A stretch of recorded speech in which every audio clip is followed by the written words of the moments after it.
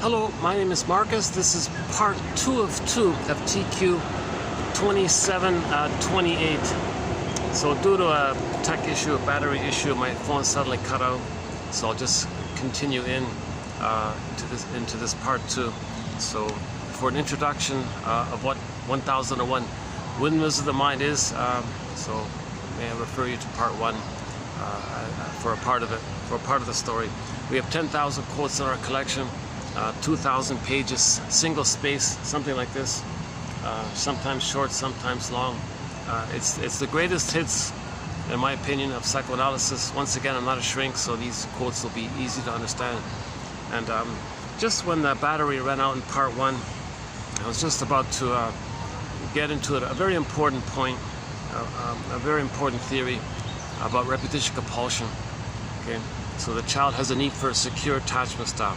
Now this secure attachment style has sort of 5 parts to, oh, hang on, the birds here. Yeah, they got these cute blue beaks. It's hard to catch them on camera, these birds. They got this bright blue beak. They have gray feathers, but then they got this nice shiny blue beak. And when they fly, you can see the black and white colors from the underside of their feathers. But on the overside it's gray, but on the other side it's black and white, and they got the blue beaks. Interesting little, are they there? Interesting little birds. Oh, there they are. So yeah, it's hard to get them camera. Eh? That's as close, you know, that's as close as I've ever been able to get it. I'm not sure if it's showing up the way I'm pointing it. So the baby has a need for a secure attachment style. Now this secure attachment style can take 5 hours to talk about, an hour for each part. So he needs paradise in uterus, natural birth, Laboyer, etc. Lotus birth and the Boyer method, and you know, Klaus and Kennel's material, and so on. So he needs paradise in uterus, natural birth, an extended blissful oneness, part 3 from birth to 4 to 5 months, okay, called an extended paradise. And then 4 to 5 months to 18 months is another important phase, and 18 months to 36 months is the 5th important phase. Each of those 5 parts or phases are very important points. Okay, bundled up, it's called a secure attachment style. If the baby gets his needs met during that time, if the baby doesn't get his needs met, that's called attachment trauma.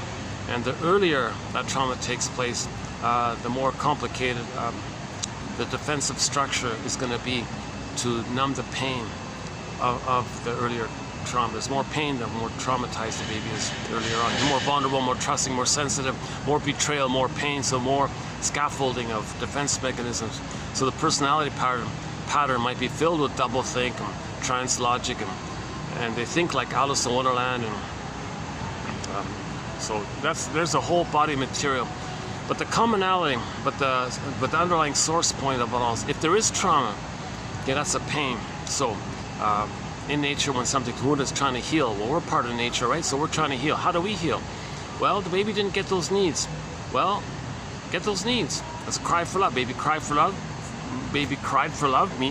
When we say love, we mean if the needs got met, he was loved. If the needs were unmet, he was considered unloved or improperly loved. So the baby had a need for love, let's say.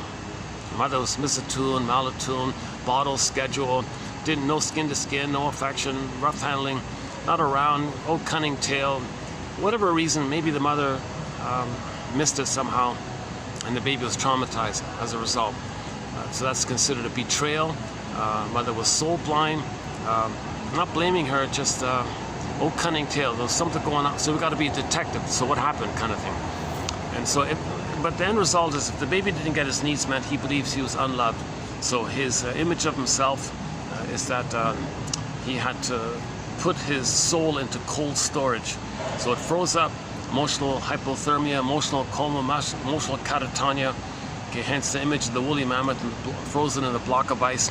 The baby's like, the memory of trauma is like flash frozen in that block of ice, kind of thing, where the baby's trying to scream, but he can't scream. It's voiceless, but he can't. It's frozen, but it's timeless. It's alive, but he can't. It's stuck. It's froze. Sometimes the feelings can't flow, so he turns to stone or petrified, feels unreal, Okay, feels unalive, etc. As mentioned in part 1 briefly. That's a trauma. Now that pain, okay, it's like there's a neon light saying pain, unloved, brother didn't meet my needs, pain, betrayed, pain, pain. So the brain sends the swoon, the endorphins.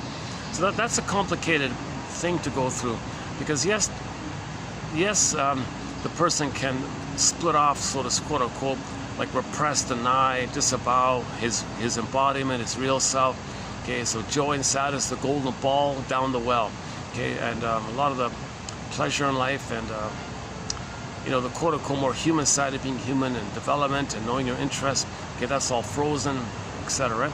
So yes, we can develop a so-called social self or adaptive self or unreal self or false self, which can let us go through the motions in life, but we live to the extent that we feel.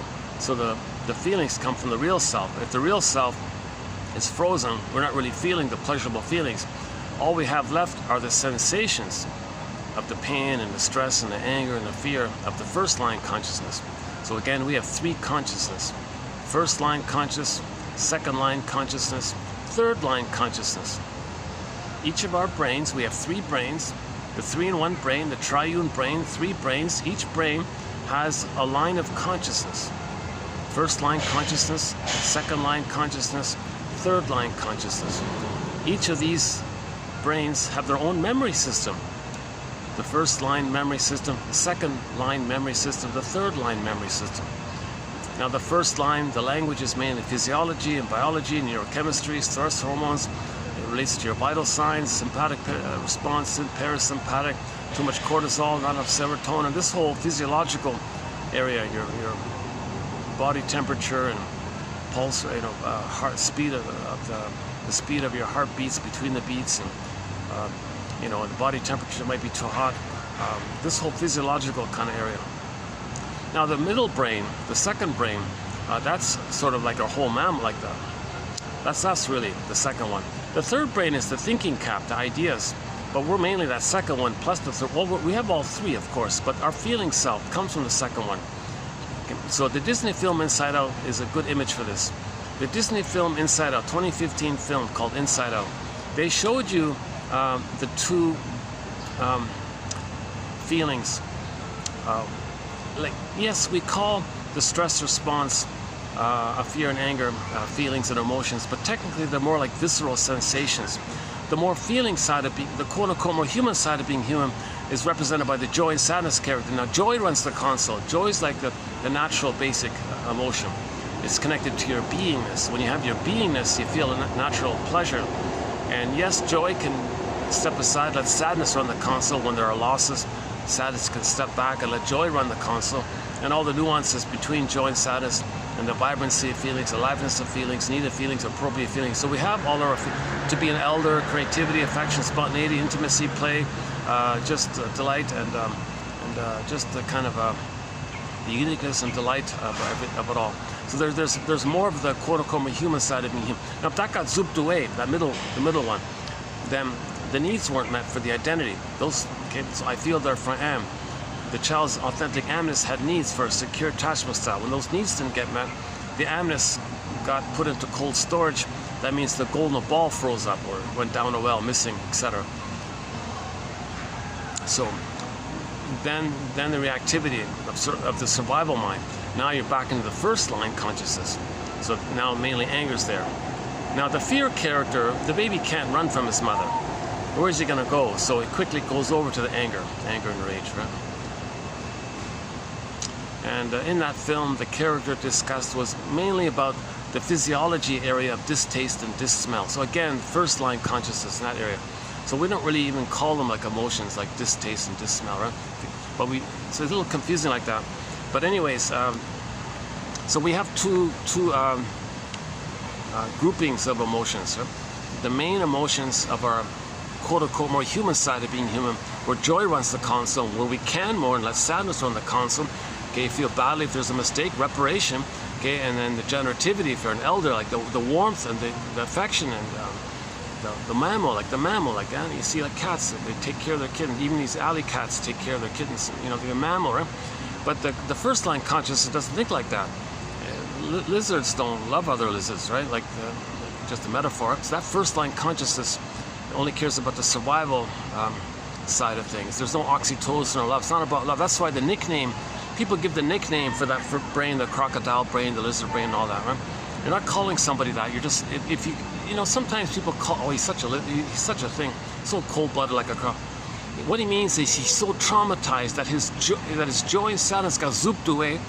Okay, now when joy and sadness got zooped away, that's for your identity. If you lose your identity, okay, now you're back in survival mode of the anger response. So anger is not primary. Anger is because you couldn't be who you're meant to be. Anger is not primary. Anger is like the reactivity of losing your primary feelings. So once again, joy and sadness gets zooped away. Okay, then it goes back, regress back to the sensational area of anger. Anger is mainly there. So anger is an expression of unmet needs. Anger means your need for attachment wasn't met. That's the anger. Anger is like that, right?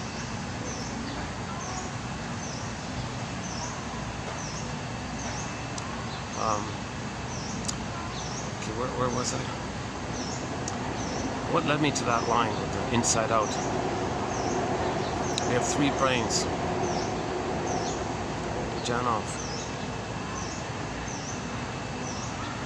We talked about Wizard of Oz a little bit in the part 1. Yeah, okay.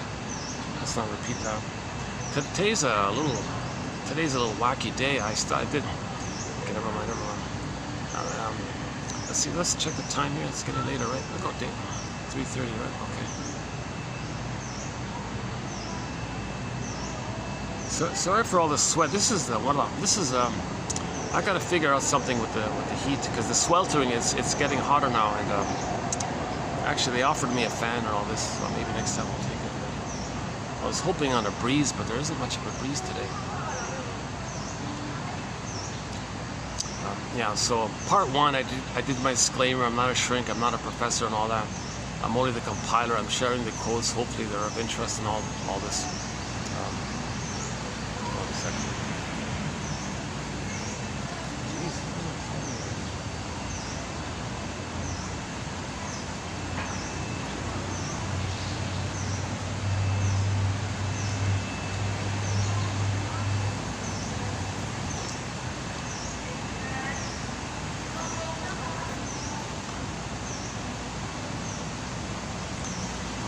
We'll be doing 27, 28 in this video. Just let these people pass by here. Got just a family just beside me. Hold on a second. Yeah, I'm in a very nice venue here. Really nice venue.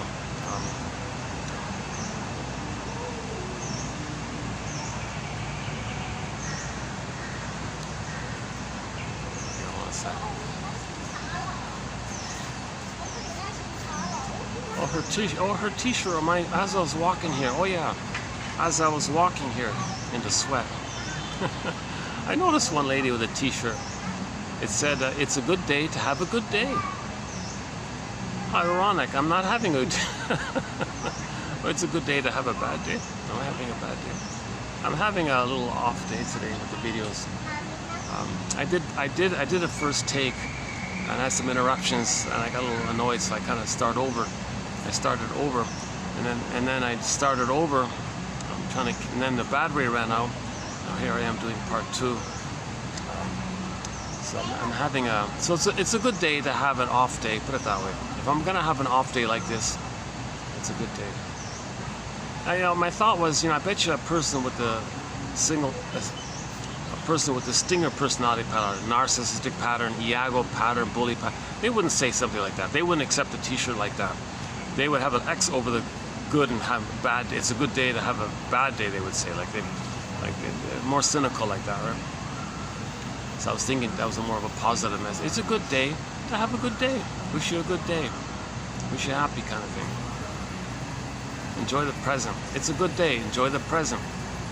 Notice the present. It's a good day. You can accept yourself and have a good day. Being connected to yourself. If you're connected to yourself, you can have a good day. But if you're disconnected from your real self, okay, and you're just living out of the mask, out of the false self, to not see the day for what it is in the present, just to see it as a blurredness of the past, so you can still get the past. So you're not really having a good day.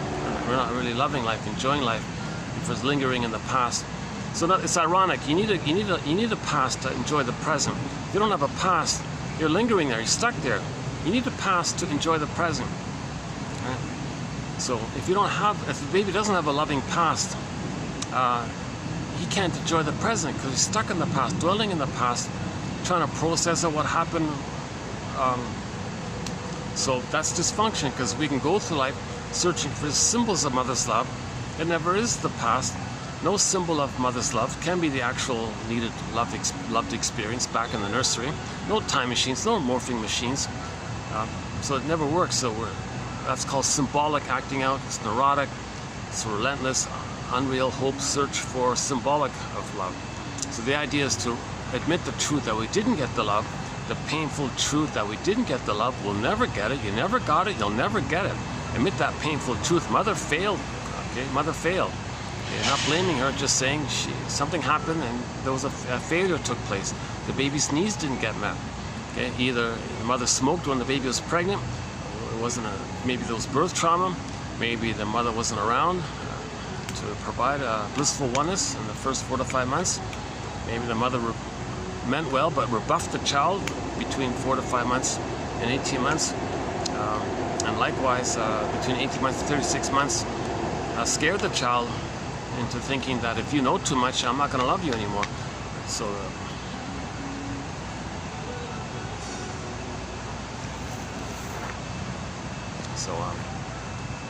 that's the whole topic about how do we forgive our parents, because they're traumatized. That's old cunning tale. Back to the old cunning tale story. So Emily Dickinson. So in part 1, we mentioned Emily Dickinson's poem, "A Great Hope Fell. You heard no noise. The wreckage was within. Oh, cunning tale that let no witness him." So this cunning tale, like why? What's going on with the mother? So we got to be a detective. We got to be a detective. If she did this, she was traumatized. She might be expressing her anger around it. She might be feeling entitled somehow.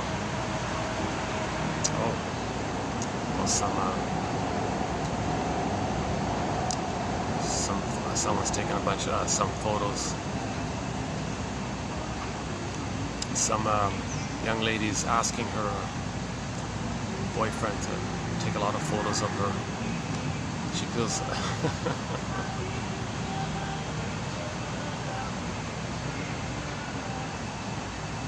yeah, once there was some couple where they were taking their wedding photos here once. Yeah, a lot of company functions and here. Nice place. Yeah. I'm in a historic landmark, very famous landmark kind of place. I don't know when it got converted, but now it's a restaurant with this outdoor gardening area, and they got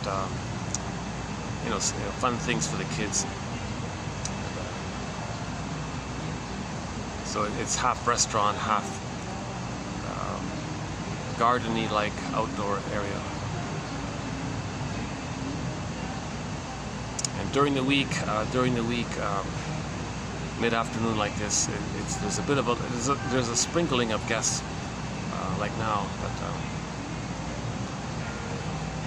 okay, let's just wait a minute because I gotta.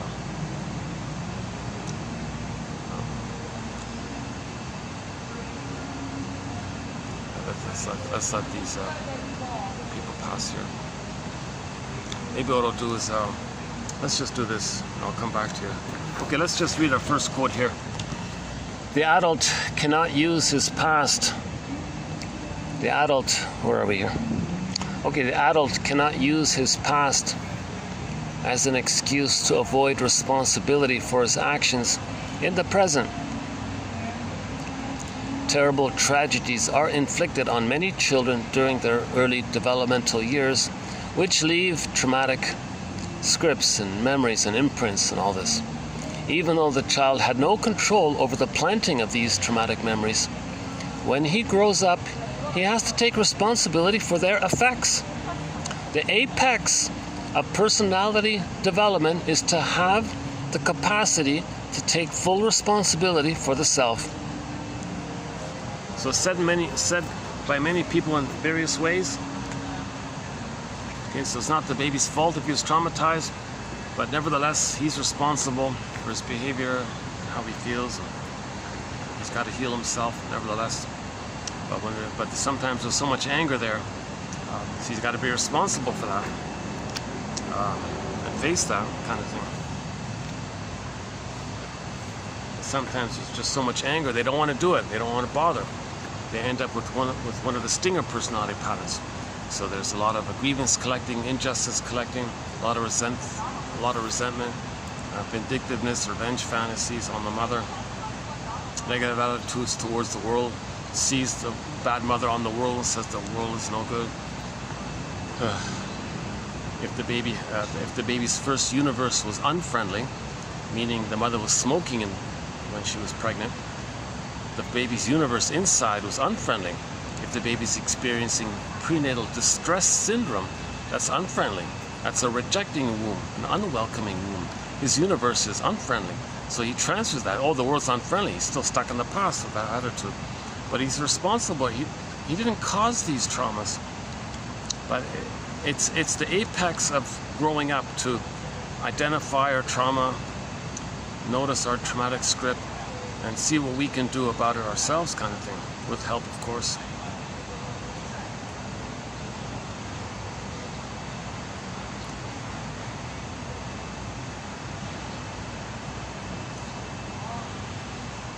And part of healing, one example was this. One client, part of healing, Masterson gave an example of a lady here. The first critical turning point of treatment was her recognition of the hurtful quality of the defense mechanisms that she's using.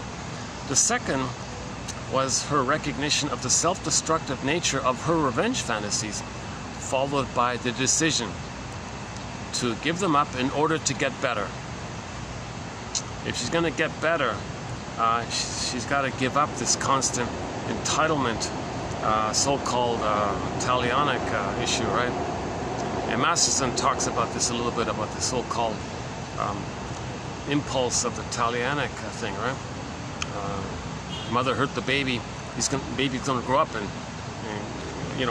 want to hit back at the mother, kind of thing. Well, if you want to get better, somehow you got to attenuate this or resolve this somehow. Everybody knows the famous expression, eye for an eye leaves everybody blind. Okay, so civilization is based on taming this Talionic thing. So we've evolved to a certain degree because we understood this issue.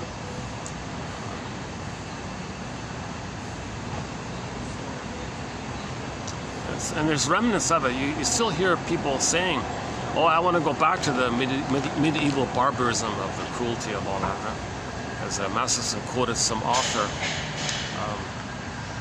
some book author, who gave some examples of the cruelty back then, where people engaged in this,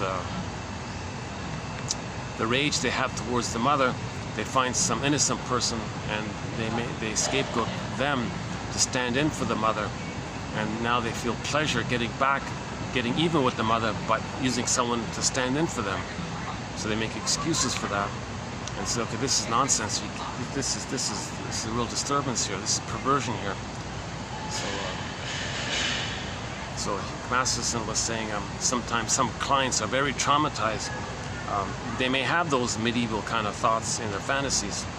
So if they're going to get better, you got to let go of these old medieval, barbaric kind of fantasies, Talionic fantasies.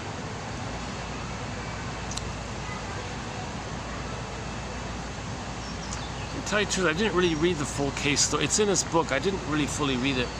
I don't often read the case histories in these.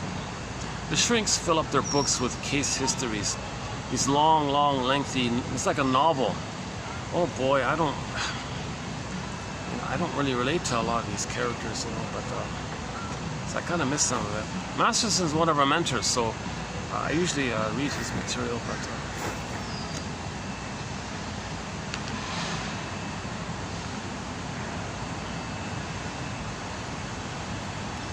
but he's rare. He's kind of rare. Not many shrinks talk about this whole revenge fantasy issue. That's very tough, a very difficult topic. We have some quotes by Karen Hornheim, who does talk about it. So if you look up Karen Hornheim, vindictiveness, she talks about it in there. Masterson talks a little bit about it with this case study of his about the woman who wanted to get back at her mother. But she could never grow up and never get better with this constant anger at her mother, wanting to get back at her mother. If she's going to get better, she's got to sublimate it, deal with it, face it. I don't know what it is. I didn't get the full story. But we're not talking about it. I think we're not talking. I don't understand this. See, I don't fully understand this. But Masterson quoted that line, that eye for an eye leaves everybody blind, right? That's the famous Talionic.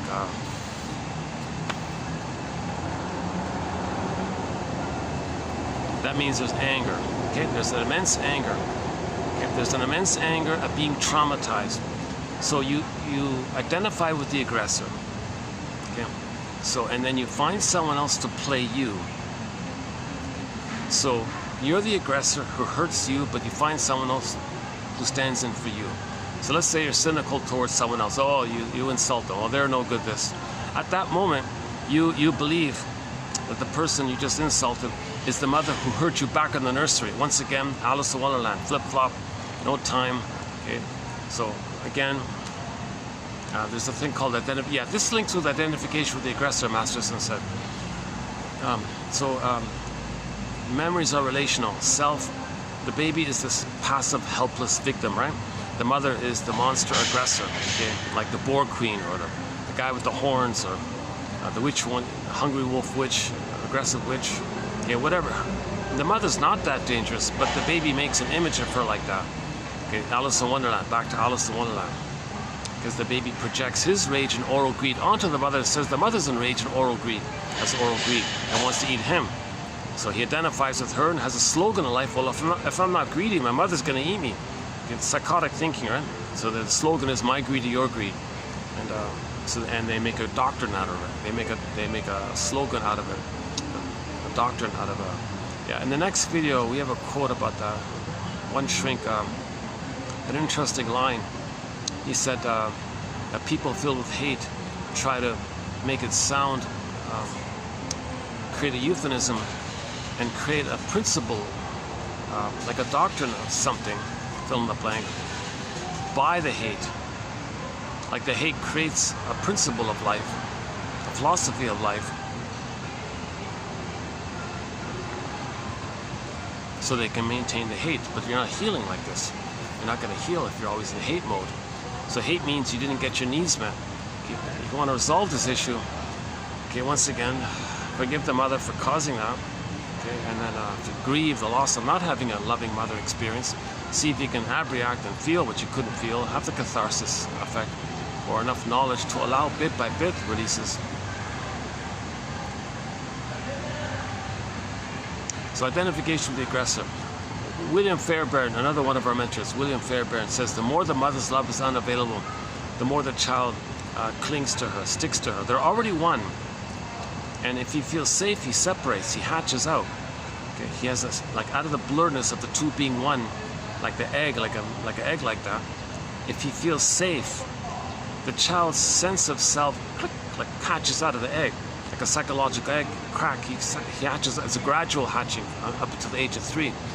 But if he doesn't even really get that egg, okay, and he's still one there like that, he can't hatch out. He has no self-concept, so he's still blurred with the oneness of it all.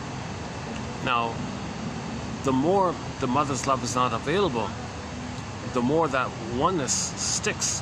It's called adhesive, like crazy glue. And at some point, it crosses over to the point where he can't take that pain anymore. So he gives himself up, he forgets about his real self, his shamed, unloved self. He'll find proxies to play it and stand in for it, and he'll play the aggressive mother that rejected him. That's called identification with the aggressor. That's his way of having a mother, dealing with the mother, okay, and then plus he thinks he's got to save her by imitating her.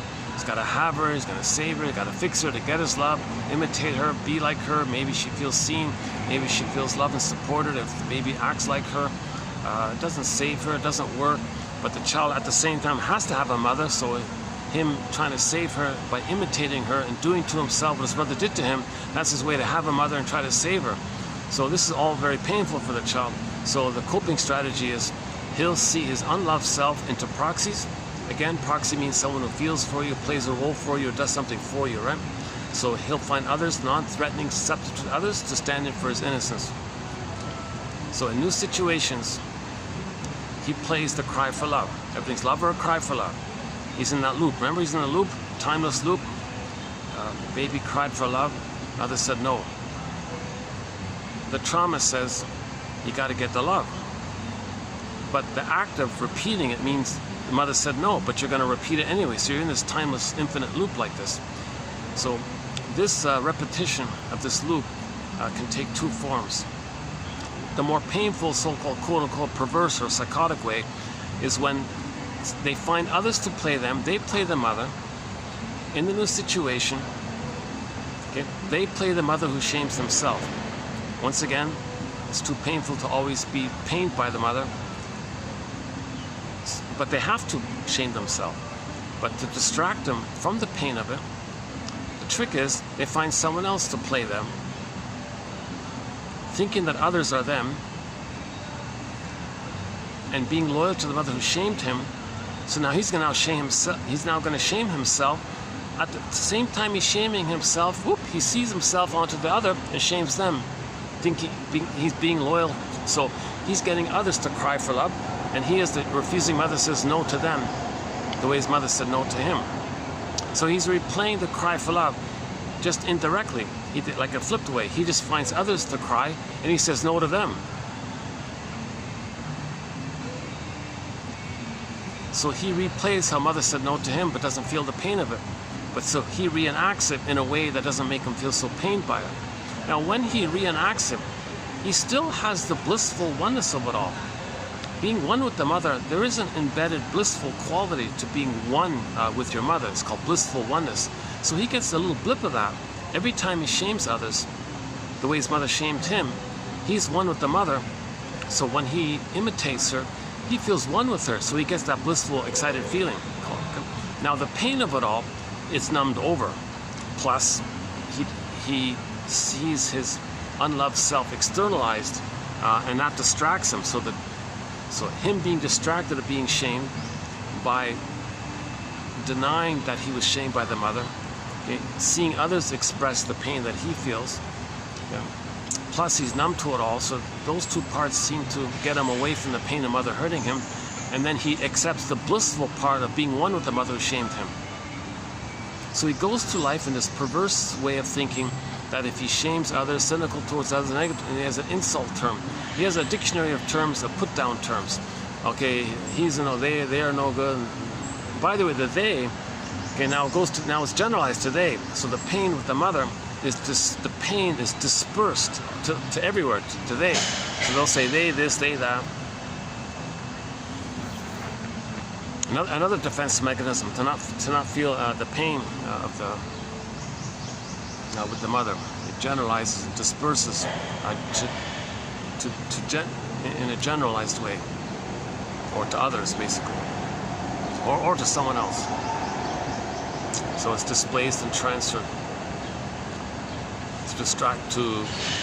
It's caused by the pain with the mother that causes it, and it makes him unaware of it, and then he believes it, and the belief keeps him unaware of the pain with the mother.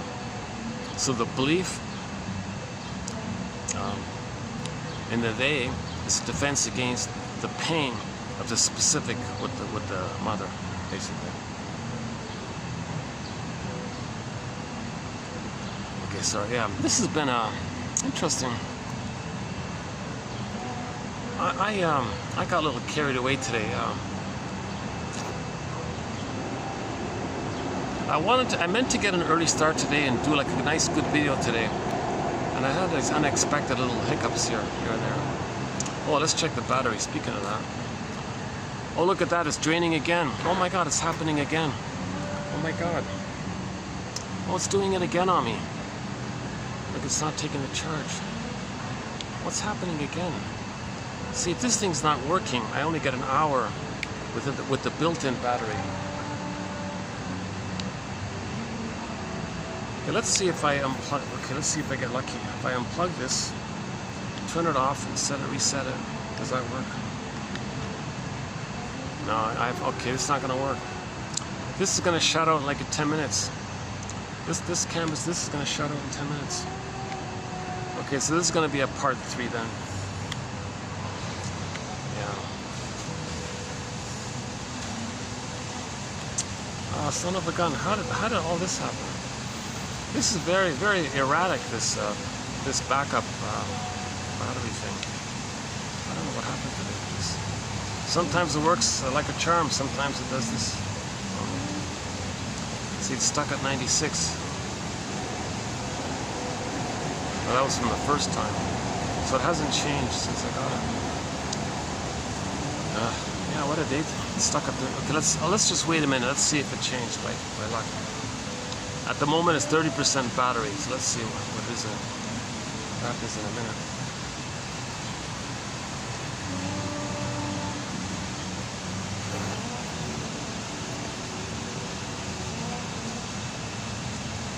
So it's not even giving me an hour, right? Because I didn't have it charged. Wait a minute, what am I thinking? Oh my god, what am I thinking? I started with 0%. No, I started like with 1% or something. And now it's 30, so it should be going up. Yeah, it's going. Oh, okay, we're okay. It's going. Okay. I thought it was doing this.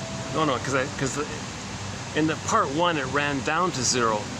So now it's building it up because I recharged the thing, rebooted the thing. Okay.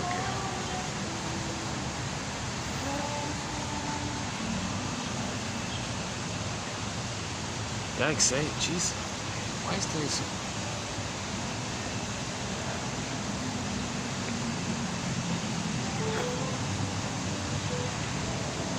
Okay, lesson learned. I'm gonna have to find a place where I can cool off. See, inside they have guests, so I don't want to hang out in there.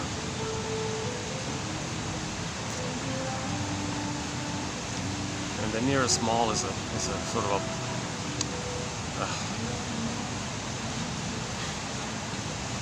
I have no real convenient place to pull off this little area here.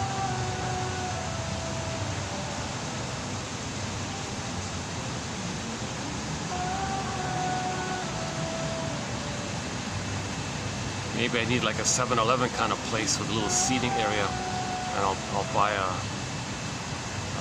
coffee or something and cool off that way.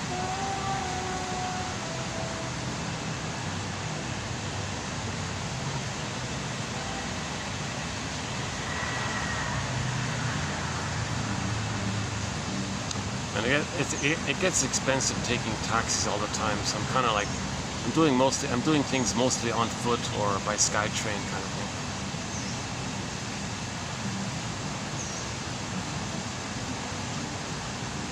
Okay, identification with the aggressor.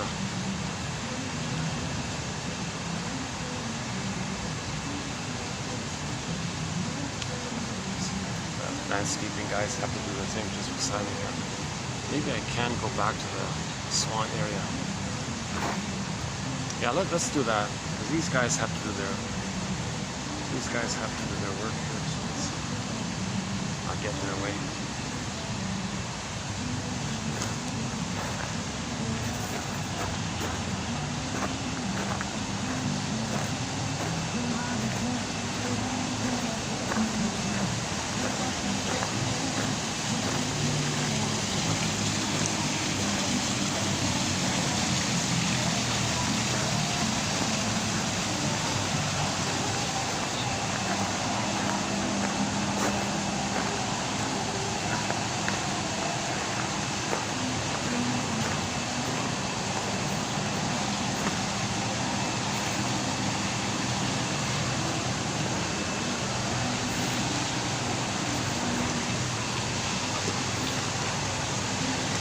Right here for a bit.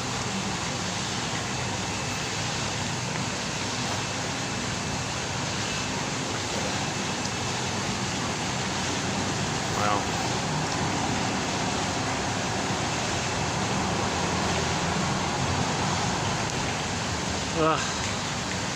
What a pity, eh? I had a good start. I did have a good start with the first take, and you know, it's funny, eh? You get into a role. Maybe a part of me is angry at the interruption, and that anger is affecting me in the recovery. Because that maybe I'm still carrying some kind of like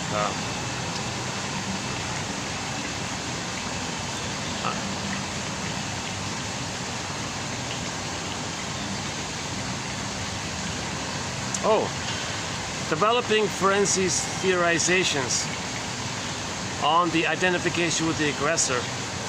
I propose that after the abuse, the traumatized subject identifies partly with the persecutor and partly with the victim, which sometimes is represented by the body itself becoming the object of the destructiveness.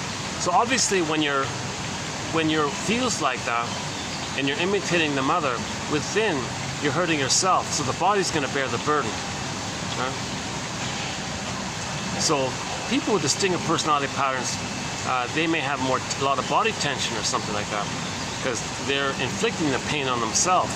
They don't know it. They're just feeling the glee of being one with the mother who hurt them. So they hurt themselves, but they don't make themselves aware of it when they hurt others who represent them and stand in for them. So they're doing both. They're hurting others and themselves. Put it that way. So we have one report about that. Yeah, that's an important topic. Identification with the aggressor. In a nutshell, as I understand it, when there's trauma prior to 18 months, that'll take place. If the child gets enough love post 18 months, he's in the clear, so to speak. He'll be childlike. He'll be a little more, dependent or something. But he doesn't hurt others to replay how the mother hurt him. He just keeps on expecting to be disappointed by others and recreates that. So he may look like an emotional masochist. Why are you recreating this disappointment? Okay, so he's doing it directly. But the stinger personality patterns, they have a layered over thing called emotional sadism as a defense against the underlying emotional masochism. Shall I compare thee to an onion? So it's more layered like this. Okay, so again, the emotional masochism, just one way is that the baby has pleasure with the mother, but pain with the mother. So it's all blurred up. To have the connection and pleasure with the mother, he's got to accept the pain with the mother. So, but if there's too much pain, he acts like the mother. He acts like the mother and finds someone else to play his own emotional masochism. While he plays the mother who shames himself once again, sees himself onto others, shames them to distract them from how the mother shamed him. Right? So the superior, so the emotional sadist is way more disturbed and psychotic and perverse than the emotional masochist. Because the emotional masochist is just in the original state of mother defeat hurting them. And they're going through life recreating the disappointment, recreating the self-defeat. Look, my mother would help. So they're directly replaying the cry for love, right? Baby cried for love, mother said no. They go through life getting disappointed, self-sabotaging their success, self-defeating their happiness, and they're help, cry for love. So they're doing the crying. It's still direct like this. In the more perverse way, they find others to do that for them, and they play the mother says no to them. So it's way more psychotic, way more harmful. That's why they're the stinger personality patterns.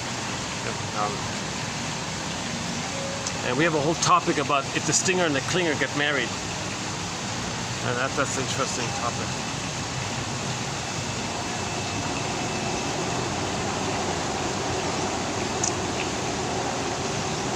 Okay, Masterson, quote-unquote, so in psychology, when they use the term confrontation, they just mean bring it to your attention. Like confront your denial, they mean it that way. Like, I'm going to confront your denial. That's called a confrontation. So one example was, I pointed out that she seemed to see growing up only in terms of loss, and I wondered why.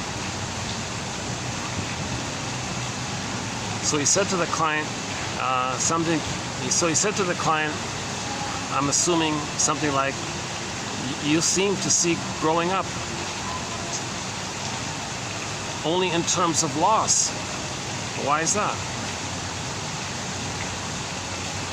Well, then I don't have my mother. I'm gonna lose my mother. So growing up means you lose your mother. So if you stay childlike, you have your mother.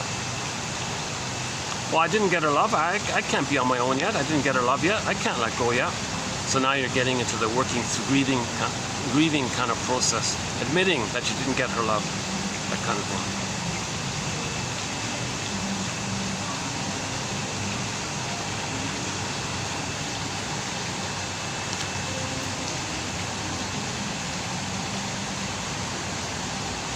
Ideally, an interpretation will contain what the client is currently thinking, feeling, and doing in the therapy session, how these parallel the client's life outside the therapy, and how they are related to important events in his or her past.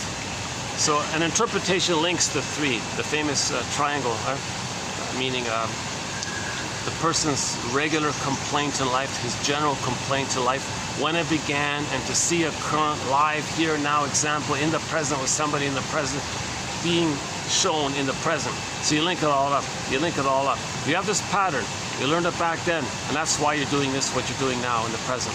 You kind of link it up like that. Right? Ideally, an interpretation will contain what the client is currently thinking, feeling, and doing in the therapy session. So that's the current replay of the past and the present. Okay? And how he does it generally in his life, and then to link it to the past. So the replay in the present is a reenactment of the past, and you remind him of how he does it generally in his life. And here's an example of it.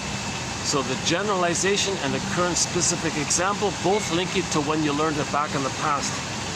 Okay, so in the past, baby cried for love, mother said no. Okay.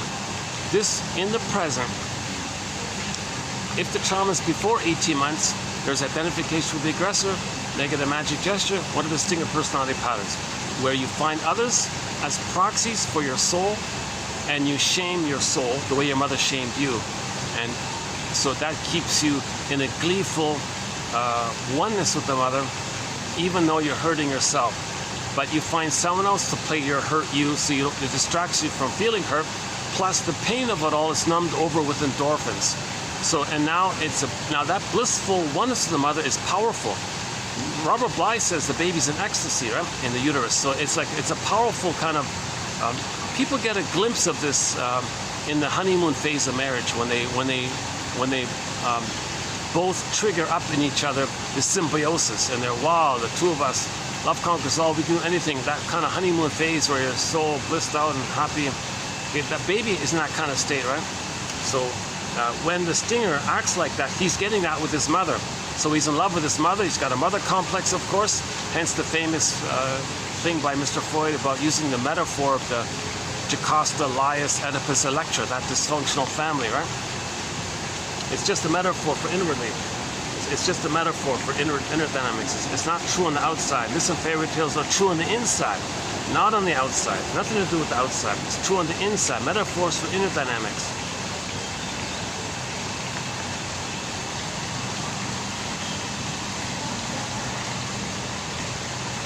I'll tell you the truth. This has been the sweatiest video I've done. It must be hotter today than expected.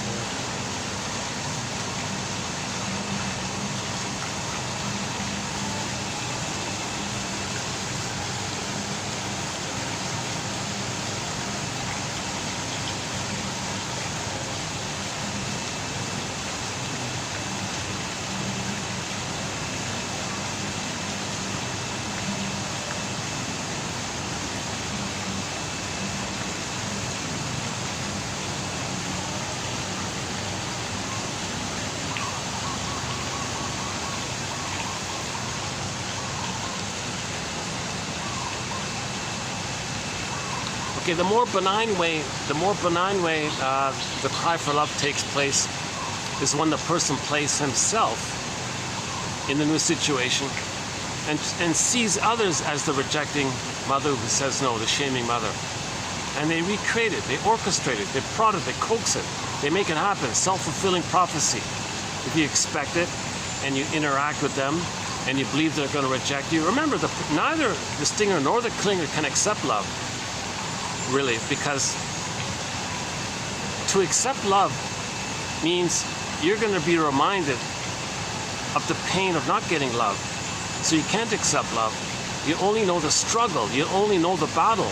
The baby only knows the battle with the mother. Janov calls it the famous struggle. He only knows this struggle to finally get mother's love. Then he can accept love. He can't accept love without healing his issue with the mother.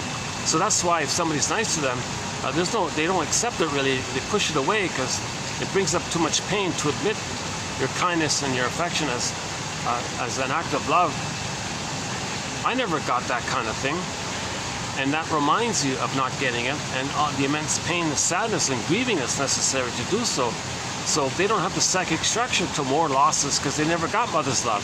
And getting somebody's kindness in the present doesn't give you an identity to be able to mourn the loss of mother's love. So it's complicated. So they reject people's kindness, kind of thing, and so gratitude. So that's, and they go back. And they go back to the struggle with the mother because that's the connection with the mother.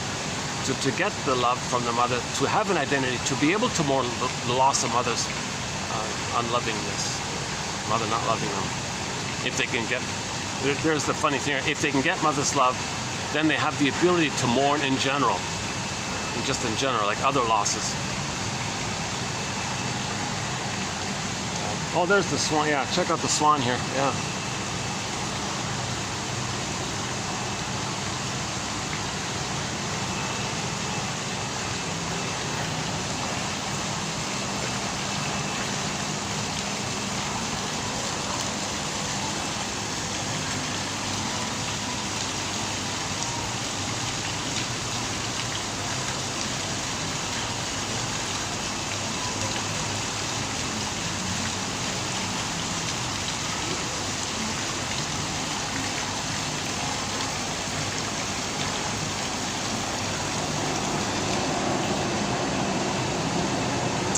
I think they've finished their work down there, so maybe I can go back. Because they've got a group just behind the little bridge there, so I don't think they can. They don't hear me, so I could stay here, but there's no breeze here, so let's go back.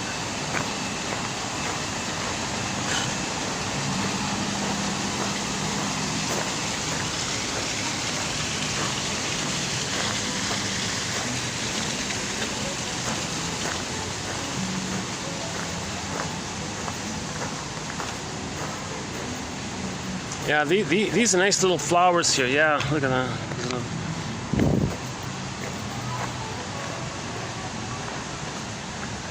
Yeah, these are flying off. These cute little flowers. I don't know if you can see them. Those trees with the white blossoms on those trees. I'm not sure if they're showing up. I think they come from there and they fly across. Yesterday, one flew right in front of me, and they have sort of a sweet vanilla kind of smell. Like I can smell them. Like there's a fragrance. Even this little one gives off the smell. Yeah. Yeah, nice, eh?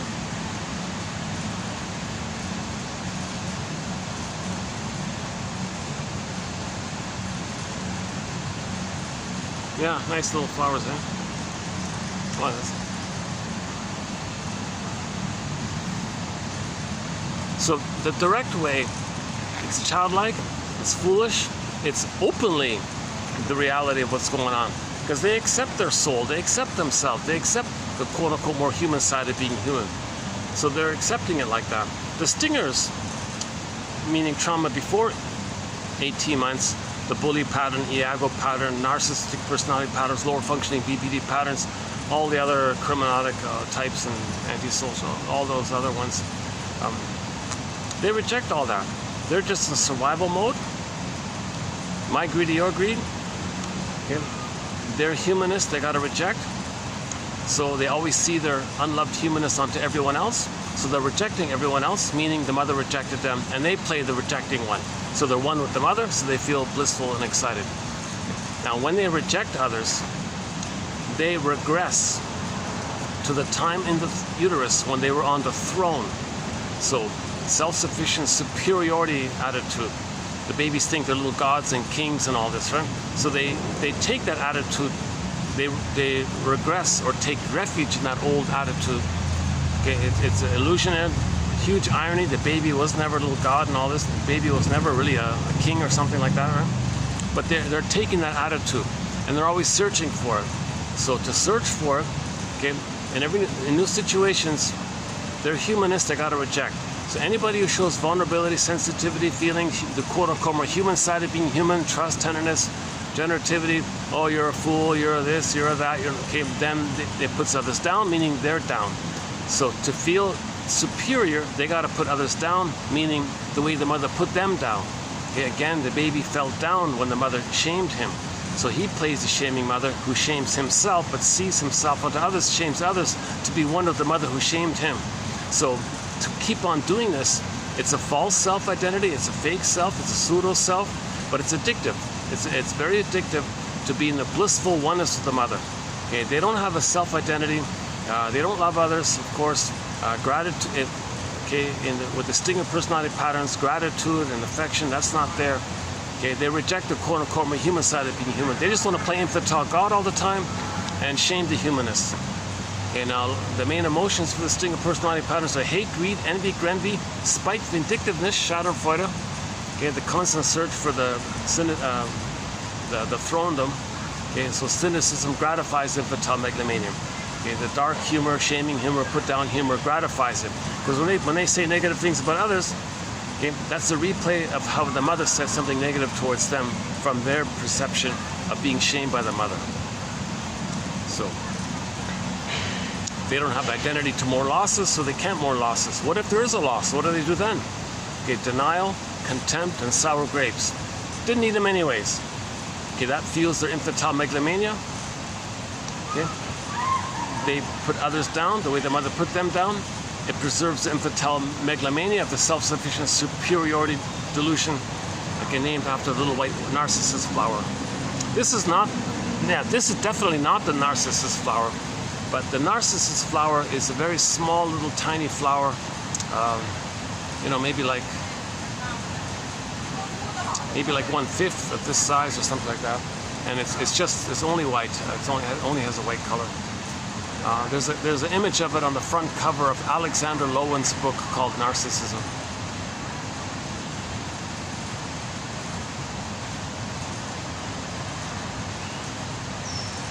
So the clingers and the pleasers, they don't hurt others.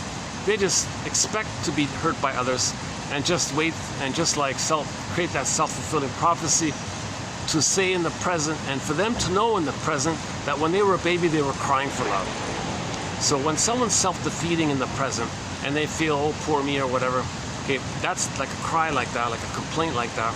Okay, that's for them to know that when they were a baby they were crying. Okay, that the mother rejected them, made them cry them. If the mother says, let the baby cry himself to sleep, that's child abuse. That's child abuse.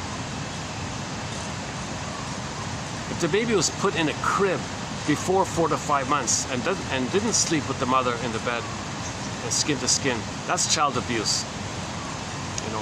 So he'd be crying in those kind of scenarios. Okay, so but if he can hold on to, if the mother didn't overtly, if the mother wasn't too aggressively abusive, and he can still hold on to that original case scenario, then he just keeps replaying that original case scenario of crying for mother's love. Oh, others disappoint me. Oh, poor me. Okay, well, that's just a replay of crying, mother, what are you doing here? Now the stingers, it's too much. They were too brutalized or something by the mother. There was too much aggression or violence or something with the mother. So they crossed over, so to speak, made a deal with the, so to speak, and then shame others the way the mother shamed them. So they never know themselves. They can't mourn, they don't feel pleasure. Their only sense of pleasure is pathological, perverse pleasure of hurting others. You see, so they're stuck. Maybe that's what they mean by the talionic thing. They're stuck in that talionic thing. And see, maybe that's what Masterson means when people with he treats people with the bully pattern and the narcissistic patterns and all this. And he was making reference to this. Maybe that's what they mean by, and he did make a link between the talionic thing and the identification with the aggressor. So they're stuck in that kind of hostility, thinking they can show up the mother in their anger, that somehow, that by doing so, that the mother in the past, no time, so the mother will change her ways. Oh, sorry, baby, did I do that? Thank you for showing me what I did to you. I'm sorry. Let me change my ways. Let me give you the love instead. Okay, no time machines. It's not going to happen. So he's enraged, trying to... Another thing with anger is when the baby's not getting love properly, and he clicks over to, he regresses back to the anger place. The anger is the fantasy that he wants to control the breast. If he can control the breast, maybe he thinks the breast will do what it's supposed to do. So, he can't control the breast, and now he's got a fantasy to devour the breast, gobble in the breast. Now he got the greed. So the unmet need turns into oral greed. So then he's in that kind of mode. So the stinger personality patterns have this insatiable greed, okay, and insatiable and envy, okay, grendy. Greed is part of the insatiable. The greed part has the positive quality of wanting mother's love. Nothing in the present can do it. The envy part is that the baby thought mother hated his goodness. It's the first mother's the envy breast, they call it. So then he identifies with the envy breast. To have the envy breast mother, he's become it. He's got to hate goodness the way his mother hated goodness.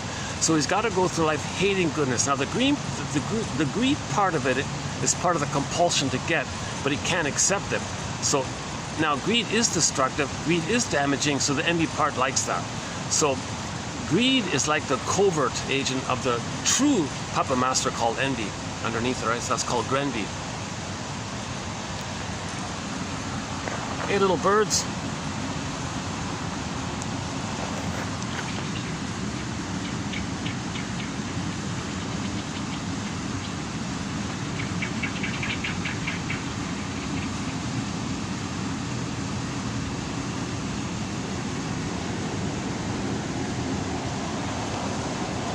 Well, that's the closest picture I've got of them.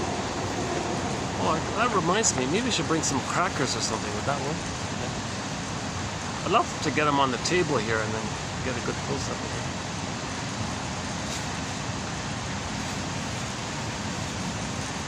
it. Oh yeah, by the way, one of our companion beverages, let me cover up the brand name.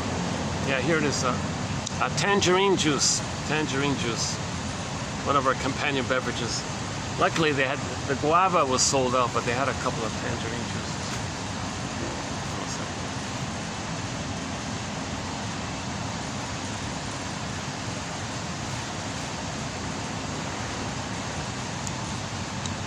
This is definitely not one of my better videos. I feel like, once in a while I go into a little bit of a lull, I had a strong run of good videos. I had a lot of excellent videos. Occasionally there's like a little dip. I noticed that, then it'll come back again. So I just kind of just let that happen, kind of thing. I can't make every video a better video. I have to accept some weaker, clumsier videos. Like today is one of them. My goodness, with the constant sweating and constant retakes and things.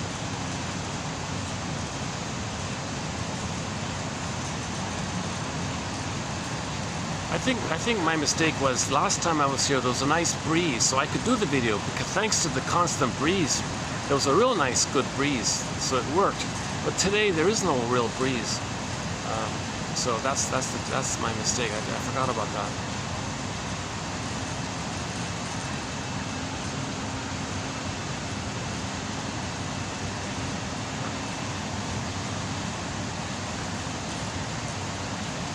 So a common feature of the stinger personality patterns is this constant regression to infantile megalomania and narcissism, infantile omnipotence, and all this. Now in that mode, okay, it's the same mode the baby is when he's nursing. Okay? It's utilitarian. It's just supposed to give and feed him. So Lucy Holmes says, those with the Stinger personality pattern see everything as symbolic breasts to be sucked dry, she says. And when it's no longer useful, it's discarded kind of. They find another. It's insatiable like this, right? So they're still in what's called part object relating.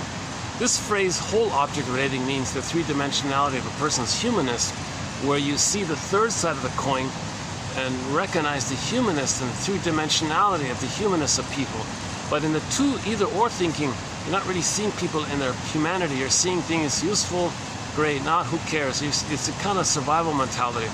It's that mentality traces back to when the baby's nursing. The baby needs an extended paradise. Breastfeeding is a matter of heaven and hell for the baby.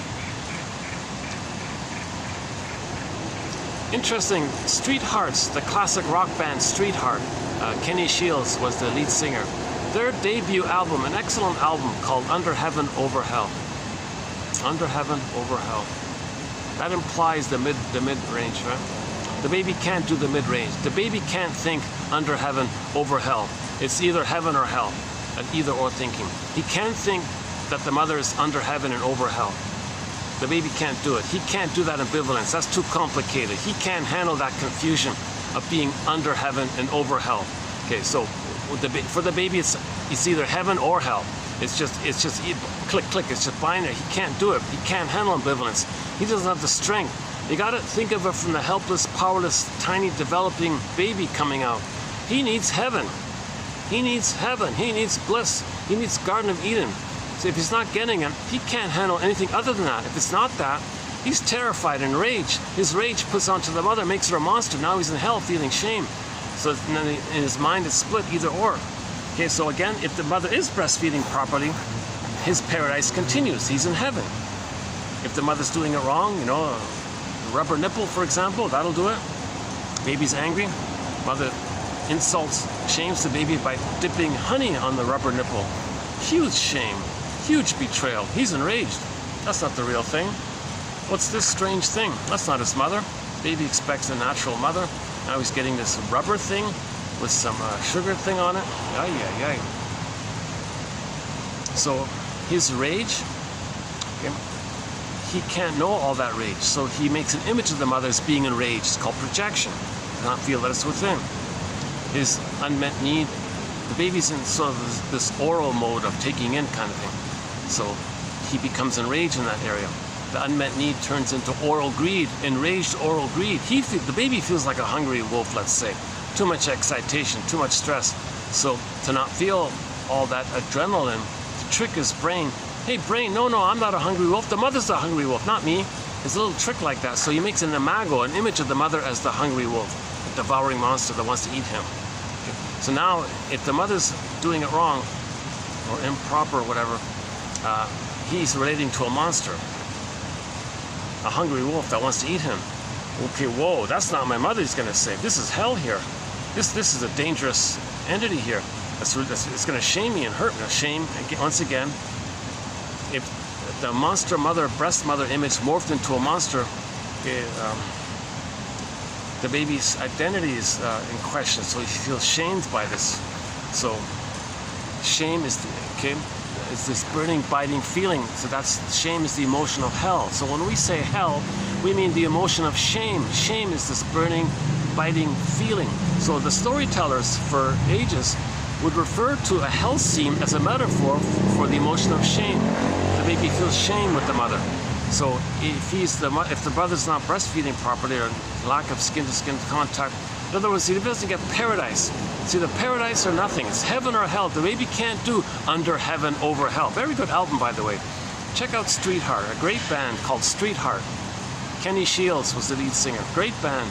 A lot of great tunes on there. Star on the vinyl. If you go to the vinyl, Storytellers on there. Their big hit called "What Kind of Love Is This?" That's on another album. That's a good song of theirs. What kind of love is this? Yeah, the baby might be saying to the mother, "What kind of love is this, mother? I expect heaven with you. What's this monster? What kind of love is this? What kind of love is this? You're hurting me, mother. What kind of love is this?" And that's their main summer, like a summer song. Their main big summer hit song was "What Kind of Love Is This?" Main Street, storyteller, star, Hollywood. Hollywood, yeah. About the greed and the callousness and the cruelty of the business of using people. Hollywood. Meanwhile, back in Paris, was that on there? Some catchy tunes, some good classic rock, some excellent classic rock. That's a great album on there. That first album. I once considered using the intro to Star, the song Star, that rock intro, as our themes, like as our introductory theme song. So it's a sort of a silly song in the lyrics area, so I kind of didn't bother with that. But I kind of like that intro, that good strong intro. Dun dun dun dun dun dun. Oh my God, if I could sing, maybe I'd get some views, right? If I were a good singer, I could I could make people aware of psychoanalysis if I could sing. Oh my God, what a pity. What a pity. The closest thing we have is Bruce Springsteen. If you go to YouTube, type in Bruce Springsteen, Independence, the song named Independence Day. He's talking about emotional independence day from his mother, emotional freedom, emotional independence, psychological independence. He's talking that way in Toronto. So the guy who filmed it was up in the rafters in Toronto, so you don't really see him, but the audio is clear. That's the best psychologically therapeutic message I've heard from a musician ever. That one there by Bruce Springsteen. A lot of credit there for him on that one.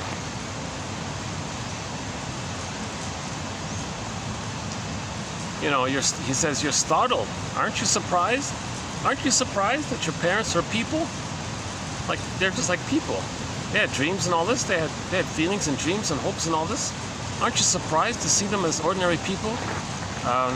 You know, things didn't pan out maybe, and how they have to cope with it. And they're wounded, so they didn't know how to love properly, but maybe there were still some benefits and blessings by them. So can you see the two sides of the coin kind of thing? Rosanna Deerchild says, quote, the more I learned of my mother's story, the more of a person she became. So see your parents as people, as members of homo trauma, because maybe the parents were victims of the pillage and the plunder system, you know. So they're victims like that. So you can understand them if they're traumatized by the plundering system. Oh God, yeah. Yeah, tomorrow, the next video's quote was about that, about the aggressive short sellers creating euphemisms for their hate, you know, their envy, for their envy.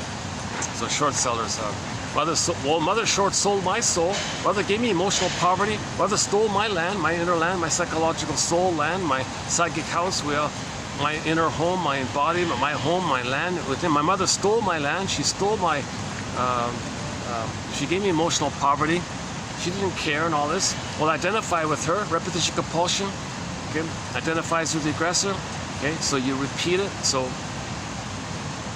the interpersonal becomes intrapsychic, which then reveals itself in our dealings later on with people. It's a blueprint, a map of life, and we go by that map. If that map is based on the trauma with the mother, then in the present, we're restaging what caused that problem, hoping magically we can change and get a proper script. It doesn't work. Right? So if the baby creates an image of the mother in the mind as a monster that stole him and robbed him, didn't care, exploited him, gave him poverty, short sold his soul. Once again, short selling means the mother got some kind of benefit at the damage, oh cunning tale, at the wreckage of the baby's soul. Mother got some benefit. Mother got some kind of benefit or pain relief by using the baby as a teddy bear to comfort her, or whatever it was. The mother got some kind of benefit by short selling. Again, short selling means you get some kind of benefit by damaging something that's good. So the baby had something good. When mother damaged it, she got some benefit. She short sold the baby's soul. Baby identifies with the aggressor, and he may become an actual short seller, and they go through life, okay, projecting their lost innocence onto the world and treating the world the way his mother treated him. So they give others poverty because mother gave them poverty, emotional poverty. So they give other people physical poverty because mother gave them emotional poverty. Mother stole their soul land, so they steal other people's actual land because mother stole their soul land. So inside out, as above, so below, inside out. Okay, psychoanalysis studies all this. The interpersonal with the mother leads to intrapsychic. Human connections lead to neural connections. Sealed in, there's even names for the chemicals that seal in these imprints. Human connections lead to neural connections, intrapsychic. And then inside out, as above, symbolic, so below. Okay, the prototype is there. The prototype, the blueprint. And then from that blueprint, we're doing the thing over and over again, okay, repeating the thing with the mother to know what happened with the mother. So our behavior in the present is like an imprint to know what happened with the mother.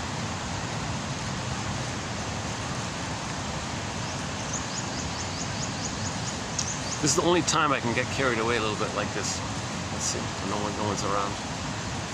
4:30, okay.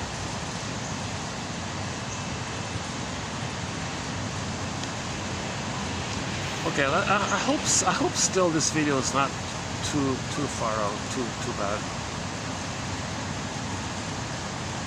I just want to raise awareness for myself and for anybody who might take an interest in psychoanalysis. It's not blaming the mother. It's quite the opposite. We're trying to understand her. Forgive your parents, heal yourself, says one self-help author. So to forgive your parents, he says you got to honor them. Psychoanalysis actually means to honor your parents. Now the true meaning of the word honor your parents means you got to see their story, know their story, their truth. That's honoring them. You're honoring somebody when you know the truth in the story and you accept it. You honor them that way. If you do this delusion of goddess and demon in your brain, you're not honoring them, you're lying. It's deception like that, right?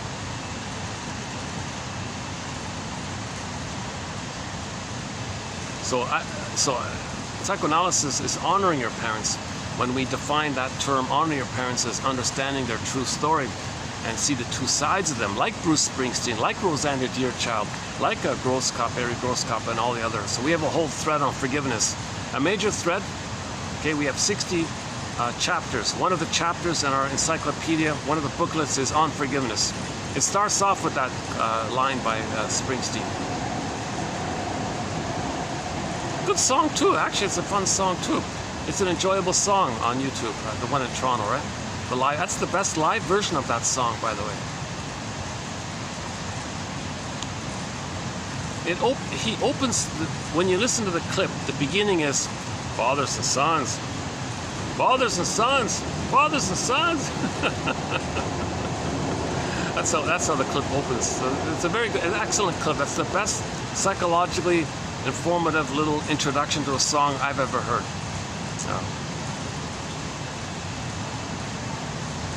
I think every concert, there's got to be one like that in every concert. I think there should be some kind of basic etiquette on these artists, these musicians, with the gift they have, to introduce at least one of their songs in that way. So that's a role model for all musicians. All musicians should check that out and introduce at least one of their songs in a psychologically minded, therapeutic way. The rest of the stuff can be escapism, but just sneak in one little insight for people. You got 50,000 people in there. Just sneak in one little seed of inspiration. You know, if people can't hear it, they'll brush it off anyways. They won't even hear it. And a lot of people were talking over it anyway, so a lot of people misunderstood what he was saying. They thought he was talking about some other song he was going to sing. You know, so it's no problem. I think there's no harm for musicians to introduce one of their song in a therapeutic mode, like Springsteen did. That's it. That's perfect. I think that's going to fit.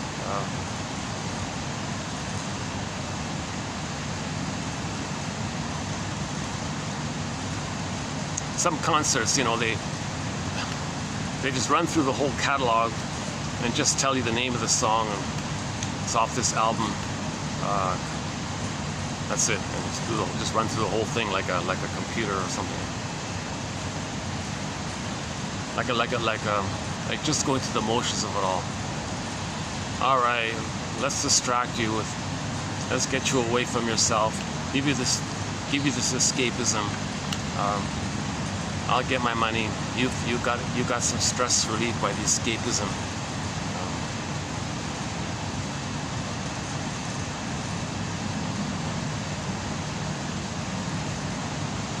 So literature is subdivided into two forms.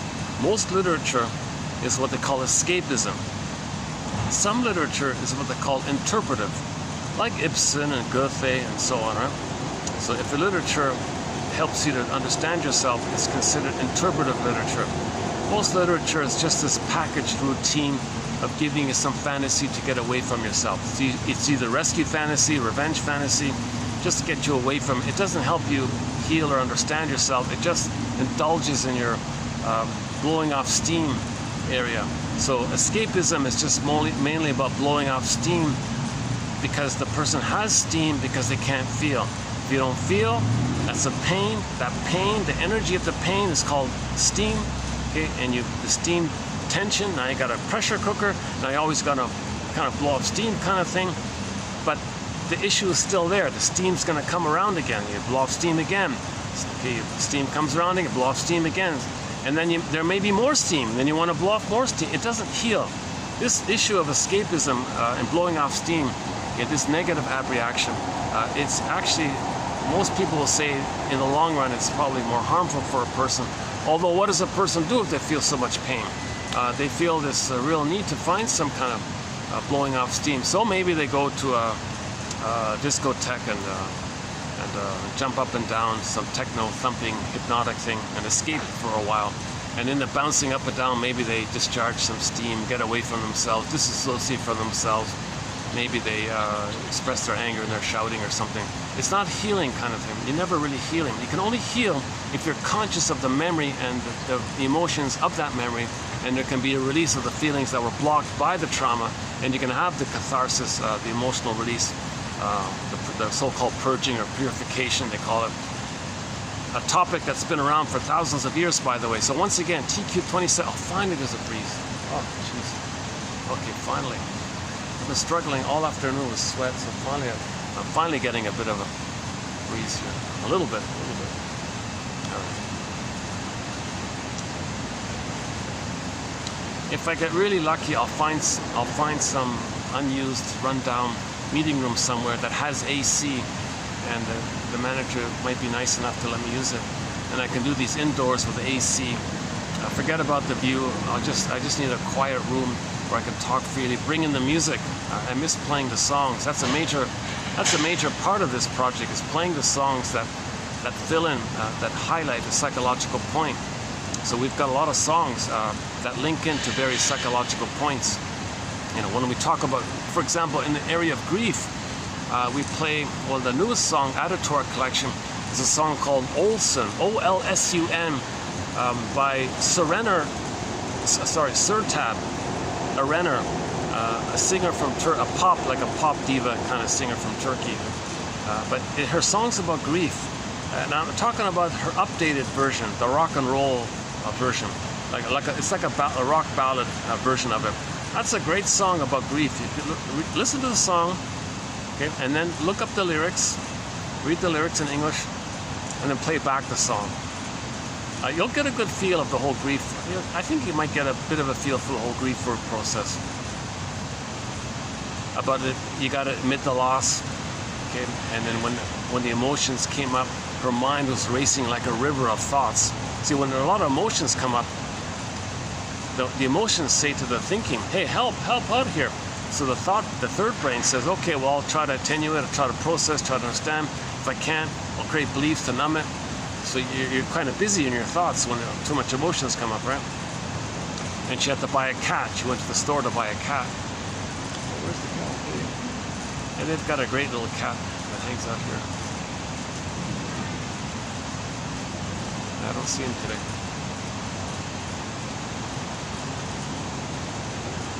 I don't think he belongs to this restaurant. He just passed by a couple of times.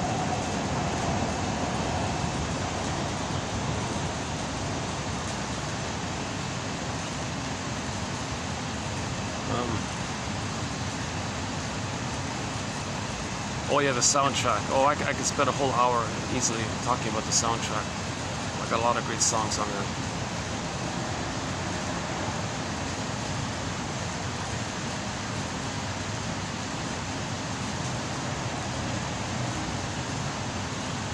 Yeah, Kenny Shields, just before he passed away, he did a cover of Nature's Way, a tribute to Randy California, the lead singer of the band Spirit, who wrote Nature's Way originally. I think in support of him, he got gypped off, as usual, I guess. And so he wanted to show a little support, I think, by singing his song Nature's Way. It's pretty clear what happened, that story. It's pretty obvious, but no one... See, something like that. This kind of...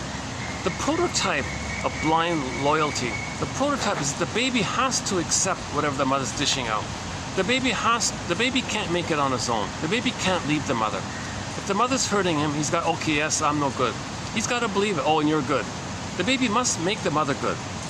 The prototype of believing lies is back when the baby must believe that the mother's good. He's got to hallucinate and make it up that she's good so the baby can feel safe to take in the powdered stuff.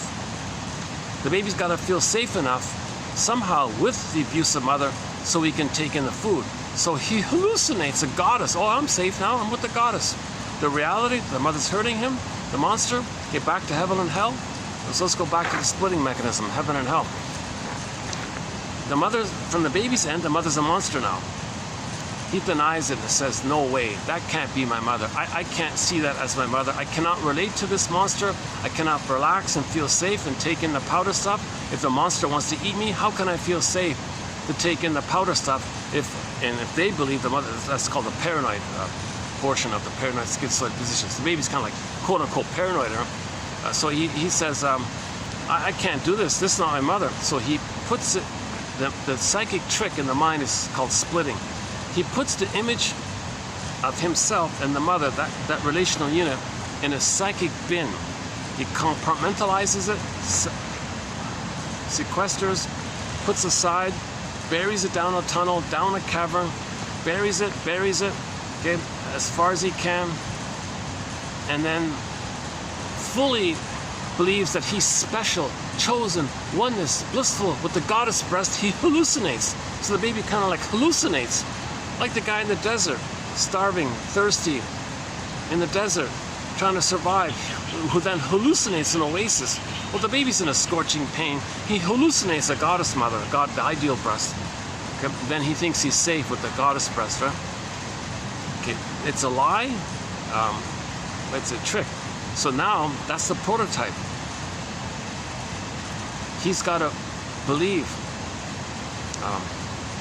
So that you take that as a prototype. Later on, okay, if there are lies out there, people go, oh yes, I believe it. The baby has to believe the lie of the goddess being his mother. It isn't his mother.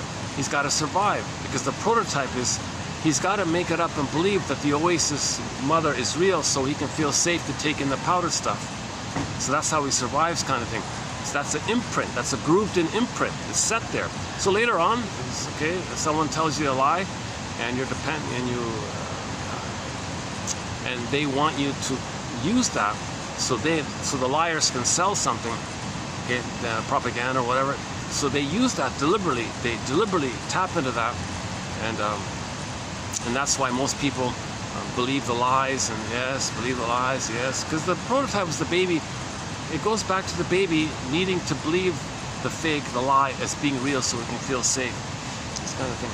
So this, by the way, is called the splitting mechanism, paranoid schizoid mode of experiencing. And all babies may begin life with this mode of operating, this mode of experiencing, called the paranoid schizoid position. Melanie Klein, one of our mentors, calls it like a position. And all babies may develop this position in their psychology of the paranoid schizoid. Mother's a monster. No, not my mother. Mother's a goddess. So unreal, fantastical, Alice in Wonderland, all made up stuff, right? Now, if that's not resolved, if the baby's not loved, he keeps on using it. He's stuck with there. If he's stuck with that post age 3, okay, he doesn't know himself. He never got mother's love. He goes through life with either or thinking, all or nothing thinking. Okay? And then what caused it was mother hurt him. He hurts others. Mother hurt him. He maintains the splitting. So people with binary thinking, either or thinking, black or white thinking, whatever you want to call it. Okay, one woman, Miriam Minerbo, on YouTube. Look up Miriam M as in Mary, I-N as in Nancy, E-R-B-O, the shrink Minerbo from Brazil, Sao Paulo, Brazil. She reported about her client, a woman who said to her that if a man doesn't give her everything, click, he gives her nothing. Like the all or nothing. But the yardstick is impossible. This everything she wants is the perfect breast experience of the blissful heaven that she missed. So she expects that. She hopes for it. The guy nice to her, maybe, no, fault, nothing. You give me nothing. It doesn't work. It's either or thinking. So and people can go through life with this either or thinking. So you can see this when they don't want, when they can't look at the two sides of the story. Every story has two sides. No, either or. No, really, no, seriously. Every story has two sides. Okay, like you got. Okay, now the prototype to this inability to see the third side of the coin. The third side holds the other two sides. The third side, it's a circle. It's continuous, just like understanding itself. Understanding is continuous. It's a complete circle. Holds the two sides. Okay, TQ 2599, Route 66, the fifth quote there. 2599, TQ 2599, Route 66 quotes. I think it's the fifth one on the list there. We did 11 from that show. The fifth one there about the third side of the coin. Excellent, excellent quotes there. Some of the best quotes in our collection are from that TV show, Route 66. Yeah, the first 5 in particular. That's classic stuff. And you'll only find it here. I had to like hand write it out kind of thing. I don't know, I didn't have the subtitles printed on the screen, or it wasn't correct or something. I don't remember. No, I remember I had to like hit pause, write it down. I'll go back, hit pause. I remember to write it out like this. There was no transcript or anything. It wasn't in a book or anything. Nobody published or printed it. So you'll find some of the best quotes from psychoanalysis right there, TQ 2599, from the classic TV show, psychologically minded show, Route 66. Okay, you got trauma in there. You got complicated grief about the albatross. Okay, and the third side of the coin one, and the one about the future, embracing the future. And the woman with the mask. That's an interesting one. Yeah, that's a good. The first one. That's a good one. Yeah. That episode with the mask, the woman with the mask, that had me in tears. That episode, because she was finally going to confront her mother in that episode, and we saw how cold she was. And now, as a baby, she couldn't flee. Now she's back there, reliving the abuse of her, but now she could flee. So then you saw her run, charge out of the house, and her buddies were in the car, charge around, revving the engine. So she ran to the car, get me out of here, you know, so she could flee that time. But as a baby, she couldn't flee. I was in tears. I feel a little bit here. I don't want to cry here now, so she couldn't flee, went back to the abusive mother, saw and was aware of what she was like, and realized this is impossible. This mother's too traumatized. She's too angry, on meds or something. She's just too primal in her brain, in her first line survival brain, and she didn't want the child and all this. The basic thing was she couldn't love her daughter, even when she came back and tried to understand and make amends with her and try to talk to her. She was still her old stubborn. She didn't mend her ways. She didn't learn anything. She was still the same old way she was back then. So the daughter went back to discover this, to find this, you see. So then she said, okay, well, I couldn't run before, now I can run. So she ran down the sidewalk and revved the car, barreled down the highway, and played Roll Me Away, Bob Seger. No, sorry, scratch that. That song with Bob Seger, that's for a different topic.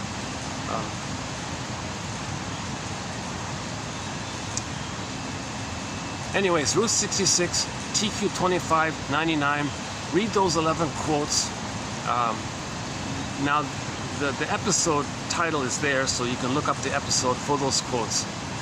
I recommend watching those those episodes if you don't want to watch the whole thing. At least watch those first, at the very least, watch those 5 episodes to hear the full context of those quotes, to get the real feel of those quotes, or at the very least read the quotes. You know, your mission, should you choose to accept it, is to look up TQ 2599 and read those first 5 quotes from the TV show Route 66. What I'm looking at is there's a squirrel just in front of me, kind of confused. He's kind of dangling around on the barbecue thing there.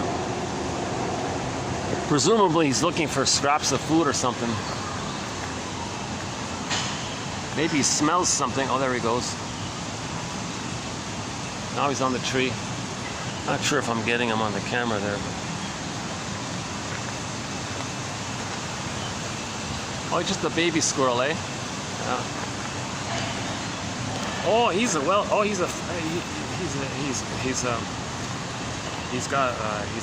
not starving. He's got a big belly. Huh? That's one happy squirrel.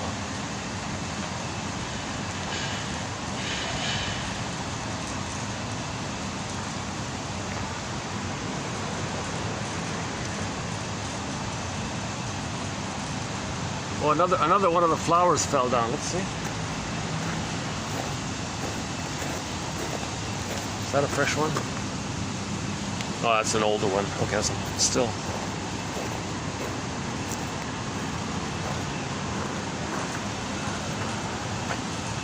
Yeah, that's the earlier one, yeah.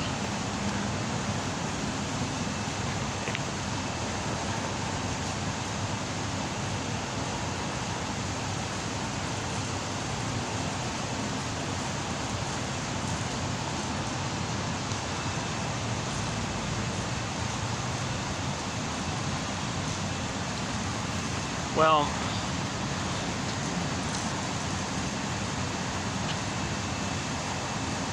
maybe I'll just go on with the quotes here.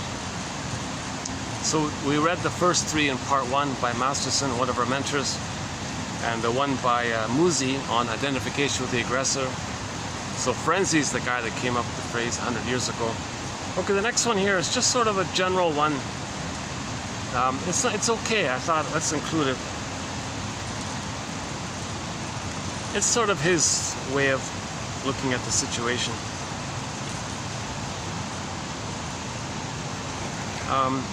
Let's just check it out. I'm not too familiar with it. Let's see. A precipitant. So a precipitant. Something in the present happens. It precipitates, like the trigger. Something happens, right? Like the guy who was smoking beside me. That was a precipitant.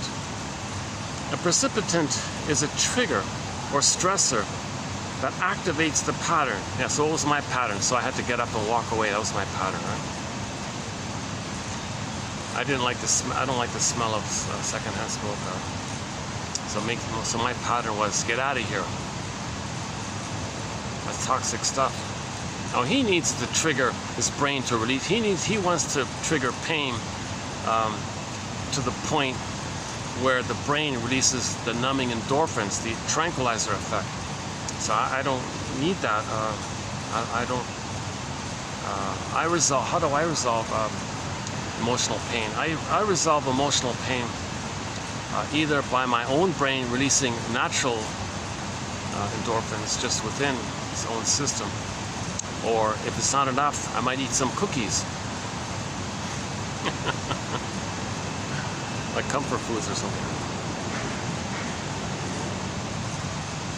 So is it fair to say that people who smoke and drink are in more pain? Are stingers? Is there a pattern? Is there a tendency for those with a stinger personality to engage in more of smoking and drinking? And is it the case with the clingers and the pleasers? Are they more emotional eaters? Sort of like a milder case of it. So there's less pain. There's pain, but there's less pain. Stingers have more pain, Hence, they're more angry, they're more negative. But that's not enough. They got to have more extreme beliefs. They got to have more putting you down beliefs. They're one-up beliefs. Superiority, self-sufficient, superior. I'm on the throne. Infantile, omnipotence beliefs. They're humanist, rejected. Others can. They find others to hold their unloved self, okay, and then say they're no good, while they take refuge in the grandiose part self, the true self, split off, reject, give it to others, take refuge in the split off, grandiose part self, and maintain their infantile megalomania, and their split off real self is unto others. So the self-concept, some people refer to the self-concept in that way, that the real self is split off, and what's left? The grandiose part self, when you were in the uterus thinking you were on the throne. That's more like an illusionary kind of thing. A precipitant is a trigger or stressor that activates the pattern. So if you're triggered, it's going to take you back to the past. An old childhood fear came up, unmet need, okay, feelings around it, pain around it. What did you do to squelch the pain? So that's a pattern. Okay, presentation refers to the characteristic and predictable manner in which the client responds to the precipitant. Okay, so when you're triggered, what's your routine? Okay, so the precipitant was huge. The bad air. Okay, my routine was go away. Perpetuants are the processes by which a client's pattern is reinforced and confirmed by both the client and the client environment. Perpetuants. The process in which this is confirmed. So something in the environment might keep it around like that. So, well, new guests might come and they might smoke near me or something.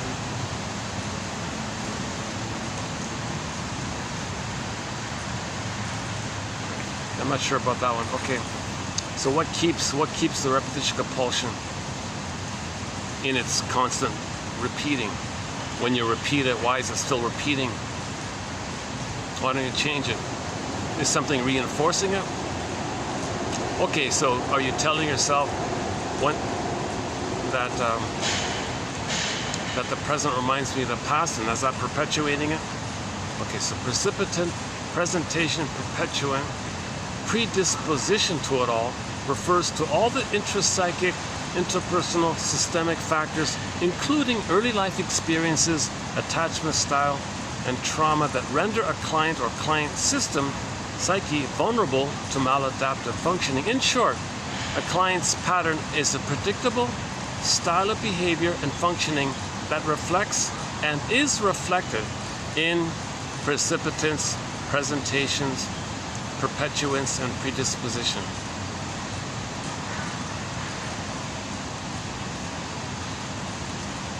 So he's trying to create like an overall kind of gestalt, big picture kind of thing. That your pattern, okay, it's predictable. Okay, it's all related to the trigger, replaying the past and the present, what perpetuates it, and your overall setup that you're going to repeat the past.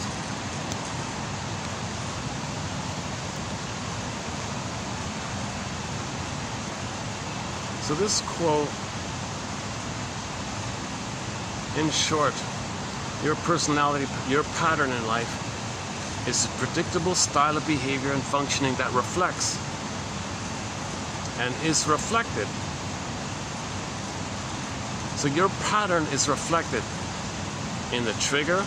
Something in the present reminds you of something in the past. Presentation. What you did in the past, you're going to present it in the present. Okay? And then when you replay it in the present, maybe you create excuses and rationalizations. That would perpetuate it. Your excuses and rationalizations, and then blaming people in the present to protect the mother in the past because you're still in a trauma bond with the mother. The ties that bind, you're still in that ties that bind issue.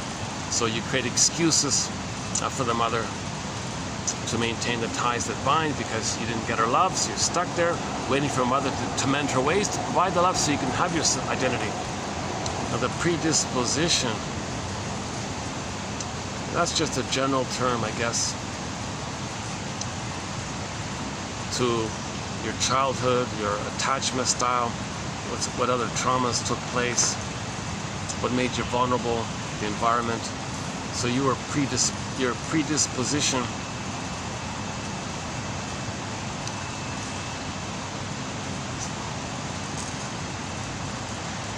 because not all people will respond. Okay, so that guy who's smoking, let's say another person smokes around him. What is he going to do? So let's say that guy who was smoking beside me, let's say beside him there was another guy who smoked. What would he do? Well, maybe he would want to be one with that person. Maybe he would see him as a symbiotic, a soulmate, like a symbiotic object. So they would clutter together maybe. Maybe they would come closer together and smoke together. You've got pain that you're numbing. I got pain that I'm numbing. We're both in pain. Misery loves company. You didn't get merging with your mother. I didn't get merging with my mother. That's why we're both smoking. So we're both crying for merging. Well, here we are. We can sit close to each other. So maybe their style would be to seek the symbiosis with somebody else. So that might be their. So the precipitant. So person B smokes. Person A and B. A joins B. Presentation. They both want constant craving. So Katie Lee's song, constant craving, constant craving. Okay, we're missing that merging. So they think they can be too intimate like that. Perpetuate. Well, they'll make an excuse. Rationalization. Rationalization. You know, maybe it sounds reasonable. Yeah, we're spending too much time on our phones here. Let's have in-person contact. That sounds reasonable. Rationalization. Predisposition. Well, the predisposition would be that they're both traumatized. They both didn't get their symbiotic needs met. They're both in pain. They're both predisposed for that constant craving. In short, a client's pattern is predictable style of behavior and functioning that reflects and is reflected in precipitants, presentation, perpetuance, and predisposition. He's trying to do something catchy here with the 4 P's, right? Precipitant, okay, presentation, perpetuance, predisposition. Okay. I got a feeling this quote kind of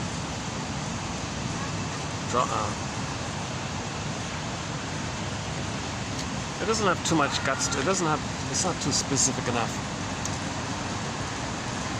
It's his attempt, mate. It's this guy's attempt.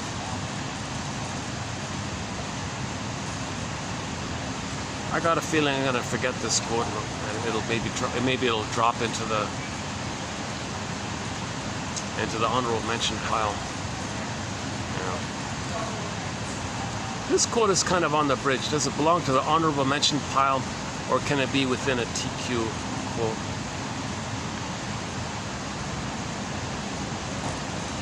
Maybe it's okay. Okay, next one here.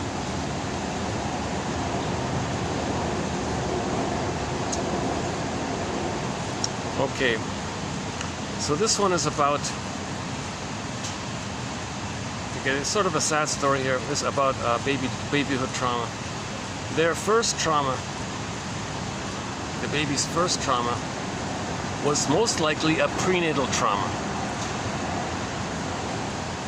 So if a baby has birth trauma, there's a good chance that there was prenatal trauma. If the mother wasn't able to heal from the prenatal trauma, that's going to be a birth trauma as well. So there may be both prenatal trauma, birth trauma, and then perinatal trauma, and then an insecure attachment style. Their first trauma was most likely a prenatal trauma. The fact that the birth parents of future adoptees did not keep their children. Okay. So if the mother gave her baby up for adoption, that's separation from the mother, that's a birth trauma.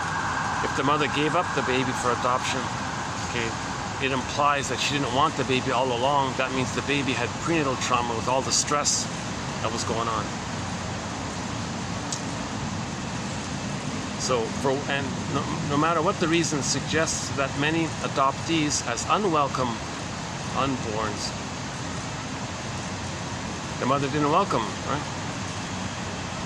Experienced prenatal trauma as a result of an ambivalent parental environment during their life in the womb.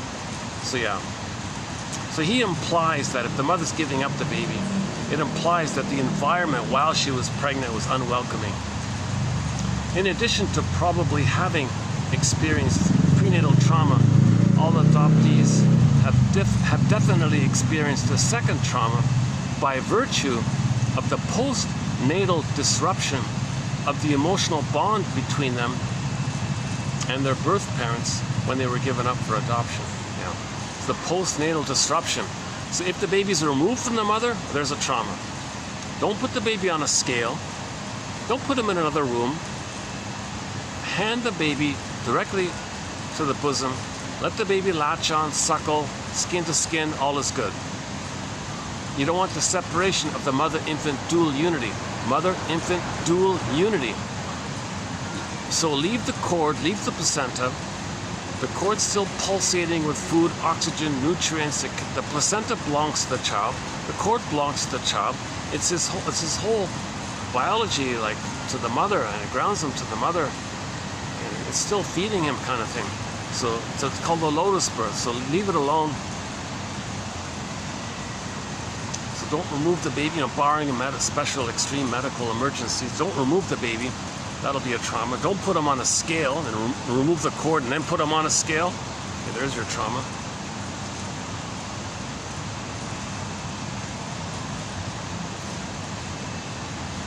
And in the name of the plunder system, inflict the CIRC thing on him or whatever. Don't. That's way more severe. That's way more over the top severe trauma to inflict on a tender, vulnerable baby, a violent thing like that. Removed from the mother. Okay, and then some strange violent thing occurred. He's traumatized. That's birth trauma. Why are people deliberately giving their babies birth trauma? Well, in the name of plunder. If the baby felt plundered, they'll go and plunder and hand over the stuff to us. So you're what? Okay, this so-called Italianic thing. This entitlement of the trauma. These makes everything worse. Right?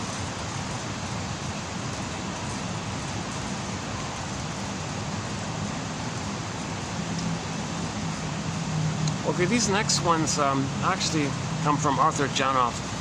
I mentioned already that we did 26 videos from him. These are sort of like loose ends from him. We begin to feel when all of our early needs are met. Yeah, I feel, therefore I am. The needs are for the identity.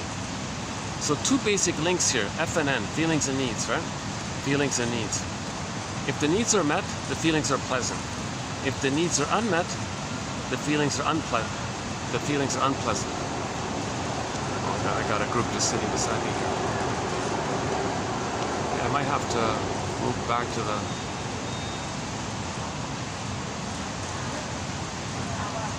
Oh, the lights are on. Oh, the lights came on. Already? Jesus Christ. What a day, what a wacky day. I had a real strange day today. And the lights are on, yes. The lights.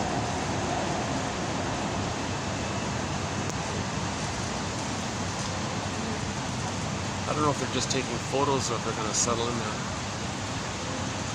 Let's just wait for a minute. So F and N. So F and N, feelings and needs. Basic link. Needs met, feel pleasant. Needs unmet, feel pain. Basic link, F and N. Now the needs are for the identity. So if the needs for the identity are met, you have your identity, that means your feeling is going to be pleasant. So I feel, therefore I am. Because the needs were met for the amness. So I feel, therefore I am. You have your amness, you feel pleasant. You don't have your amness, you're going to feel unpleasant, obviously. So two basic links. I feel, therefore I am. We begin to feel when all of our early needs are met. When they are met, the needs will supersede.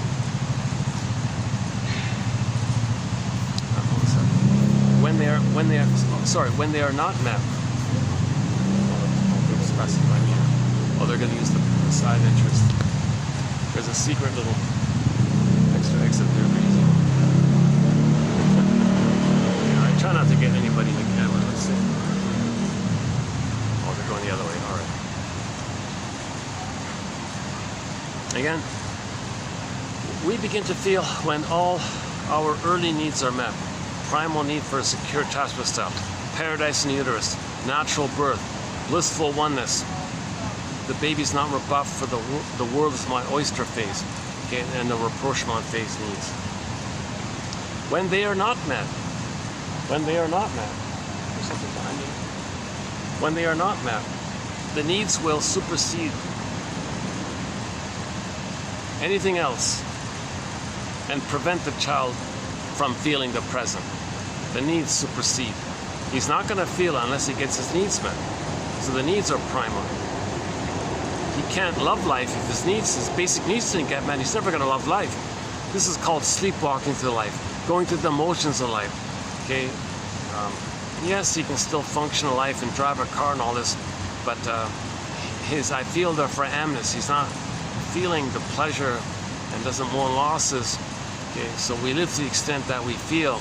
So if the needs are unmet, that's primary. We're not going to feel unless we address this issue of the baby's needs not being met. The present for the neurotic is only a trigger, setting off old needs and hurts and an attempt to resolve them. So the present is just the past again.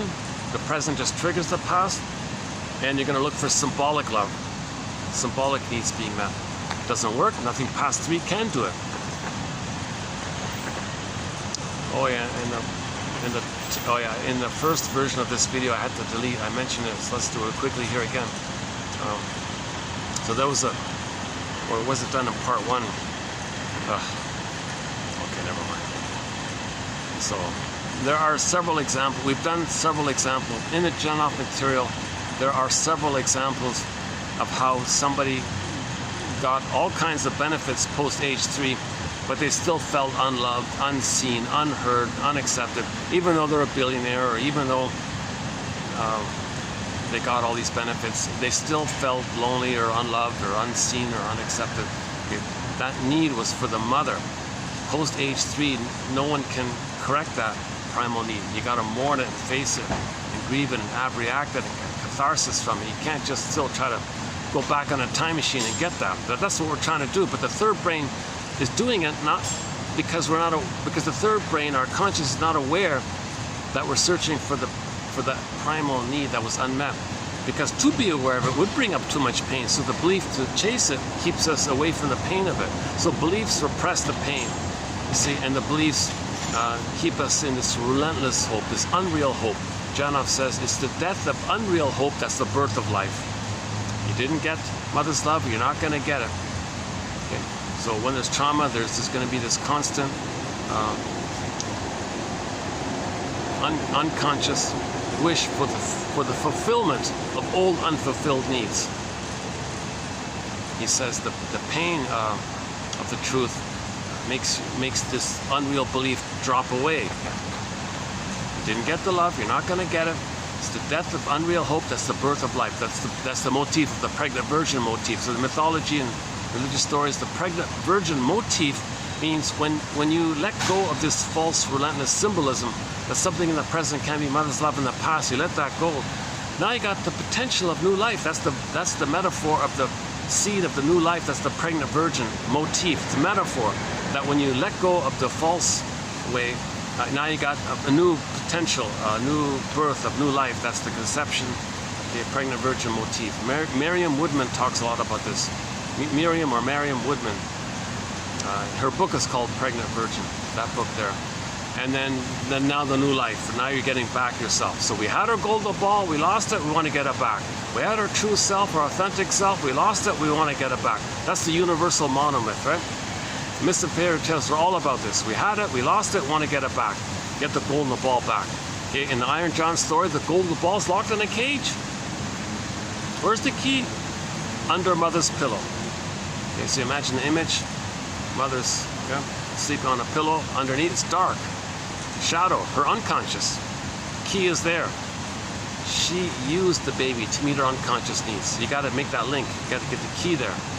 Now, she's not going to tell you like that Route 66 episode. She's not going to voluntarily. When that woman with the mask in Route 66 went back home to the small town and all this, she didn't volunteer any information. She was oblivious to it all. She just made excuses. What are you talking about? Don't blame her. Nothing's wrong. She was oblivious to it all. The daughter was like, I can't believe this. Really? You don't acknowledge anything? You don't have any iota of any concept of how soul blind? It's called soul blindness. How soul blind you were to my identity, my feelings, my needs, my humanity. You were so soul blind. Don't you have any iota of recognition, of empathy of my personhood? She was like shocked, and you are kind of shocked. And it's a powerful episode. And then at some point she just had to barrel out of there and rev the car. When they revved the car, I was in tears. Now back to that one. Last year we talked about that episode in the nice meeting room. That's why I like the nice meeting room. See, when I was in a nice meeting room, things were quiet. I had the music. I could talk freely. Then the environment was safe. I could cry. I did have that one time when I was crying in the video because I had that environment. I probably can't do it here with workers and things, people coming by and people taking photos and smokers and angry young men, maybe. Sibling society, right? So in the last video, Janif had a quote: "If the man is angry, it's because he's angry at not being who he was meant to be. When a person's angry, it's because it's over not being who they were meant to be. The anger means you didn't get your needs met for you to be who you were meant to be. Those primal needs not being met led to that. Then anger appears on the console. So anybody who's angry all the time, the anger is about not being their true self, not having their true self to operate from, not having their embodiment, not having their inner home, feeling homeless, they're angry, they're lost, angry, scared, etc. Fear and anger.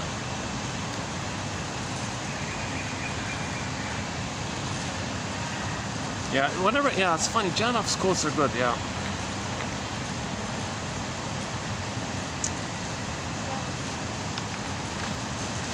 Like a nice one here. Permitting children the same rights as other humans. So children are people. We the children, we have our rights. We the babies. What about babies in the uterus? We the unborn child. We the unborn children. We have a right to have a peaceful environment here. We have the right to not have bad air if you smoke. Come on, mother, don't smoke. You're abusing us. We have the right to have peace in the uterus. Permitting children the same rights. Permitting children, they have rights. Babies have rights, obviously. Children should be allowed to express themselves because feelings belong to them. Okay, now the children are not allowed to break the furniture or the dishes because those belong to the family.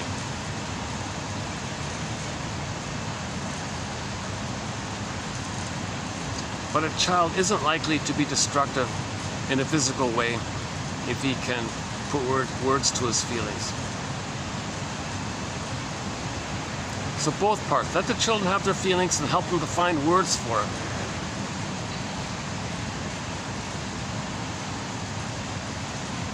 Now, if the babies are loved, their feelings are pleasant, they're automatically ethical and moral and kind and helpful.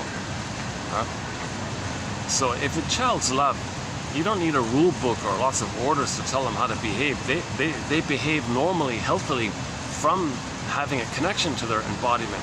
If a person has their feelings, they act naturally, kindly and normally, and obey the laws. And you don't need to tell them that. They just do that normally, because we're all one family, we're all ethical and moral like that. So Janoff was making the point: why are there so many parenting books? Because mothers don't know how to feel.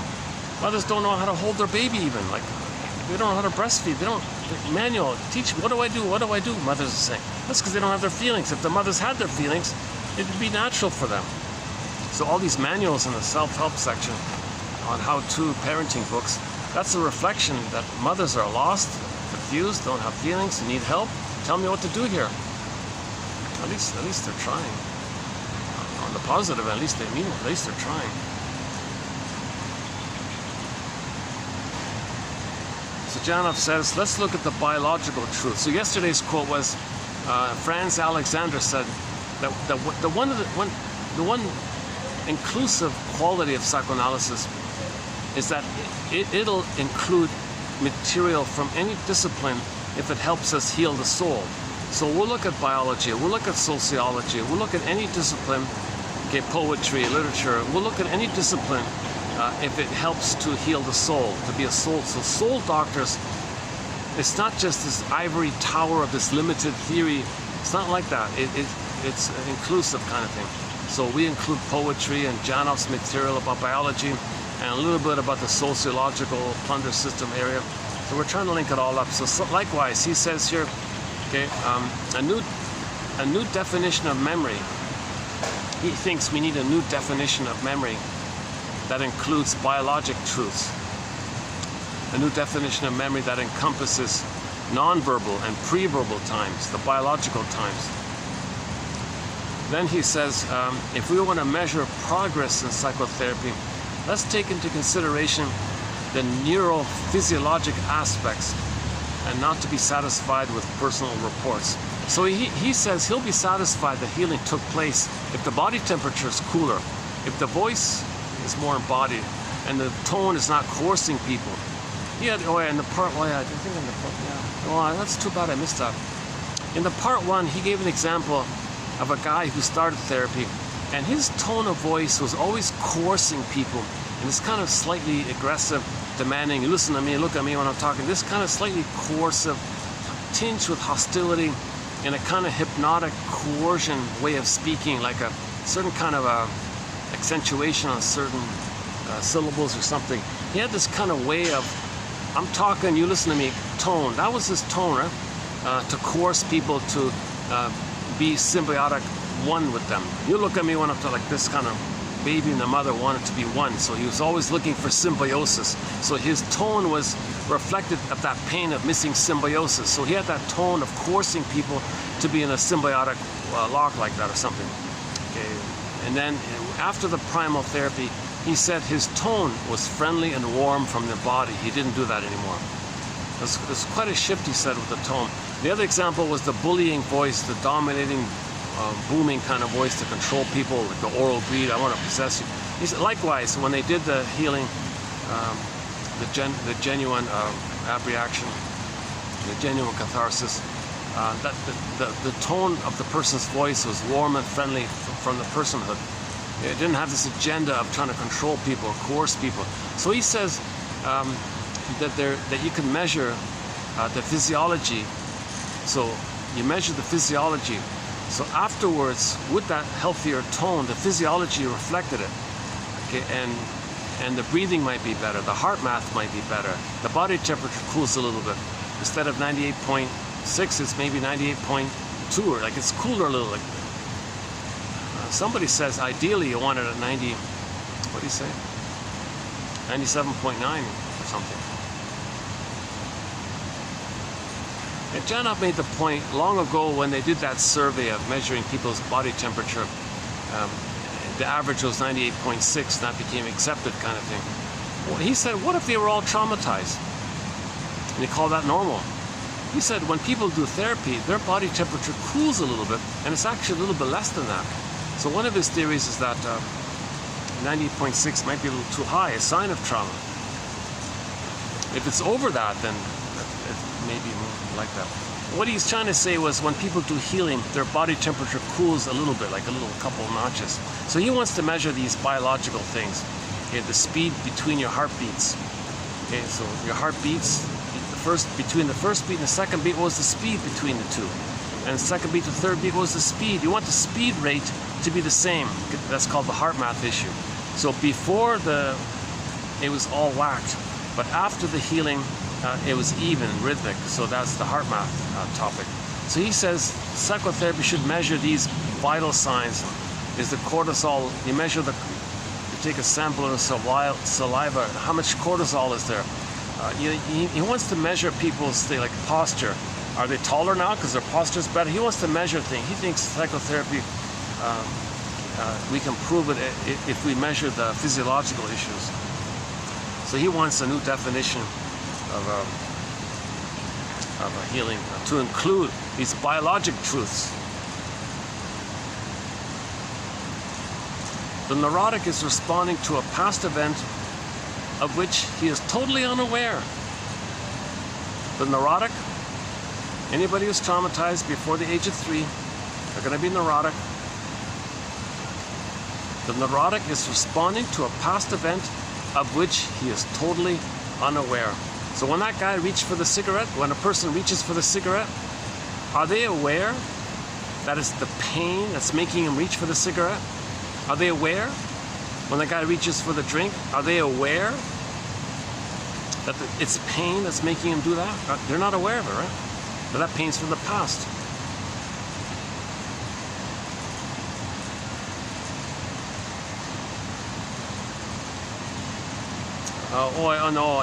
In the take 1 of this, we talked this already. A mother who drinks caffeinated soda and coffee while pregnant may be resetting the heart rate speed of her offspring.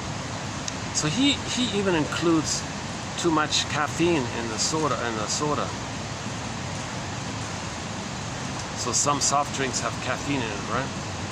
Or coffee. In other words, caffeine made the child's set point, biological set points, may be too high or too low. If the mother takes substances while she's pregnant, it's not like it, for the mother goes up and down, but for the child it goes up, it sets there.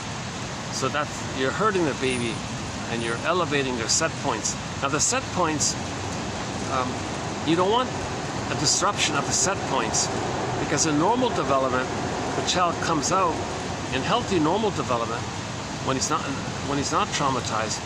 The child will have a natural sun and moon, day and night. Okay, sympathetic, parasympathetic. Okay, yang and yin and yang, like the yin yang symbol, the curve, the flow, the harmony.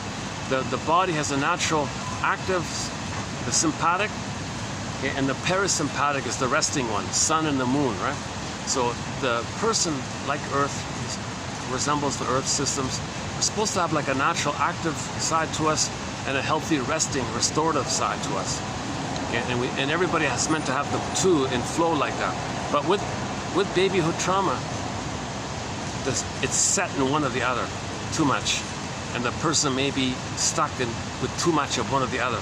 So if it's too much in the sympathetic one, they may be revved up all the time with too much tension. Again, tension, can't feel, blowing off steam, going through life revved up, blowing off steam, tension, pain. Okay, tension is the built up pain of not feeling. Okay, the energy of the pain of not feeling steams up. So they're always revved up. They may be manic and all this. And, okay, it resembles PTSD, hypervigilant.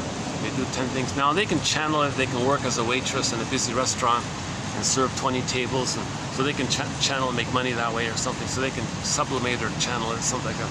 Some people are born with too much of the parasympathetic. That's the rest one. So some people come out with the set point in the parasympathetic one. That's called the energy conserving one. So they're way more laid back, easy going. Okay. And they don't like to be rushed or something, that kind of thing. And they don't maybe take too much active initiative. They do things more. So maybe as a caricature, as a stereotype, it's like the extroverted type A personality and the introverted type B personality. Maybe, oh, there's that squirrel again. Well, the group just came in, so I'm not gonna, if I show you the squirrel, I'm gonna be showing you the group. Unless, oh, the group's walking away.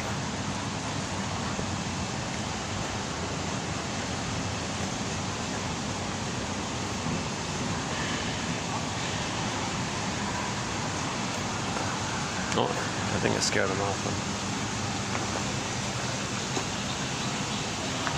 Okay. Okay.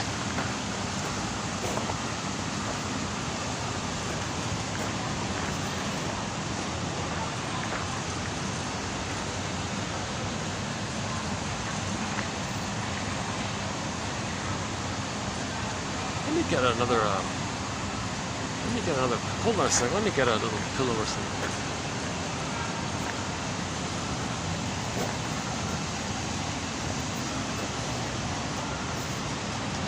Well, let me use one of these. Hold on a second.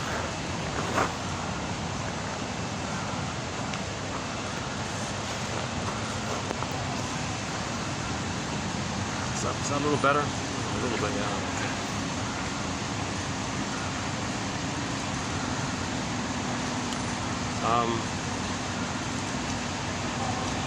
Yeah, so Janoff made a point about this. Not a major focus of this material, but he included that point about the sympathetic and the parasympathetic nervous system. So he says things like anxiety comes from first line consciousness. OCD comes from first line consciousness. Oh yeah, in the take one we talk about that. We have three brains, the 3-in-1 brain, the triune brain. So we have three brains, right? Each brain has its own memory system, its own line of consciousness. Okay? So the first brain is visceral sensations, sympathetic, parasympathetic, the vital signs, non-verbal. The middle one, okay, the feeling, the golden ball, the feeling self. Okay, and then the third brain is the ideas. Oh, they left, huh? I wonder why they left. A group came in, and then they looked at the place and decided to leave. Well, I know they don't hear me from this end, because I can go there and there could be loud talking. I don't hear them on this end, so I'm pretty sure I didn't scare them off. Oh, they're just parking the car. Oh, so they decided to stay. Is that what it is? Oh, it's a different car. Oh, I'm just worried like that. I just want to make sure I don't make these nice people lose customers.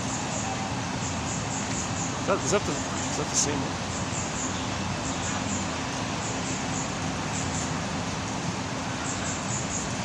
Oh, it could be 100 reasons why they didn't stay.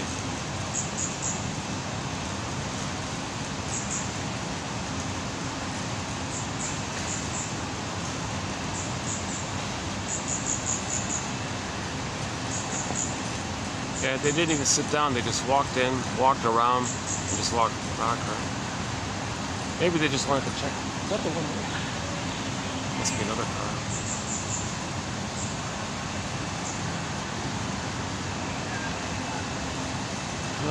Okay.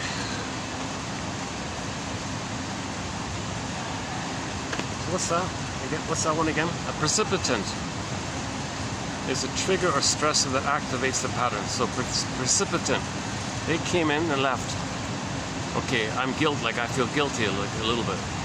I gotta do something wrong that, right? It's just a minor little thing, but I'm just wondering about it. Presentation, the characteristic manner. So my characteristic manner. So they came to the restaurant, they left. Let's say they did hear me and thought, no, let's leave.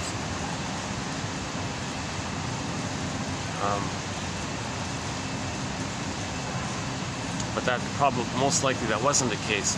But nevertheless, you see something, you distort the reality to fit the past, to know the past. So you distort the reality to fit, because you're trying to understand the past, right?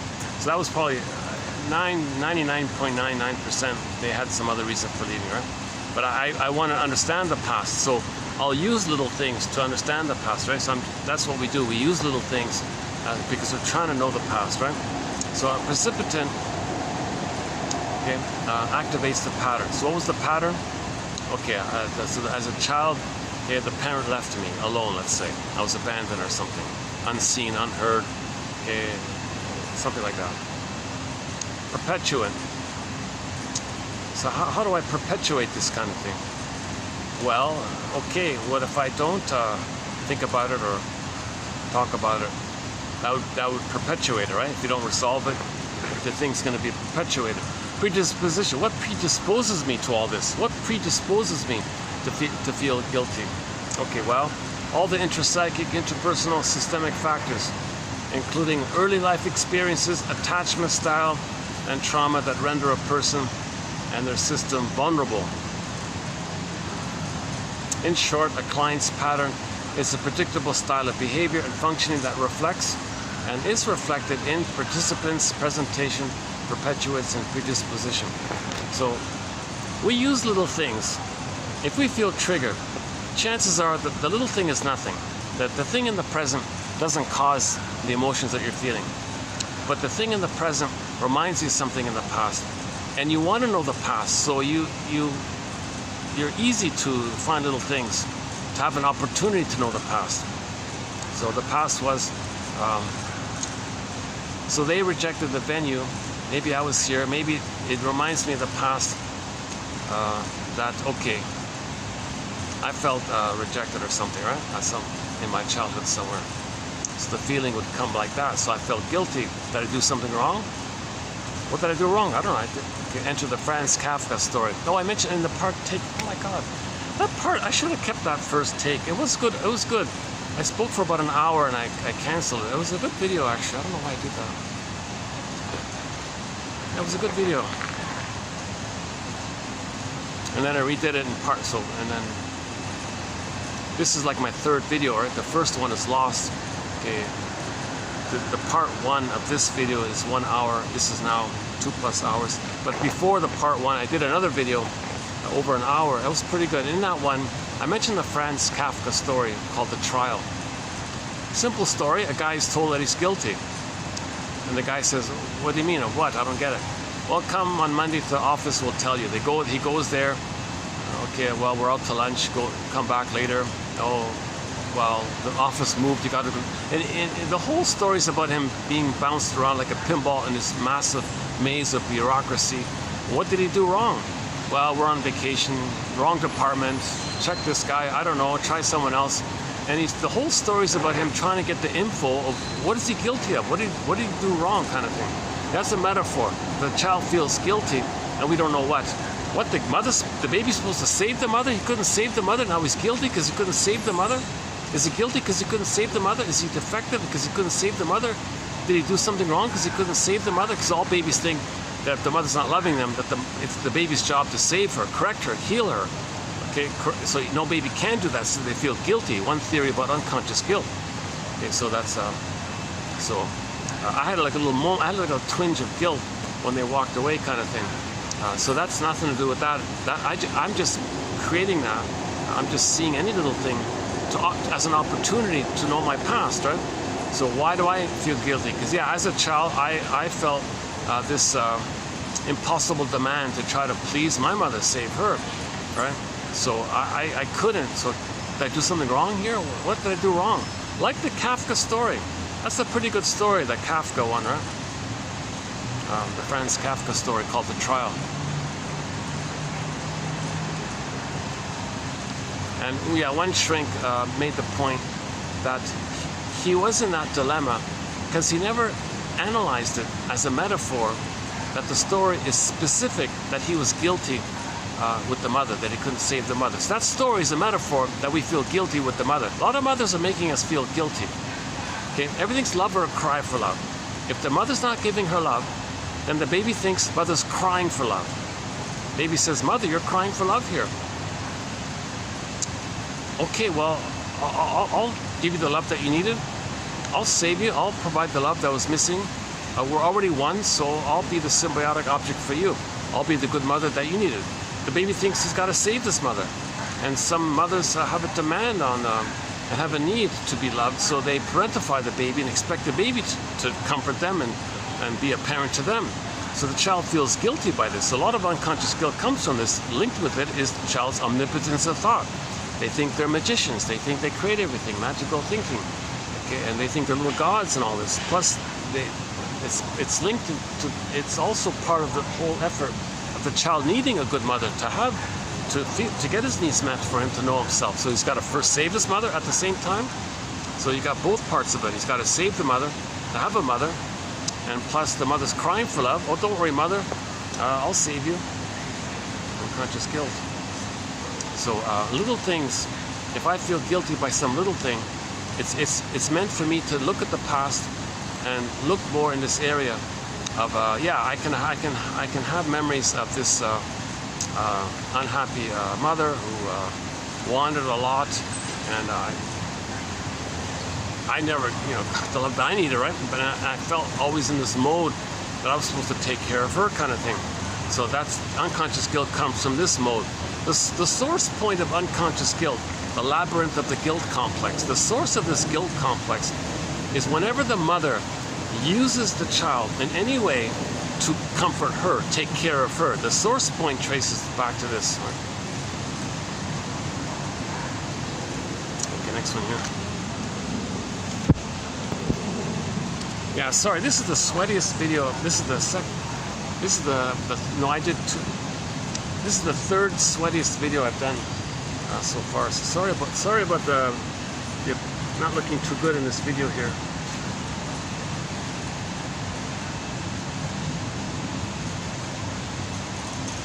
Okay, this is the last time I'm gonna do a very sweaty video like this. I'm gonna be a little more careful and cool off. Make sure I cool off properly before I come here, or get a fan or do something. I had this strong expectation that there'd be like a nice breeze like last time, and it worked last time. Last time I was here, there was a nice, 2 days ago I was here, nice breeze. It was fine. It was a good video.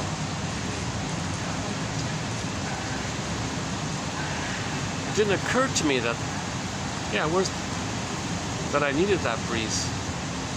And without the breeze, I'm drenched in sweat because it's 40 plus here, right? Like you don't see it, but it's sweltering, like it's 40 something. With the heat index, it's 40 something here. And maybe now at this time it's like 35 or 34 or 5, 6, but it's still pretty hot up there. Or maybe that's why they left. It was too hot. Maybe that's why they left.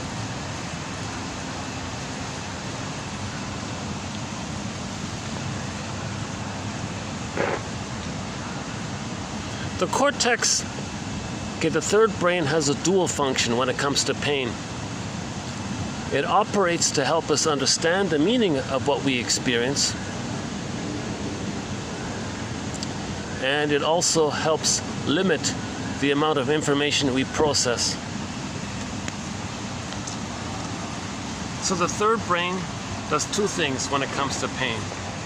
It helps us to understand and process and integrate, accept and understand and make the unconscious conscious. If it can't, okay, well then it'll limit it by repressing, making us unaware. So it's going to try to accept and repress. Accept what it can, reject what it can, repress what it can't. So the third brain, okay, is dealing with what's called the non-reporting brain. So a lot of pain in the non-reporting brain. So the part of the brain that has all this information, it would like to send the information to us. Hermes is blocked, kind of thing. That's called the non-reporting brain. The third mind is saying, okay, Hermes, what is it? Come across. I'll welcome it. I'll try to facilitate you coming across. It's trying to report to us. The non-reporting brain is trying to report to us. Sometimes the non-reporting brain, it's called the inferring mind. The inferring mind makes us repeat makes us repeat the past and the present so we can know the past. That's the inferring mind. So we're trying to make the unconscious conscious. So the conscious mind's trying to process, understand, get a story. But if there's too much pain, okay, then the third brain will create excuses, rationalizations, beliefs to numb the pain. So that's that dual process. We're trying to heal if we can and numb the pain. Trying to accept the pain, numb the pain. It's trying to do both, right? That's what he means.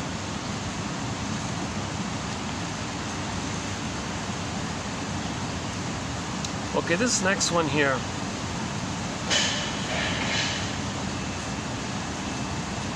Oh, sorry. By a curious twist of reason, we have come to believe that he who tolerates pain best is the most virtuous.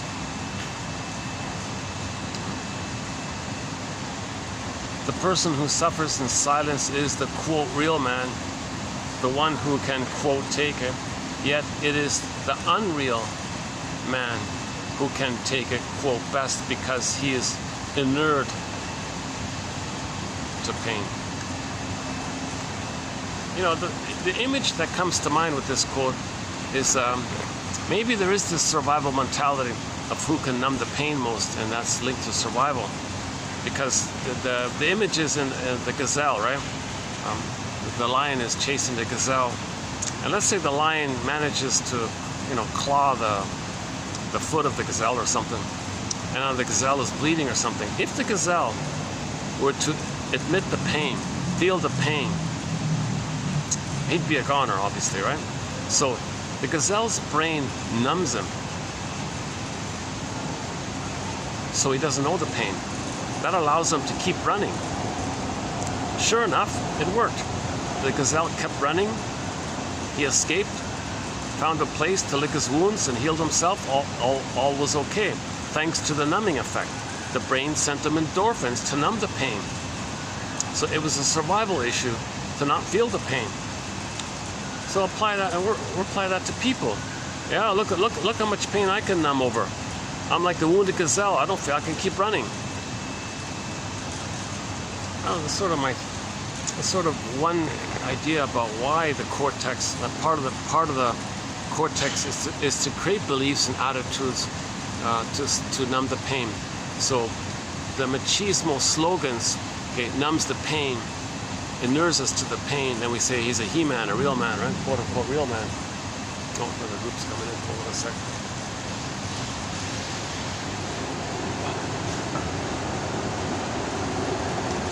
That's okay. It looks like a more mature crowd. Okay, that's good.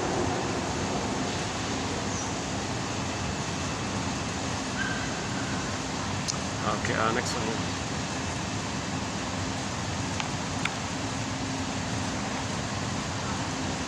Yeah, see, he's the quote. They're acting like that. In trauma, we refer to the first line consciousness. The first line consciousness just thinks about survival. So if there's too much numb there, they think they're going to survive. Say, I'm going to survive. I'm the real man. No, the real man can feel and love and feel and trust and so. Right? So he's thinking about survival man, maybe. That's why it's all in quotes here. Okay, next one here. This one.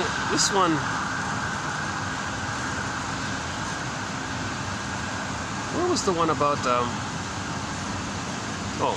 Ideas lie in the intellectual realm. Feelings in the emotional realm. Okay? If a person says, I feel inferior, she is speaking or he is speaking from two levels. The idea of inferiority is a top-level cortical brain event. The feeling of inferiority is a lower-level brain event. Just to make you aware, we have 3 lines of consciousness. The first line is sensations. The middle one is feelings. The third one is ideas. So someone says, I feel inferior. Well, that's an idea, isn't it? Well, there's a feeling as well. The feeling part of that is from the middle. The idea part's from the cortex. That's all he means.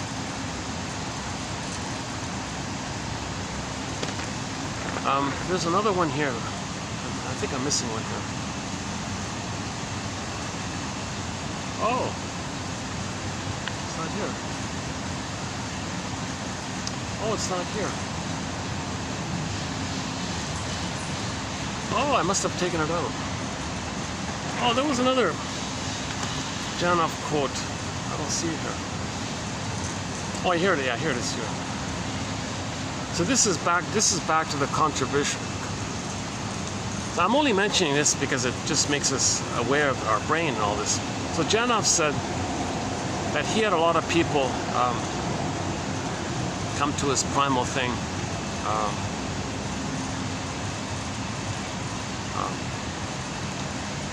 And what he discovered was something along the lines of the following. If a person feels a lot of pain, it's numbed over with the endorphins. The brain's supply, internal supply, might kind of be weak like that, but they still feel the pain, and they feel numb. Now it turns out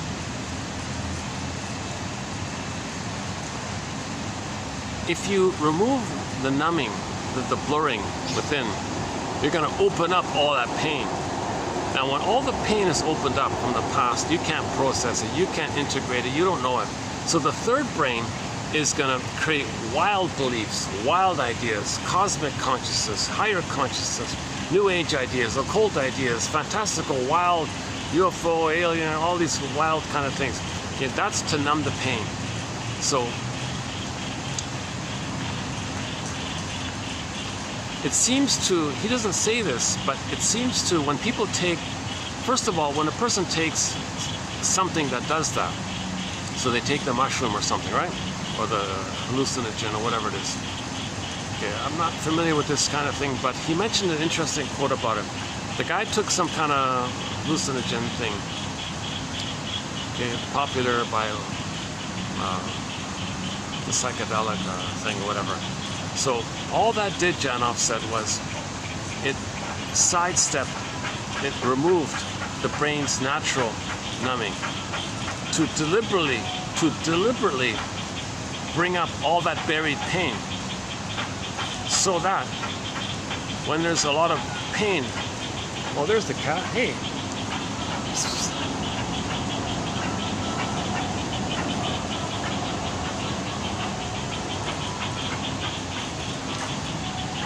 Oh, the swan is, can you hear him quacking in the back?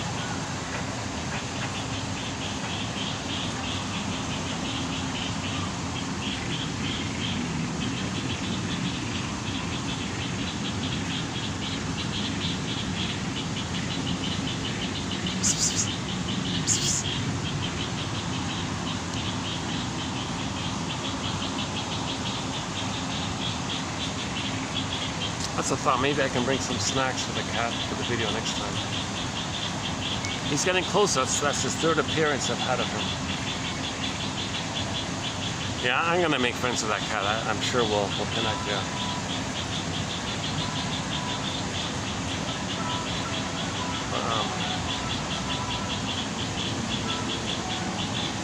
Oh, the birds are chirping. Maybe because the cat made an appearance, all the birds are chirping. Here.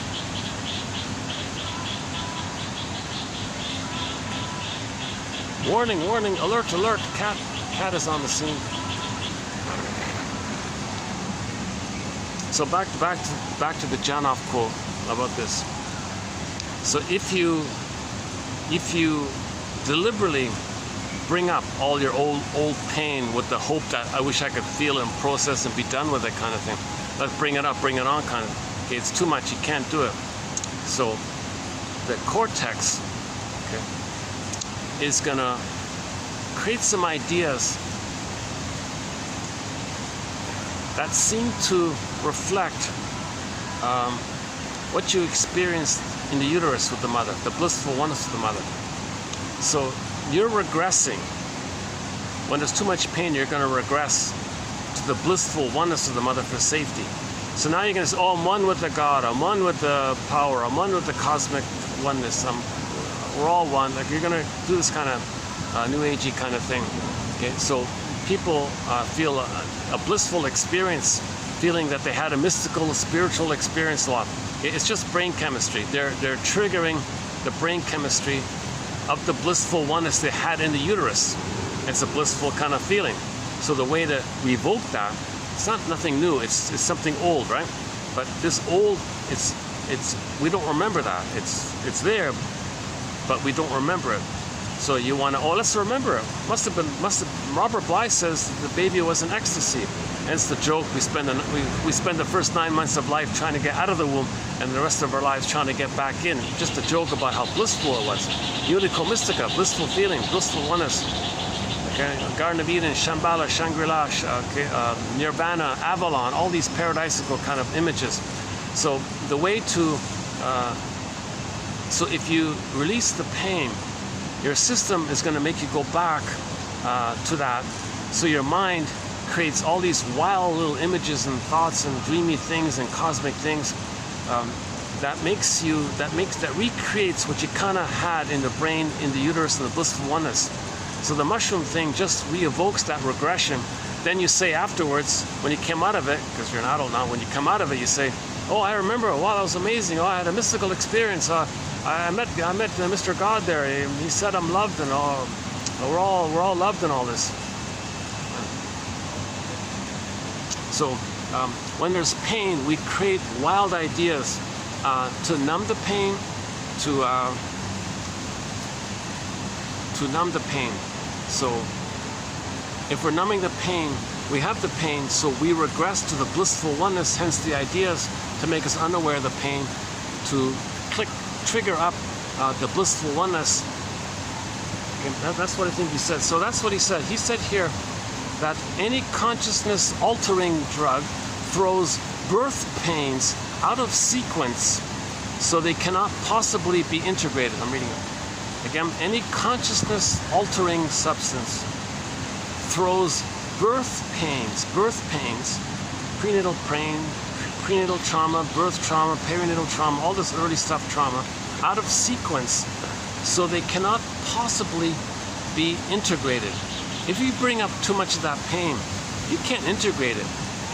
Even with your healthy mind, you couldn't integrate it. Now you're gonna put aside your healthy mind and bring up more pain. You can't integrate it. It is no accident. It is no accident that the former substance takers stay hooked on the occult. That's the point. That's the added point. Now this main topic is in the 26 videos.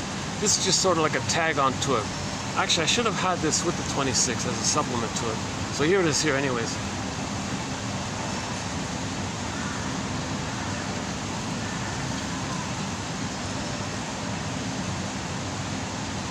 Because if you become dependent,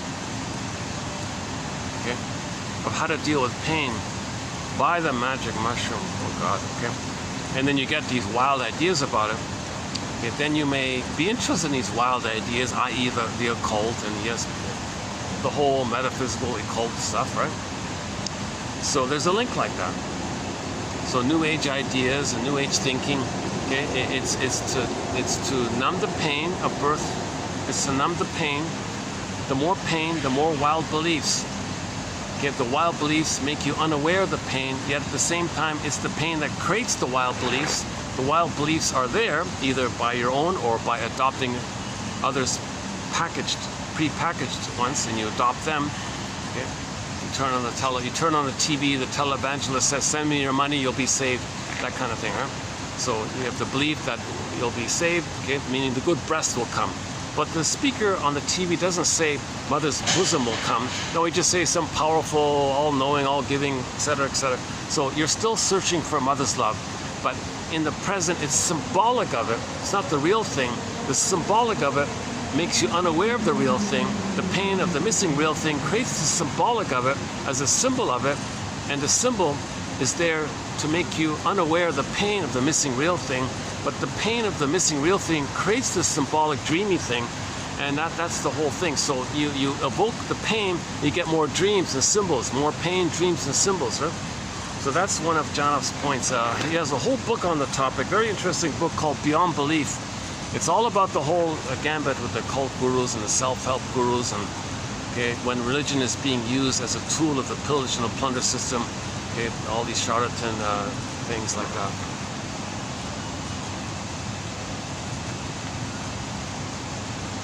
Okay, we got 3 left here. Okay, that's it. Okay, the next is from a guy named Truscott. Was it David? Is that right? In dream analysis, the client reports the dream, and then free associates on each element of the dream. So that's the idea, right? You wake up in the morning, you got a dream. That's like getting a message from Hermes. That's like getting a letter from you to you. If your soul sends you a letter, don't you want to read it? Okay. All of the energy in the unconscious is called the id. Sometimes the id is personified as, like in the Odyssey, it was Poseidon. If Poseidon, like the god Poseidon, sends you a letter, don't you want to read the letter? So so Poseidon says to Hermes, Hermes, here's the letter, send it to the person. So your consciousness gets this letter from the unconscious. Don't you want to read it? So when you wake up, TTAQ, so one way is TTAQ, give the dream a title, just make notes of what you remember. Don't push it, don't wake yourself up deliberately early so you can get the dreams. Just naturally what it's coming to you. Don't push it, don't alter it. If you don't remember anything, fine. But if you do wake up and have any little glimpse, little traces, just write it down. What do you remember? Maybe give the dream a title. What's the theme of the dream? A, affect, main emotion, and Q for question. If your unconscious self were asking you a question, what might that question be? Okay, so you make that, then you say, it's like this in my soul today. It's a message from you to you. It's like this in your soul today. It's like this in my soul today. And then the fragments of the dream, you free associate. This part of the dream, what does it remind me of? This part of the dream, what does that remind me of? And you get more up to your consciousness. You want to make the unconscious conscious. So that's, we're trying to reintegrate, re-own, get back our feelings, get back our self, get back our identity. So we're getting messages. About our lost self to our consciousness.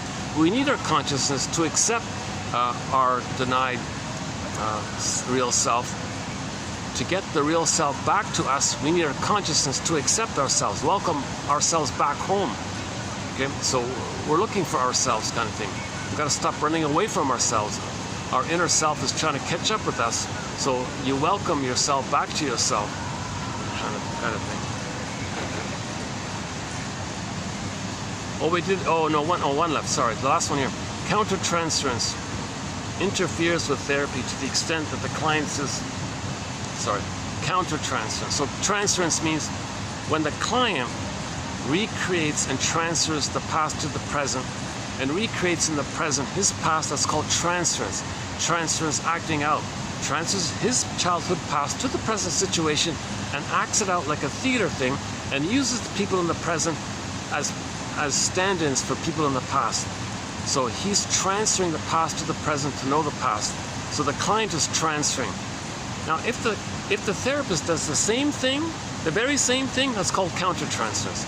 It's all full droit. It's all messed up. It's not going to work. Therapy fails if that takes place. Therapist should know himself to the point where he doesn't need to replay his past, using the client as a stand-in for the therapist's childhood. So if the therapist is engaged in this, that's called countertransference.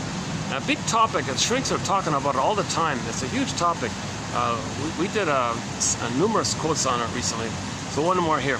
Countertransference interferes with therapy to the extent that the therapist's own needs and expectations are imposed on the client and the therapeutic circumstance. So his needs and expectations are pushed into the therapy situation, and now he's using the client to play somebody from the therapist's childhood. So the therapist might say, okay, client, you're going to be me when I was a child. I'm going to be my demanding mother. I'm going to criticize you the way my father criticized me. Now he feels important. And then the client's not going to say, oh, are you criticizing me to know that your father criticized you? Now the client's the therapist to the therapist. It all falls down like this. So the only positive function of countertransference, they say, is if the therapist gets a little blip, a little tiny blip of what the therapist is pushing or inducing him, like what role the client is trying to get him to play. So my favorite quote about this is the one that about the lady who was planning to have a baby. She wanted to have a baby, and she said, hold the phone here. Ran to the shrink. Shrink said to her, you're letting me know what kind of childhood you had. What do you mean, she said. You're letting me know what kind of mother you had and how it felt being with her. What do you mean? Go on, please. You're putting me in the role of you, and you're playing her, and I feel a kind of tug and a pressure to maybe feel what maybe you felt with her.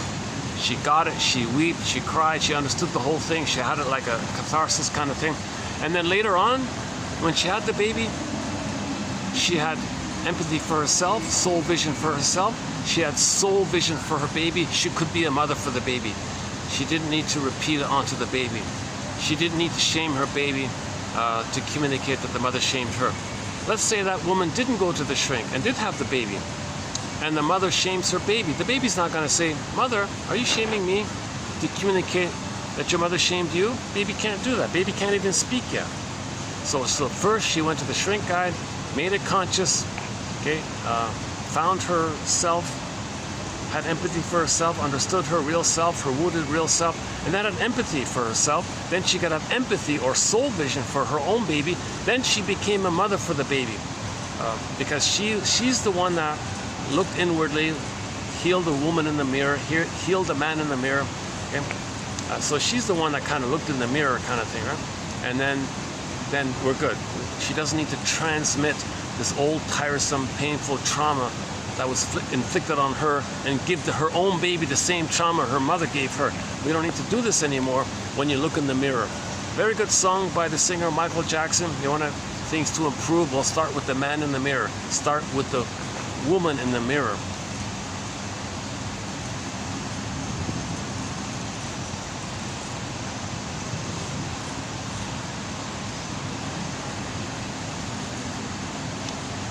Still doing, yes, today's Tuesday, right, guys? No, today's Wednesday. Wait, what is today? Today's Wednesday, right? Oh, today's Monday. What am I thinking? Oh, today's Monday. Oh, today's Monday. I was here last on a Saturday. Isn't it funny? I was here on a Saturday. It was good. Actually, Monday was busier than Saturday.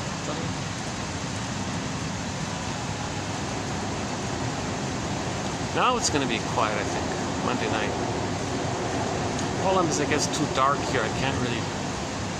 It's going to get dark here. What is it again? 6:05. In 25 minutes, it'll be all dark around here. And these lights don't offer enough light to keep on with the video. It's too dark here at night.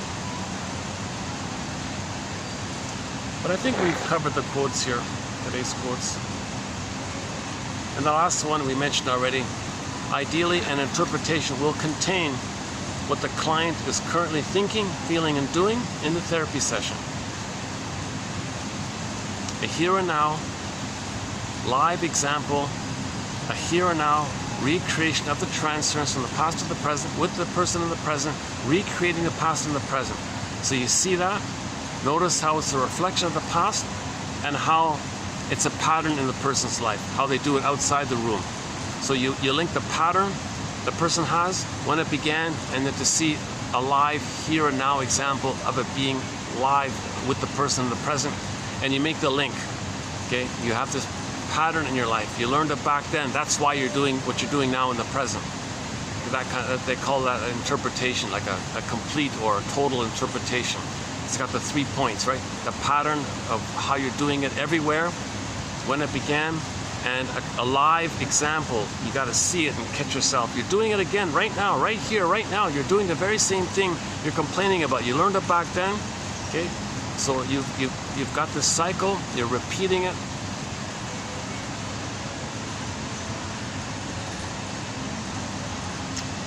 Okay, so ideally, an interpretation will contain what the client is currently thinking, feeling, and doing in the therapy session. How these parallel the client's life outside the therapy, and how they are related to important events in his or her past. So you want to make that famous link. It's a famous link in psychology. Your regular pattern that you're doing all over the place, to see a specific example of it, catch yourself in a specific here and now example of it, okay? And link that to when it began in the past. If you can do that, you might get an abreaction, you might get a catharsis, you might get an emotional knowing by this, you might get a release by this, you might get a huge aha understanding. That understanding, it's a relief. It's always a relief to feel your true feelings, but you need a basket of consciousness. You got to give the scarecrow a brain. Back to the scarecrow, did it? Oh yeah, that was in the video we deleted. We talked a fair bit about the scarecrow. So you got to give the scarecrow a brain. I should have kept that video. I was being really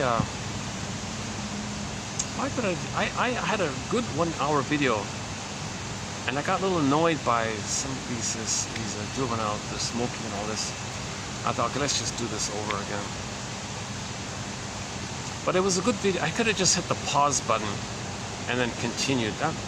See, I tend to have this habit of just letting the video run straight through. But there's an opportunity when I could have just hit the pause button and started and saved that good 1 hour that I had. I lost a very good 1 hour video.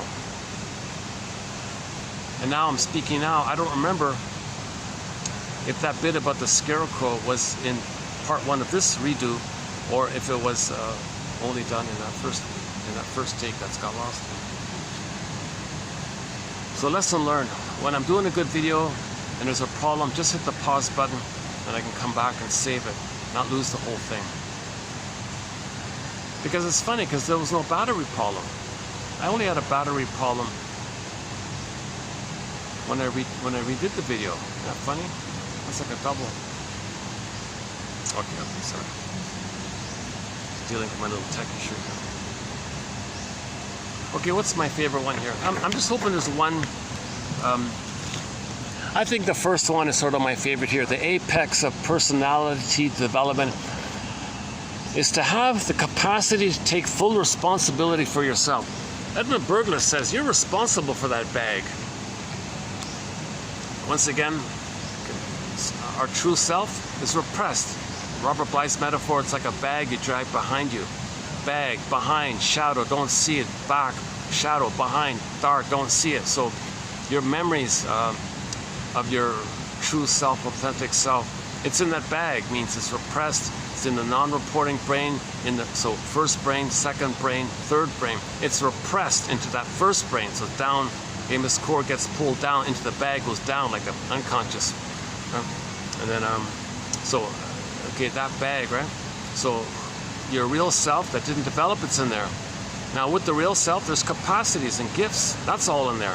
All your vibrancy of feelings, your golden ball, your aliveness of feelings, that's in there. There's so much in there, right?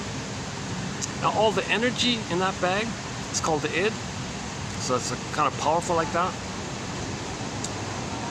And in that bag is the trauma. And in that bag is this cry to get the love that was needed. So that bag is sometimes called the puppet master. The id is sometimes the puppet master getting us to replay in the present so we can know what happened in the past. That's the inferring mind is doing this. So there's a lot going on. At the same time, we didn't cause that trauma. Our traumatic script is in there. Knowledge of the trauma is in there. There's so much in there. And we didn't cause this trauma. The parents compelled the baby to do desperate things to survive. The baby's helpless, powerless. You can't blame the baby for creating a traumatic memory with the mother if the mother's abusing the baby. You can't blame the baby for having memories of being abused by the mother. You can't blame the baby for that. But the baby has these memories, so it's not the baby's fault the mother was soul blind to him. But he's got those memories in the bag, and now it's controlling him. And so the apex, the peak, the apex of personality development is that we take responsibility for what's in that bag. It's our bag, it's our life, it's our bag. We didn't cause all the pain in us, but it's still our pain, it's our bag. So we're responsible for that bag, the effects of it. So you can't just always blame the bag. Well, the bag did it, you can't blame it like that. Well, it's you, it's your memories, it's your pain. No, it's true. You're not responsible for the pain in there. You're not responsible for what happened to you and all this. But it is you. It is part of you now. It's a wound that you got. And unfortunately, you were dealt some rough cards and all this. But they're your cards kind of thing. So the apex of personhood is to be responsible for this bag. Okay, so you're responsible for your bag, and you're responsible for your behavior that may be driven, may be bag driven, nevertheless, but you're still responsible. So you got to be conscious of your bag. So that's your bag. You got to be aware of the bag, kind of thing. What's her bag? Oh, that's a different story. No, that doesn't. Yeah, we have a song called "What's Her Bag" by Ketcha Epstein. That's a different story. Yeah. Different one. Different idea. In the song, it's just a fun pop song about jealousy. A woman was dating some guy, and he was interested in some younger floozy kind of girl. And she was saying to her soon-to-be ex-boyfriend, I guess, what's her bag? What has she got that I don't have? Why are you attracted to a girl half your age or something? What does she have that I don't have? What's her bag? She sings it both in English and in German. YouTube blocks it, so I can't. It's on our soundtrack, but I don't play it because of the copyright thing. Katja Epstein is a popular German singer. Her German rendition of Windmills of the Mind is our theme song. Our theme song here is Katja Epstein's German cover of the song Windmills of the Mind. My favorite English rendition of the song is the one done by Barbara Lewis. That gets copyrighted, so I don't play that, but it's in our soundtrack. And that's it. Those are the only two renditions of the song that I like a lot. It's a difficult song to sing. Hundreds of people have tried to sing it. It's very difficult to sing. Those are the only two that really can sing it. A distant, I mean like a way, way distant third place, okay, like way down there, is Jose Feliciano's cover. It's tolerable, but I don't really play it even. I don't really even play that one. But it's a tolerable. That's how difficult how difficult a song it is to sing. Even Jose Feliciano couldn't really do that great a job of it. There are hundreds of people have tried to sing that song. Nobody can do it. Katja Epstein, Barbara Lewis, that's pretty much it.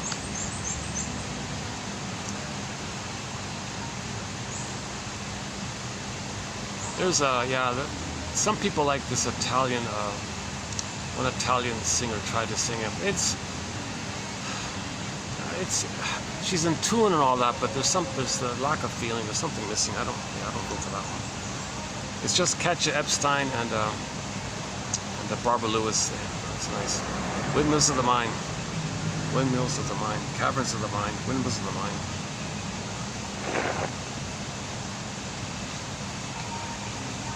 Our memory system, our intrapsychic structure, because the inside leads to our behavior on the outside. As above, so below. Inside out.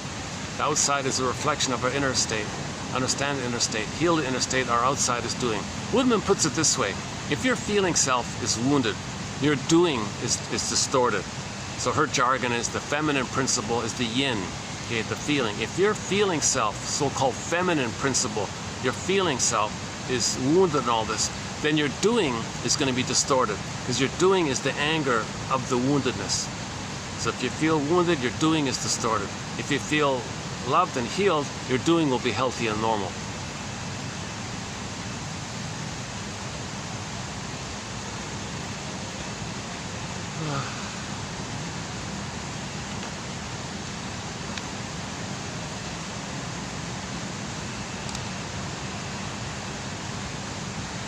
Okay, so my favorite one here, I think that's my favorite one here. The adult cannot use his past as an excuse to avoid responsibility for his actions in the present. Terrible tragedies are inflicted on many children during their early developmental years, which leave painful memories, imprints, etc. Even though the child had no control over these memories, when he grows up, nevertheless, he has to take responsibility for it. The apex of personality development, human development, is to have the capacity to take full responsibility for the self. Now, somebody who's cynical might say, oh yeah, well, get back at the mother, or see the mother onto others, get back at mother using others as proxies for the mother. No, that's not taking responsibility for the self. That you're still in the trauma bond, the ties that bind. If you're in the ties that bind thing, the famous book called The Ties That Bind, right? That's the mother complex.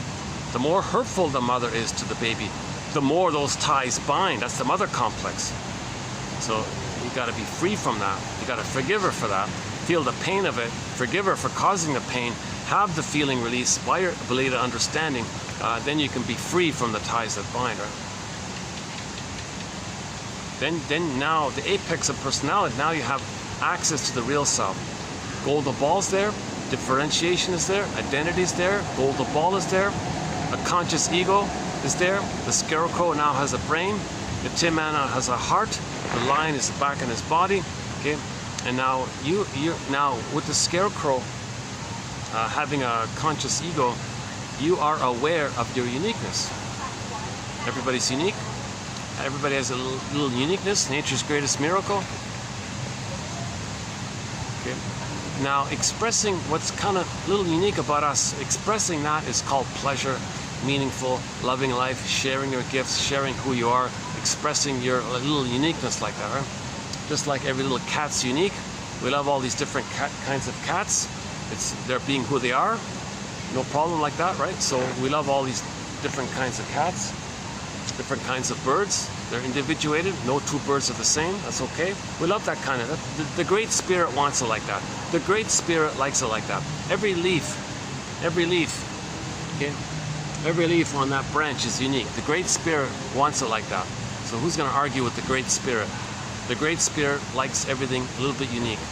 No two things are perfectly identical. The Great Spirit likes it like that. So let's not argue with the Great Spirit.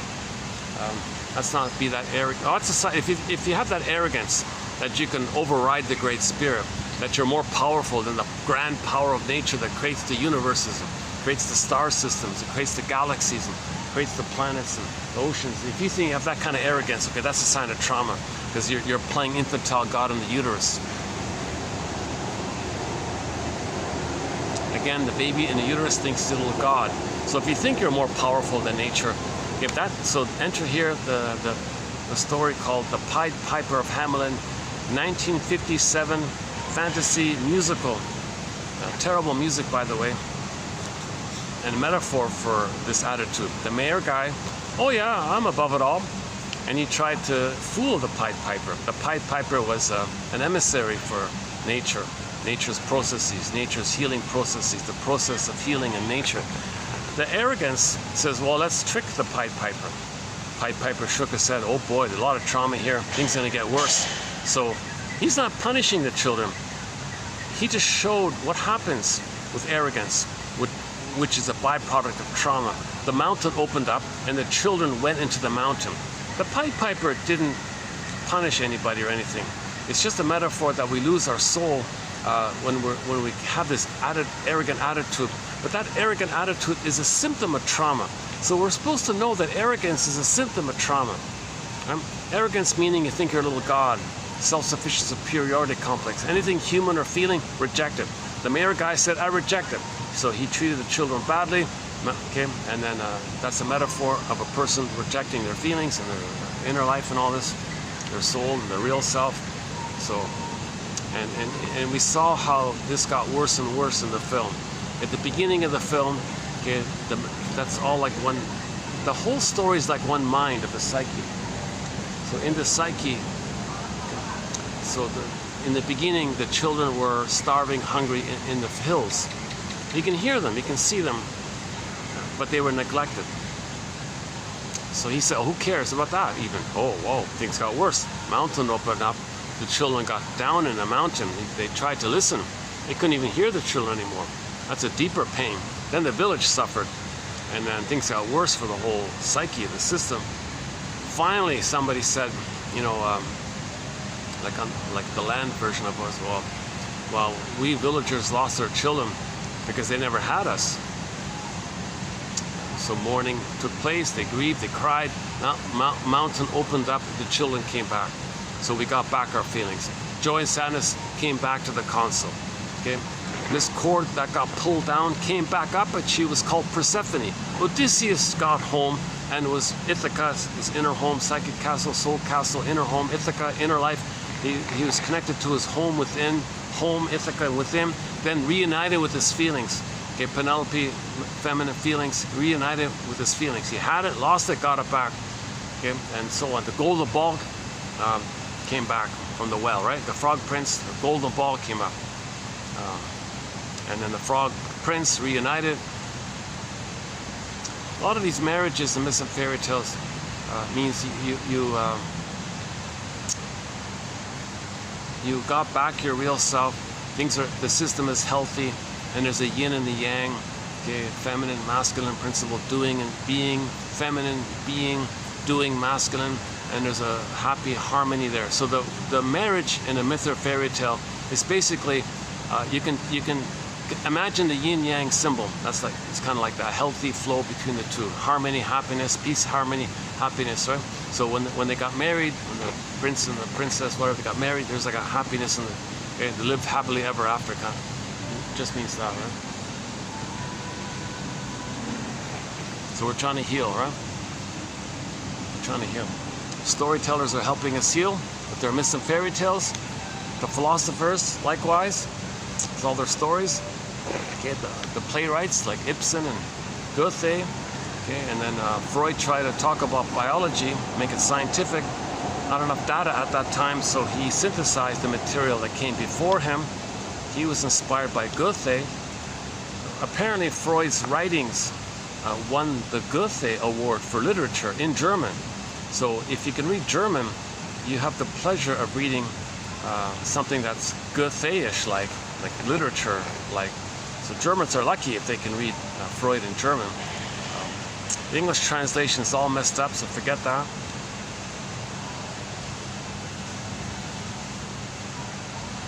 Okay, so for more on that point, a good example of that was our 3-video run on abreaction. The German word is abriegon, and the ab in German means you're going to have a release of your feelings, are going to be freed from the trauma. That's the ab part. But when you say in English abreaction, ab in English means like against something, like normal, abnormal. Why did the translator do that? So it's all messed up. The English translation. So we don't have any Freud quotes. I wish I knew German. I'd translate it myself if I could, if I knew German. Yeah. So we don't have any Freud quotes. Now there's a very good dictionary of terms by Laplanche and Pontalis from France. They speak German. Now that's okay. So we have their quotes. And when German speakers say Freud said whatever, I'll include those quotes. If Edmund Bergler says Freud said such and such, fine, great, I'll include it. But if an English speaker says, or if an English writer quotes the perverted English translation, oh, you got to be kidding me. I just brush that off. Don't waste your time.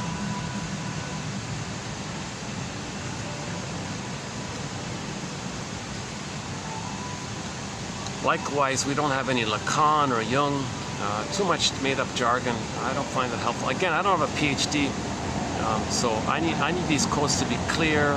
So that's the benefit of this collection. If I get it, you're going to get it, pretty much. Like these quotes are pretty easy, right? I pointed out that she seemed to see growing up only in terms of loss, and I wondered why. There's a feeling in there, right?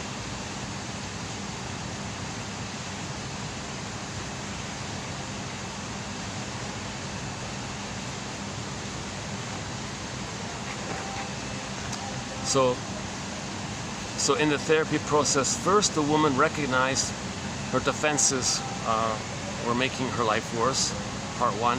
Part two was she was still in this vindictive mode of wanting to get back at her mother, seen onto the world. So that phenomena, Masterson tied that phenomena to the Talionic phrase that's been used for a long time. And he thinks a lot of clients have this regression, like we're back in the Middle Ages regression. He means it like that. Like his analogy was when a client is traumatized and they have this regressed old barbaric medieval thought like that, the Talionic thought. It's kind of like how civilization, we're back in the Middle Ages, you know. He meant it like that.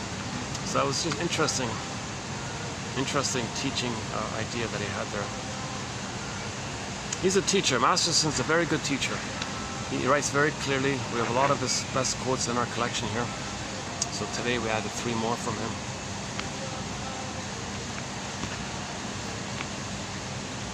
The neurotic is responding to a past event which he is totally unaware. Yeah, that's neurotic of me, right? A group came in, looked around and left. I'm neurotic. I felt a little guilty. Whoa, that's neurotic on my end. I'm confident there's nothing about me that would have scared them off or something. But if I feel something from my past coming up, that's neurosis. To transfer, to see the present in terms of the past, that's neurosis. If I fully saw the present, fully in the present, I wouldn't feel past feelings. But if I do, I'm trying to know my past feelings. Right? So if I were fully analyzed and healed, it wouldn't have occurred to me. I wouldn't have felt any kind of unconscious guilt using a simple benign little thing that 99.999% chance they just looked at the place and changed their mind for whatever reason. Maybe there's an argument among the group. Maybe there's some other reason. Maybe the menu. Maybe there were dynamics amongst themselves at play. I have no idea. But I know they didn't hear me. I don't even think they saw me when they came in. Yeah, I don't even think they saw me.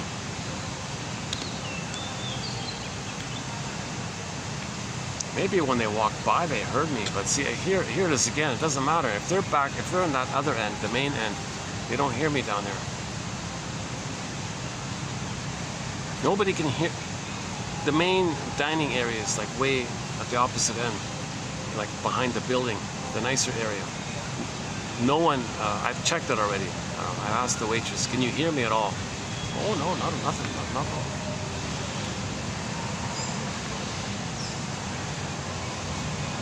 And for some interesting reason, guests don't commonly use this end. Sometimes there's a fan on in the building next door. There's a fan on with that building. Plus, you want to be near the swans, right? And the peacocks are over there, yeah.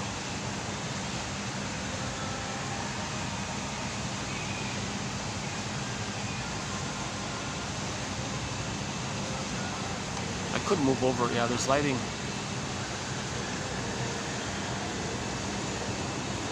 Well, the lighting, I might move over in a minute.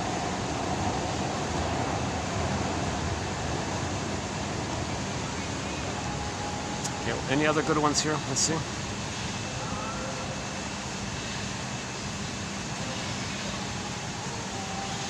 Yeah, so Masterson's saying, if a person wants to get better, they got to resolve these revenge fantasies that are lingering underneath, that are preventing them from getting better. So those are the stinger personality pattern, okay, the narcissistic pattern, the bully pattern, Iago pattern. They're dominated by these fantasies, it seems, meaning hate runs the console. The codependents, not so much. The codependents, they're still looking for mother's love. They're just begging and pleading, mother, please give me the love that I needed. Stingers say, forget all that, others can cry. And I'll identify with the aggressor, and I'll show the mother up. See there, you're showing your mother up. That's the anger at the mother, right? So you're seeking revenge on the mother by showing her up. Look, world, look at what my mother did to me. Where did I learn this negative behavior? Where did I learn all this cynicism and hate and sarcasm and pessimism? Where did I get all this anger from? Anger means I didn't get my needs met. You see? So I'll be angry outwardly with my negativity and all this. Okay, that's showing the world, look world, I didn't get my needs met. My anger is telling you I didn't get my needs met. Look world, look how angry I am. My mother didn't love me. That's why I'm angry. Look world. So you're a little bit showing up the mother like that. Now, at the same time, mother did shame the baby. They identify with the aggressor, repetition compulsion, negative towards others. See, when you're negative towards others, you're negative towards yourself. Then the victim you just shamed, you then see is your mother. Now you want to get revenge on your mother. Now you're angry at your mother, the person in the present.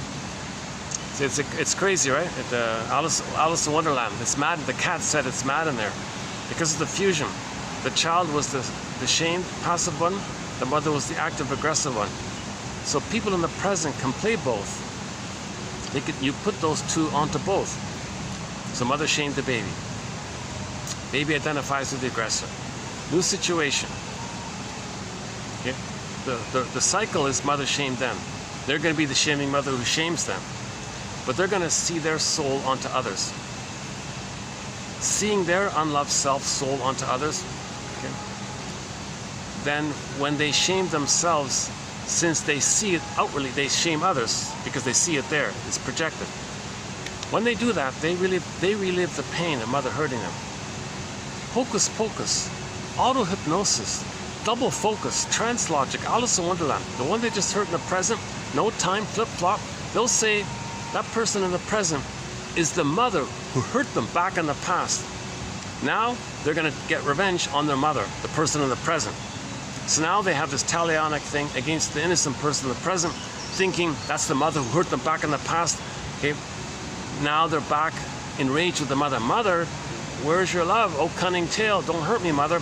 Now the baby wants to bite the mother and control the mother, devour the mother, possess the mother, angry at the mother. Change your ways, mother. Now he's enraged. And, come on, mother, you're hurting me. I'm going to hurt you back so you can change your ways. And then I don't want to feel so shamed by it. So I got to get my self-esteem back or something.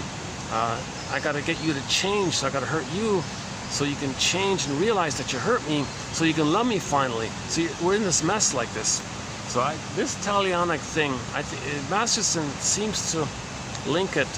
He partially linked it to identification with the aggressor. He didn't fully. He didn't go further on the topic.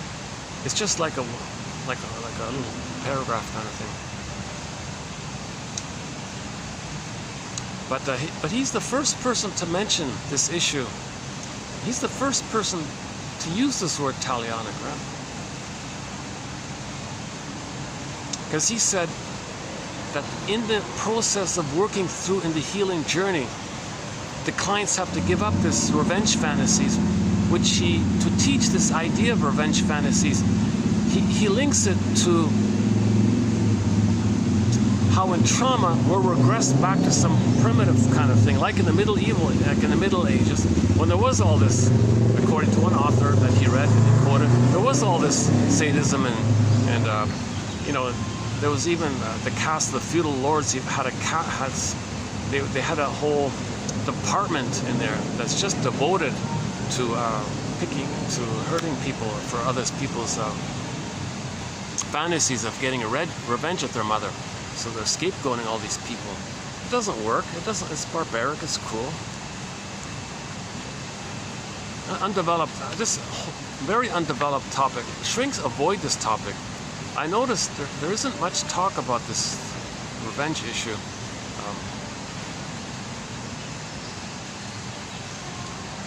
We have some quotes by Karen Horney. I remember I include that one, a major passage. We have a major passage in our collection by Karen Horney, one of our mentors, on this topic called vindictiveness, something vindictiveness. The meaning, the feeling, or the meaning of vindictiveness, something in that area. So she talks about vindictiveness in an essay, and I took out the main part of it, and it's in our collection. So look up Karen Horney, vindictiveness, and read that essay. If you can't find it, search for it in our collection here. Once again, for the price of half a coffee, for a minor admin fee. It's just a minimal, small administrative fee. One can go to the coffee page link and get this encyclopedia on their iPhone, and you click around, you'll find the quote easily.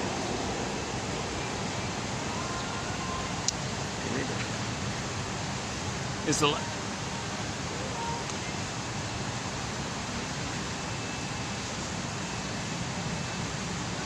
okay? I might as well move over. Yeah, let's get some better lighting.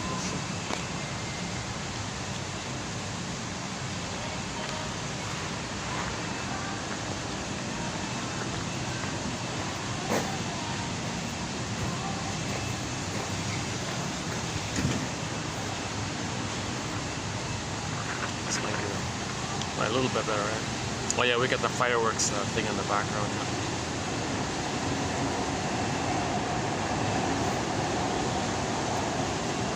I just came across that quote about the talionic thing by Masterson.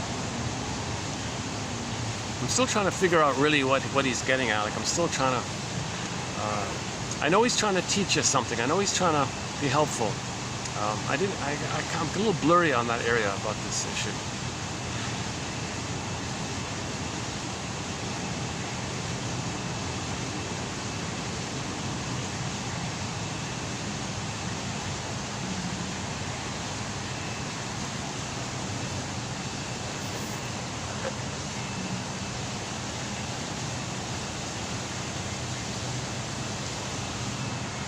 Okay, to be updated. Yeah, to be updated. I'll see if I can do a little research tonight. See if we can get some quotes on it. That's a tough one, eh? Wow. That definitely would be the toughest topic. I think that would be one of the toughest topics, if not the toughest topic.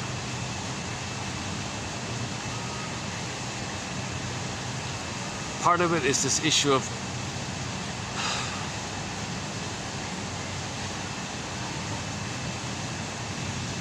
externalizing that you've been shamed, not seeing that you were shamed.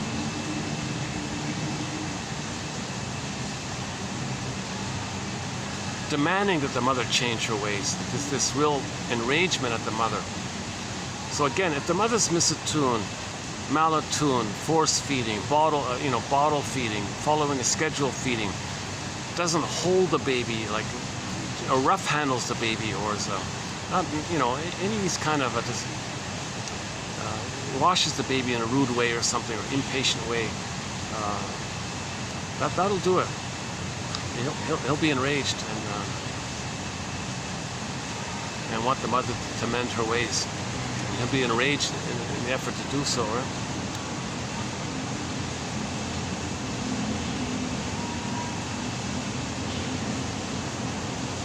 Yeah, back to Route 66. That woman with the mask. Because she did some therapy, that woman, right? So then that's why she went back to face her mother, hoping to, hoping to repair and understand and heal and all this. But all that happened was a deeper realization of what really went down. Like she got to see her mother more clearly. Like as a baby, she couldn't really see her mother the way it is.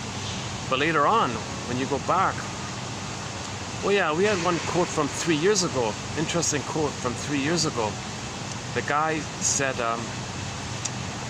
he was babysitting the kids. His wife went away or something, business trip or something. So he was left with the kids, but he had to work himself. So he delivered the kids, 2 kids or something, to his parents to babysit them. So fine.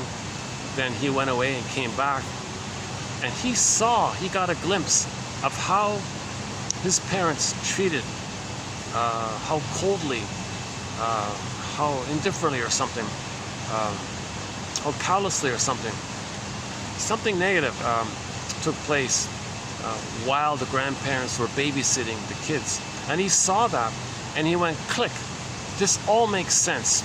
This is exactly what they did to me. They're doing the exact same thing to the grandchildren.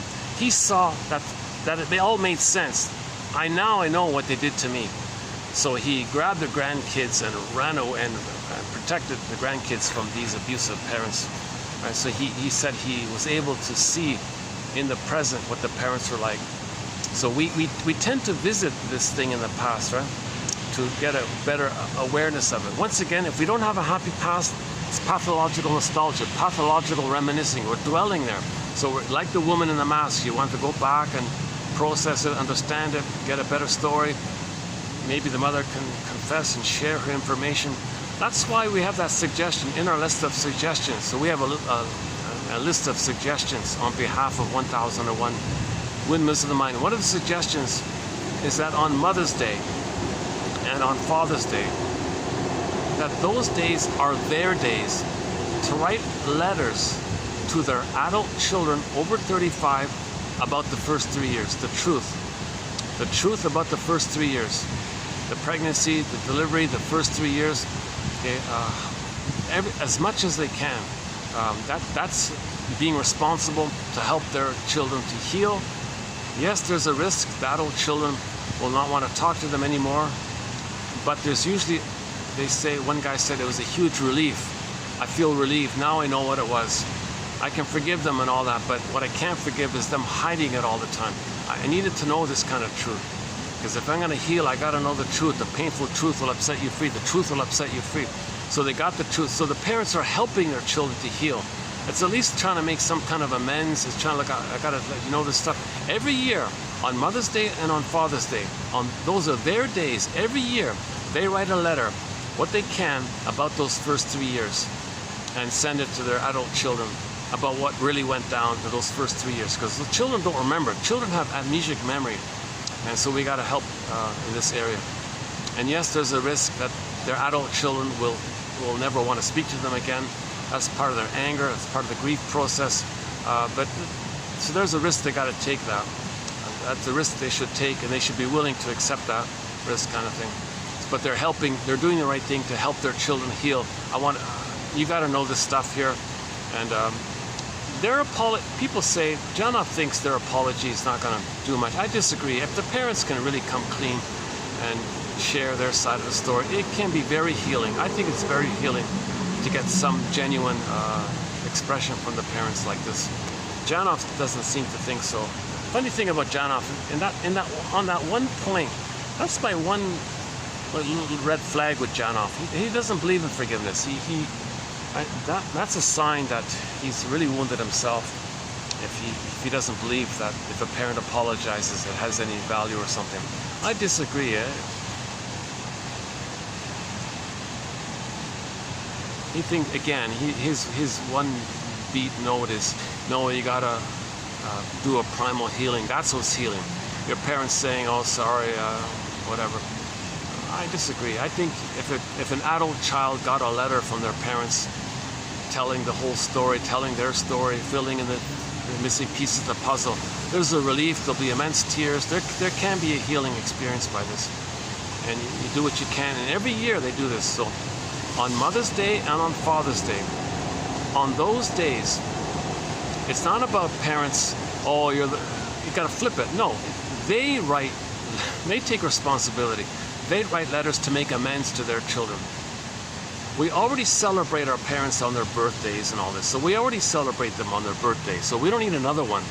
This other one is a bit of a scam to maintain the trauma, because when you maintain the denial, okay, then you're easily going to be tricked and fooled by propaganda and advertising.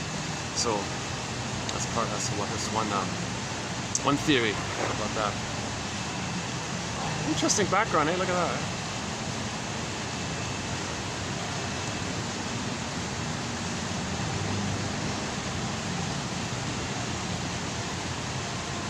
What else? What else is there?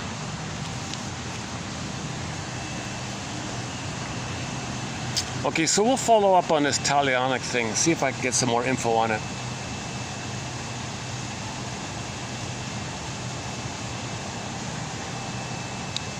Masterson links it with identification with the aggressor. Okay, this one here about the pattern. So there's a precipitant. So just some observation. That's the precipitant. You just observe something that triggered you. Now something from the past comes up. Now what's the presentation? The presentation of the past. So maybe you're feeling in the present something from the past. Now you may be perpetuating with some excuses and all this. You're avoiding it. And what predisposes us to all this? Well, now you look at the whole gestalt of it all. The attachment style, okay, the childhood experiences, etc. In short, a person's pattern is a predictable style of behavior and functioning that reflects and is reflected in these 4 parts. All right. Okay, the one about the adopted kids, right? So if the mother gives away the child, obviously, most likely the child had prenatal trauma because of all the stress involved. Plus, the postnatal disruption of the emotional bond between them will do it. Once again, if our needs are met, we can feel. Needs met, we feel. Needs unmet, okay, there's too much pain. And these unmet needs take dominance. And we spend our lives searching for them in symbolic form. The present is just a constant trigger for the old stuff. Still trying to resolve us, still trying to get mother's love, still dwelling in the past, lingering in the past. That film, not a very good film called Greenberg, Shrink said to the guy, "You have trouble living in the present. So you dwell in the past, you linger in the past because you feel like you never really lived it." From the TV show called Heck Ramsey, the star there, Heck Ramsey, a detective kind of guy, right? Played by Richard Boone, by the way. Excellent actor, right? He was dating some woman and wanted to know if she's emotionally available to enter into a current relationship with him. And she reassured him by saying, quote, "The past is to be remembered, not lived as the present." So her saying that gave him reassurance that she grieved the past losses. Because if she didn't grieve the past losses, then she would transfer the old battle with her mother to him in the present. And he would be seen as the mother that she's going to fight with. So the daughter is in battle with her mother, and many times the husband is seen as the mother, and the daughter is fighting with her mother, seen in the proxy form of the husband playing as a stand-in, proxy stand-in for the mother. And the wife is in this battle with her mother, using the husband as a stand-in for her. So the Heck Ramsey was saying, "I don't want this. I don't want you to fight with me like you're still fighting with your mother. And you're enraged at your mother, and you're going to be enraged at me all the time. Nothing I do pleases you. Nothing I do will satisfy you, and you'll always be angry at me. You'll henpeck me, and micromanage me, control me, and shout at me all the time. You'll have endless, infinite rage on me. Well, I can't heal. No matter how good I am or how nice I am to you, it's never going to be good enough because what you're looking for is impossible. Nothing in the present can be the perfect, blissful, goddess breast experience, heavenly, blissful, unical oneness, beautiful union with the mother breast experience that you need back in the nursery. I'm a person, I'm a man in the present. I can't be a breast in the past." So that's why he said,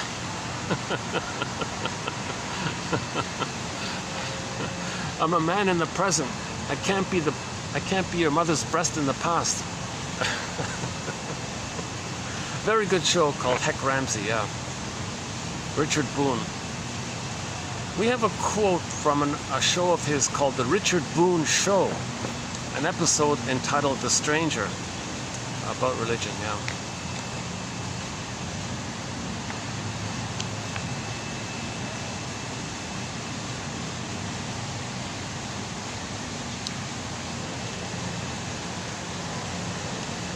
Okay, the Macho Man, the He-Man, all this stuff. And we think the Macho Man, the He-Man, is a real man because he feels no pain. And the famous cartoon about it only laughs when it hurts. So it seems to be, that's the mentality of the personality pattern that develops when there's trauma before 18 months. And we glorify the survival mentality. I'm going to survive, I feel no pain. Like the gazelle, he feels no pain, he survives. We're regressing when there's trauma. We're using those old primitive brain and the beliefs around that reflect that old place.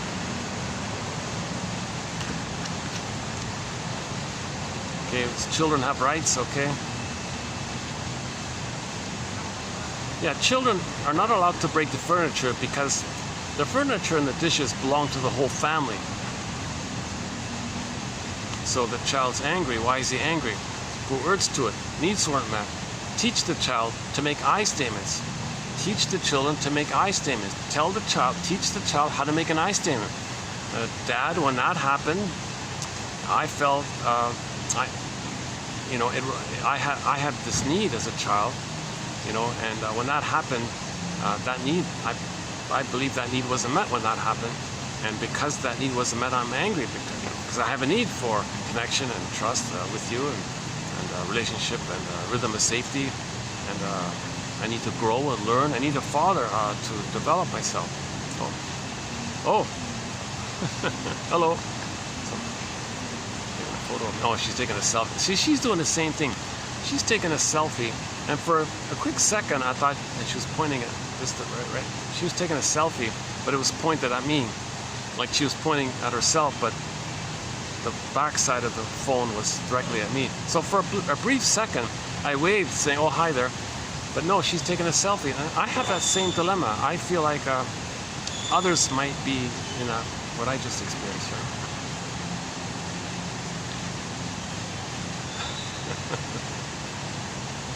Well, she must have a phone that gives her light, enough light.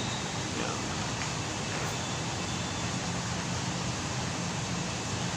Oh, so back to Janov. One of his big contributions, among many, I think, is to focus on the biology of psychology. That's why they call Janov Freud 2.0, because Freud wanted to link biology and psychology. He put it aside, and then it was ignored, basically. And then built up demand, pent up demand. 1970, Janov prints his first book called Primal Screen, which is all about this. Okay, huge endorsements, immense enthusiasm, overnight celebrity, okay, overnight household name, people flying from all around the world to California. You've said something that's been denied for the past 80 years, and now you're talking about it. So there's a real demand. The demand was too great, so there were scams that spinned off from Janov that damaged the whole thing, gave it a bad name. So we didn't really hear of Janov's name post mid-70s or something. But he was quietly writing all these books, which I didn't know about until recently.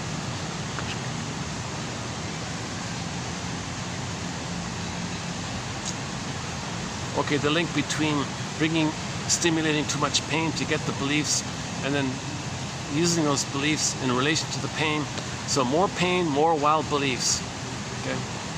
So that whole topic is in the Janov batch, 2745 to 2770.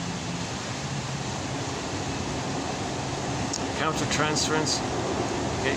In dream analysis, you want to free associate on each element of the dream. And the last one here about making an interpretation. Okay, I think I'll just leave it there. That's been TQ 2778, yeah. Okay, not too bad. I think these quotes are okay. I feel okay with them. They're all solid quotes. I think my favorite is the first one. The most inspiring one for me is the apex one. The apex of personality development is to have the capacity to take full responsibility for your feelings, for your beliefs, your traumatic script. It's your script. You're responsible. No, it's true. It's not your fault that it's like that, but it's yours nevertheless. That's a very hopeful quote. I like that one. Yeah, once again, I'll follow up on the link between the so-called talionic idea and identification with the aggressor, and yeah. The present for the neurotic is but a trigger, setting off old needs and hurts and an attempt to resolve them. So we repeat, the positive intention is we're trying to get the love that was needed back then. We're trying to think that we're trying to still get those needs. That's the positive intention of replaying the past and the present. But when we replay the past and the present, if it's more benign, nobody's hurt really. You're hurting yourself or something. But if it's the stinger way, okay, you're hurting others to replay how the mother hurt you, wanting others to do the crying for you, and you play the mother who says no to you. That's more disturbed, more psychotic, more perverse, more damage and all this. So in other words, if somebody's negative towards others, that's a message from themselves to themselves that the mother was negative towards them, basically. If someone is self-defeating, that's a message from themselves to themselves that the mother defeated them, basically. And they can do it directly like that. But the stinger way, it's too painful to feel it, so they flip it and get others to play them, and they play the shaming mother. Hence, it's more perverse like that, quote unquote. Emotionally, psychologically perverse. the present for the neurotic is just a precipitant setting off old needs, old presentations,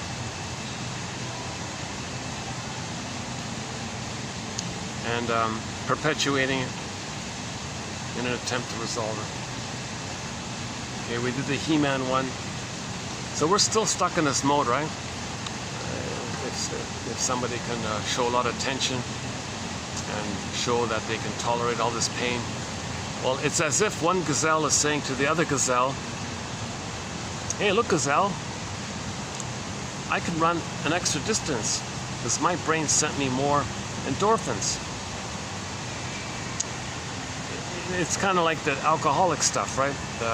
I can drink more beer than you. No, I can drink more than you. Okay, competition. So it's the same nonsense. We're not gazelles in the savannah from a billion years ago or whatever. We're humans. But when we're traumatized, we kind of forget the more human side of being human. And we're stuck in the survival. We're stuck being influenced by that old brain, the limbic system brain, the old brain. The first part of that brain is mainly about survival, right? So we're influenced by that. So we're human, motivated by that first line consciousness, first brain line memory system. Okay, the nickname for that brain is a salamander brain, crocodile brain, lizard brain. So we're motivated by that line of consciousness, just survival, visceral sensations. So the guy, oh yeah, I can drink more beer than you. I can tolerate more pain than you. This is like the gazelle saying to the other gazelle, yeah, see, I can outrun. I can have a greater chance of escaping the lion than you. See, I'm more of a man. I'm more of a gazelle than you are. See, we're thinking like that. See? Yikes. So that's the whole idea of sleepwalking through life, going through the motions of life. We're numb throughout life, right? Feeling that life is passing it by, feeling that you're living the provisional life, feeling that you're living the unlived life. That's the whole gazelle thing. You're in pain and you get numb, and the brain sends you endorphins all the time, keeping you numb. So we're living like we're running from the lion all the time, emotionally, psychologically. I mean. Okay, I guess that's it. So we did it, eh? Leave it there.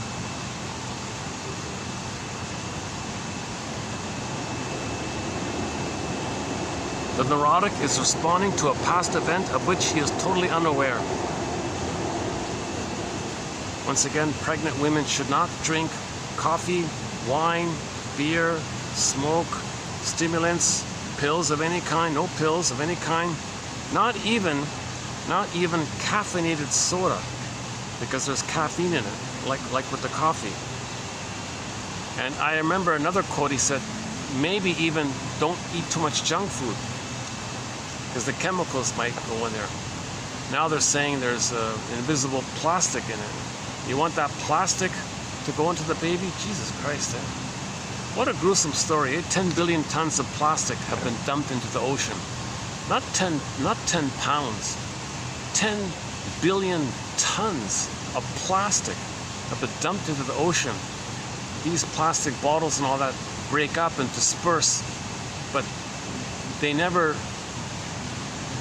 permanent, like they're so-called permanent. So you don't see them even. And then it messes with the water vapor. It heats the oceans, they said. It messes with the water vapor. And the oceans can't do its proper reflecting function. So now the oceans can't even reflect the sunlight properly. We're messing things up like this, right? And now somebody was saying that this plastic stuff is getting into the soil, into the air, all over the place. And now if it gets into the food supply, now babies and pregnant women take this stuff and may go to the baby. Jesus Christ. So the mother has to do, Janov says the number one primary thing for the mother,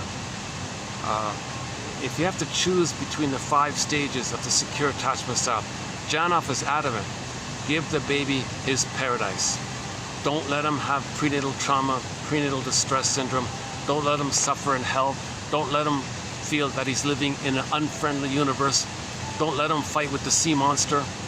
Okay, the sea monsters. Cord, 3 veins, placenta, baby in rage, projects his rage, oral greed onto the cord, placenta, 3 veins, makes a sea monster image. In the Odyssey, okay, Jim Henson, the Muppets, right? The Odyssey, okay, the one starring Armand Assante, they did the sea monster scene. Okay, that means the baby's distressed in the uterus, fighting with the sea monster. So no, he's got to be in paradise. He's got to be a happy camper inside. Not just a happy camper. He's got to be in a blissful oneness. He's got to be in paradise. Forget happy camper. He's supposed to be in paradise. He's supposed to be in Shangri-La. He's supposed to be in paradise. Shangri-La, Avalon, Shambhala. What's the other one? Nirvana, blissful oneness, Unio Mystica. Janov says that's number 1. Give the baby his paradise. Give the baby his paradise. Number 2, natural birth. Le Boyer, natural, so famous book called Birth Without Violence, 1975 by Le Boyer. So helping women to have a rhythm with the baby, get into the proper position. Maybe she's got to tilt a little bit, the tailbone, so allowing more space. Now I'm not a doctor, but I just noticed on YouTube there's a physiotherapist teaching pregnant women, just giving them knowledge about the various positions that are available to them when delivering. And she theorizes that some positions are healthier for both the mother and the baby. And there's a whole discussion about it on there. And she thinks the main position that's currently being done might be the worst. And one position allows the baby, allows the mother. So I'll let you look it up on YouTube. One of the positions is more in cooperation with the gravity, and it allows the mother to tilt the tailbone back a little bit. The position allows the maximum space, the pelvic space, plus the and when the contractions push from the back to the front, plus the gravity in the proper space, there's no pain. There'll be a natural birth, Le Boyer natural birth. But some positions prevent that. That's part of the plunder system, the traumatized babies. So, because the babies are traumatized, they'll have the image in the brain of a monster, and then now they're going to do to others what the monster did to them, and now the monster gave them poverty, give others poverty. The monster stole their soul or steal other people's land. Now you're getting to the pillars. So theory is we traumatized ourselves accidentally 10,000 years ago. So the most recent run through of what we're currently calling the 48 symptoms of Homo Traumacus. The most recent run through of the list was done 27/25, part 3 of 3. It's a 7.5-hour video. It took me 7.5 hours to run through that list. Emotionally draining, very challenging topic. It's not like an official thing here. It's just something on the side I'm trying to work on, because Franz Alexander, famous shrink from Hungary from long ago, said, yeah, you got to link the above and the below. Janov gives us the physiology, okay, the sociological, you've got to link it to psychological. Psychoanalysis has got to include, he said, sociological and the early trauma stuff. The early trauma stuff and the sociological and our conscious mind theories and the models and how do we heal. You've got to bring it all together and have a healing experience. So we start by healing the man in the mirror or the woman in the mirror. So we start by looking in the mirror and heal the person we see there. Because if the person you see in the mirror is traumatized, he's going to recreate in his present, in his choices, in his behavior, in his attitudes, in his philosophies, an anger-based thing around how that person didn't get their needs met for secure attachment style. How are we doing here? I can see back this way. Anybody? Nobody there? We're okay here? not bothering anybody. Anytime I think I might be bothering somebody, I'll just change seats, that kind of thing.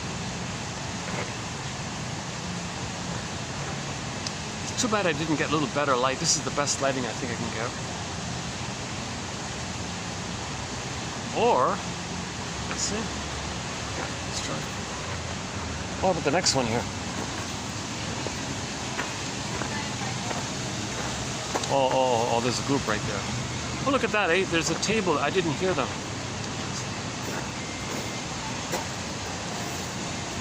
That's it. Yeah, okay. Just stay here.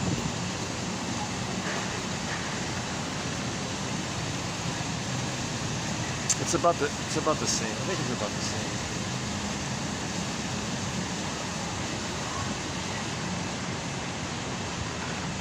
Yeah, now it's a nice cool night. Yeah, now it's okay, huh? Now it's a nice cool night.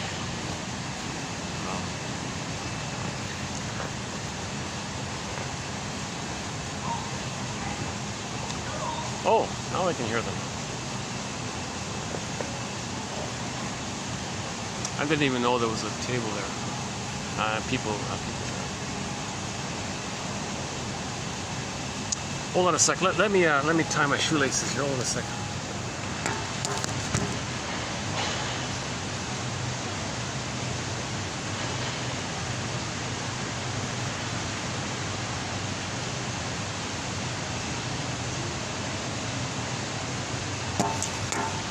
Robert Bly says when he gives a serious lecture, a psychological interpretation of a Grimm's fairy tale, emotional topic and all this, at the very end of the lecture, he'll talk about something really simple and mundane. Oh, I gotta tie my shoelaces here to bring people back to common daily reality. He says storytellers have that responsibility to make sure everybody leaves the room present, not thinking too much in the past. So I was reminded of that. I thought that, oh, I gotta tie my shoelaces. So if anybody's listening, okay, we're winding down here. The video's winding down. All this serious talk about the talionic identification with the aggressor, baby being given up for adoption, all this serious stuff here. Frenzy, birth trauma, counter transference, dream interpretation, dream analysis, biologic truths, all this serious stuff here. Babies' needs, children have needs. Mother drinking coffee, that might traumatize the baby and reset and disturb the baby's heart rate speed. Heart rate speed. That's called heart math. He doesn't use I'm pretty sure he's referring to heart math, but he's not using the phrase. Well, hang on. This was written in the 70s, but the Heart Math book was written in the 90s. No, so he's before it. Yeah, okay. Yeah, this is from the 70s.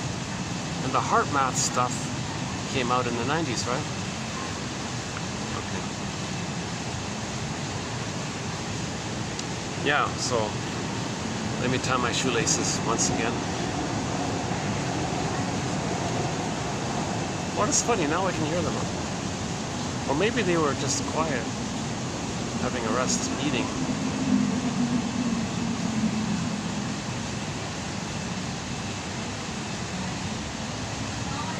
Well, just as well, I'll wrap up this video here now anyways.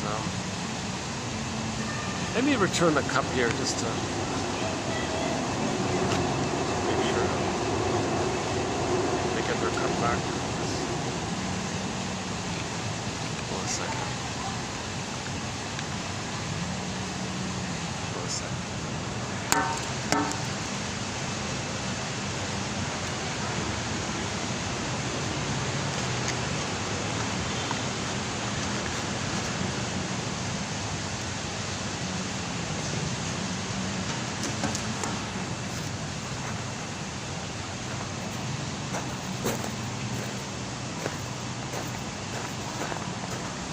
Oh yeah.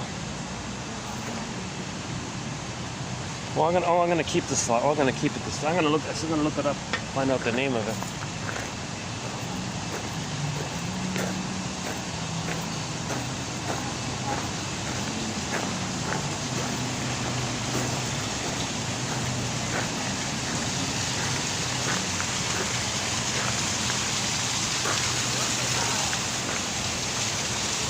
Thank you. Thank you. I'll leave it here, yeah? Thanks a lot. See you. See you. See you. Bye.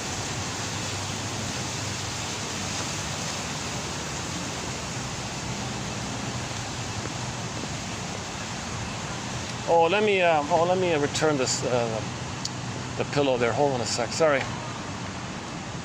Just give me another minute here.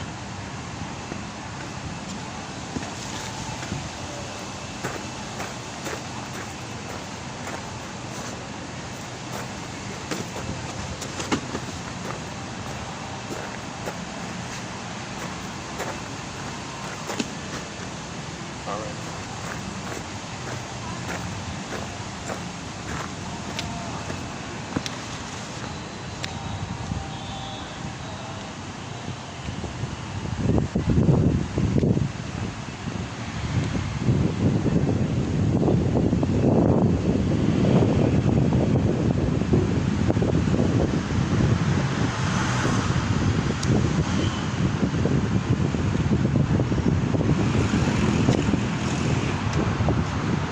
Okay, I think I'll just wrap it up.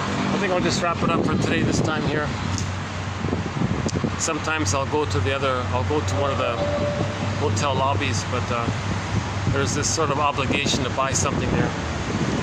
I'm just so drenched in sweat. I feel like I gotta go home and take a, yeah. So back to something mundane, right? Tie my shoelaces. So. Robert Bly, yeah, passed away 2 years ago. Yeah, we have a lot of great quotes by Robert Bly in our collection. Just type in Bly, B-L-Y, in our collection. You'll get some of the best quotes of his, I believe, from his. So he has an audio series about the shadow self, okay, about shame. He talks about that, and then the fairy tales. He gives psychological interpretations of myths and fairy tales. And they're pretty good. He does the White Bear King Valamon, the Faithful John, the Iron John, of course, and the Lindworm one, that one there.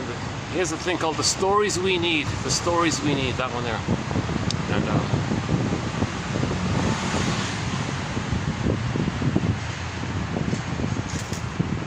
And his final book, yeah, he kind of missed it with his last book called More Than True.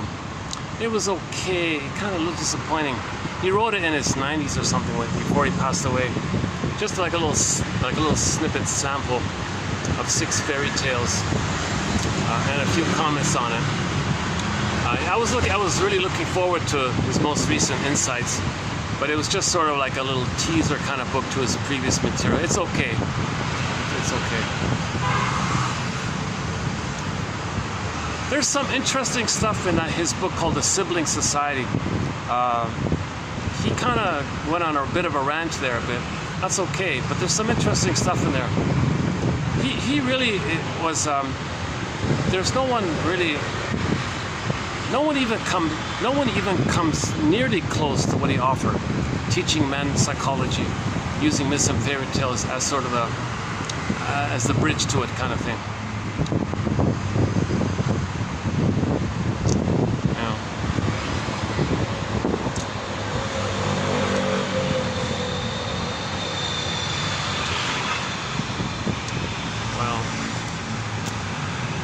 Any final thoughts here?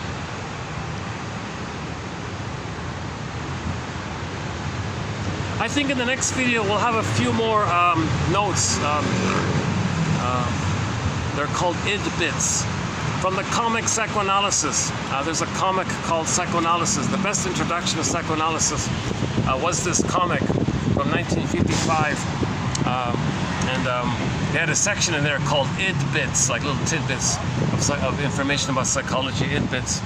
So Mr. Hart there had like these little notes.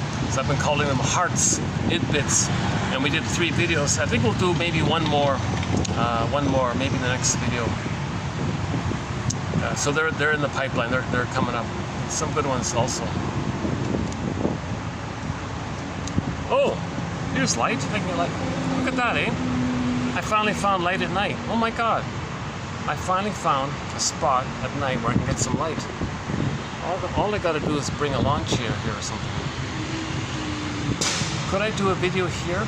like right by the main busy roads. This road's not too busy. It's a dead end street here.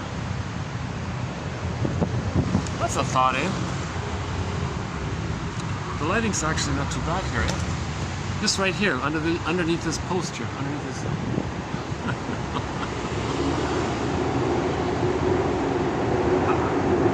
Can you still hear me okay with the noise in the background? Like when the sky trains and the car is passing. How is the audio coming through here? Now it's not too bad, right?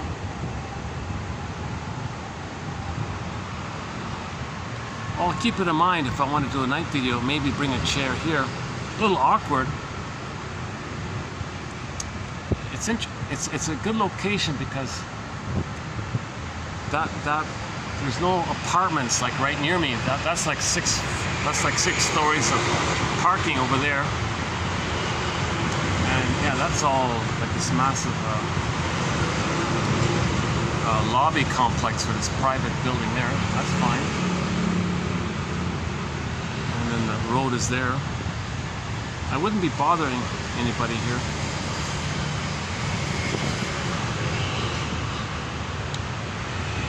Yeah, maybe.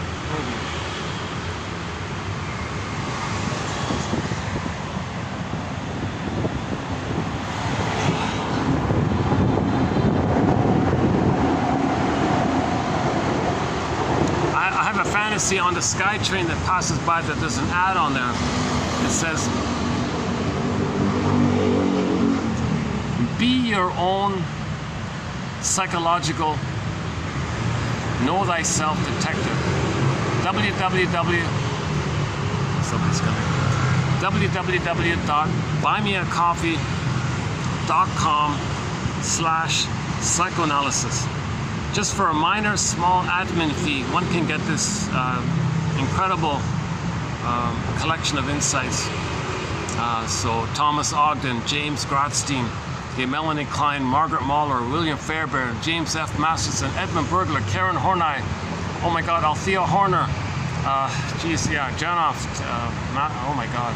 We got hundreds of excellent authors. Most of them are medical doctors. They're soul doctors. Think about that. They're soul doctors. They're soul doctors. Their whole career is about helping to heal our soul. We're wounded. We're homo traumicus. We accidentally traumatized ourselves roughly 10,000 years ago when we went from, so that's the theory. We became a traumatized version of ourselves roughly 10,000 years ago. And someone called it homo economicus or homo short-sellicus or homo secret psychoticus. Out of laziness, or so maybe homo sapien traumicus. Just for short, I've just been saying homo traumicus. And I ran through the 48 symptoms of homo traumicus in 2725 part 3 of 3, as I mentioned earlier, 7.5-hour video, which to be updated. It's trying to make this link of the as beloved, so below, inside out, okay, interpersonal, intrapsychic, inside out, as above, so below, symbolic, acting out, repetition compulsion, okay, still trying to get mother's love, or in one form or another, direct, the more benign, or the more perverse way of hurting yourself again and hurting others to distract you from hurting yourself. So that's the more perverse way, and it's filled with envy and so on. So greed comes from there, and this constant search for being on the throne as a regression to take refuge in that once upon a time place it felt safe and happy and important. But being in the human, but post birth, there's too much pain, so you regress that back. You regress that way. So we've got a lot of great theories here, a lot of interesting theories. No, I see. No, when the traffic is full on, it gets pretty noisy, right? Like just now, it was kind of noisy, right? Or I could just do like a walking. What if I just do a walking thing? Not too much light here.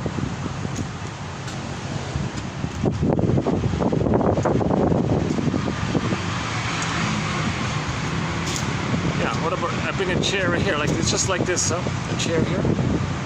That way I can see, or even here, I can see both ways. okay, right? How about this? I'll bring a chair here. Oh no, hey. I'll bring a chair here. I guess this would be the best spot. Yeah, okay, right here. Just bring a chair here, lawn chair here, right?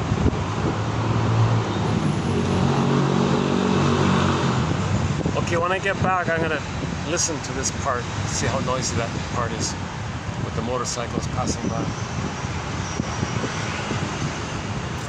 Okay, let me tie my shoelaces and wrap up this video. I'll see you in 27:49, right? Is that right? Yeah, today was 8, so the next video will be 9.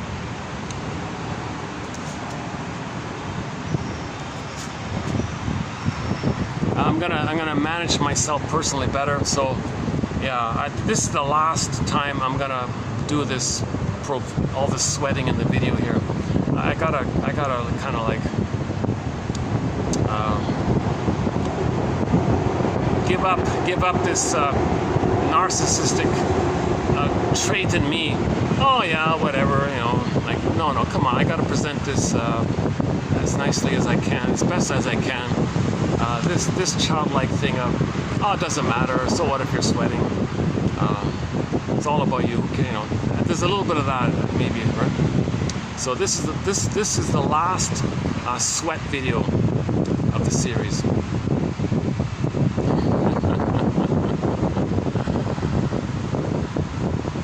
I have to say that because things are going to get really hot here from now on. It's going to get very hot around here. So I got to figure out some system where I get to a place where I can do a video in cool conditions.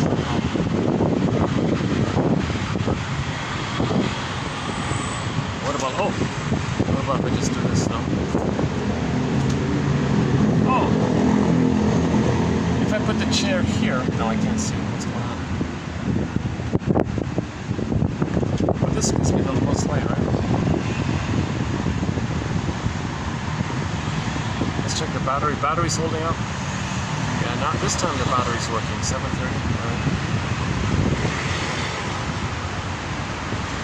Right. Interesting topics. A wide variety of topics. We covered, you know, different topics, right? You know, and these quotes are sort of like just lingering around. I kind of had them on the side. Okay, I scooped them up to make this video, and they're not bad. These quotes, right?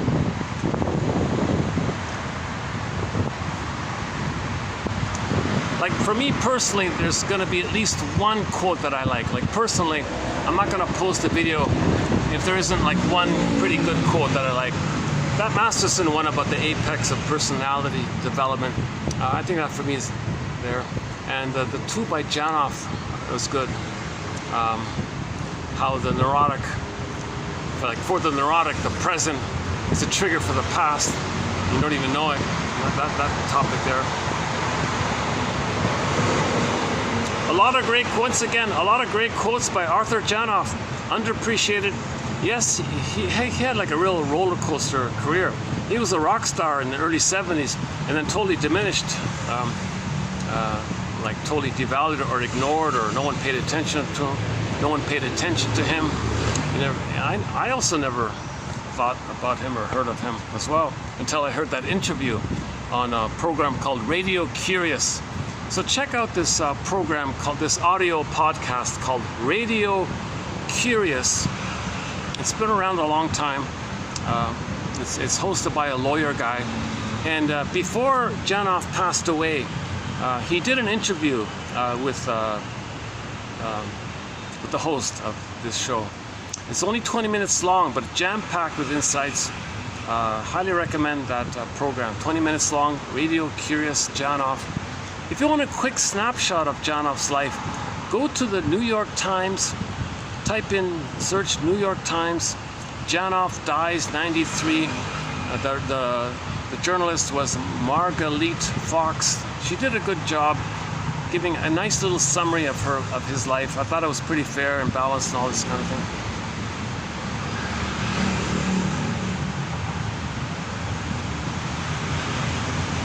It felt right. It felt pretty good what she did.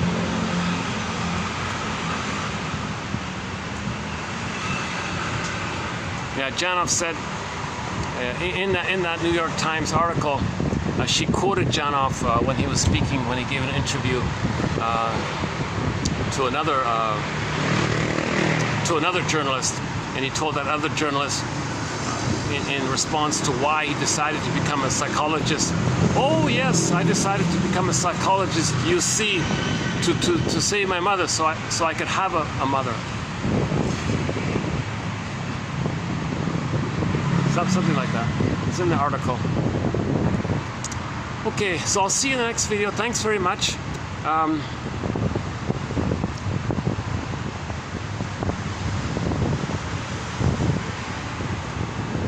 Maybe I need to do more research about what it means if a person kind of sweats easily.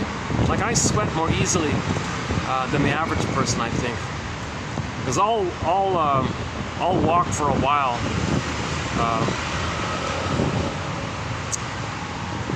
Like some of these construction guys, they're working all day in the heat and they're not sweating. And I'll like walk for, 20 minutes and I'm already kind of sweating. So what does that mean? Like I don't really know that myself. But that's Janoff's point. Look at that stuff. That's data. That's information. You ought to include biology, okay, to your psychology. Make a link between your psychology. Find the link, use that as information. That's his sort of appeal to link physiology and psychology. And Franz Alexander said, plus link those two with sociology. Link it all up. And a lot of authors have said this, that psychoanalysis is inclusive. It'll take poetry. A lot of good shrinks have a high caliber of literature knowledge, and because interpretations are, someone said, they're almost like customized, like personal poems for you, right? Like helping you to reconstruct your story. Rumpelstiltskin. If it's close enough, you might get your feelings back.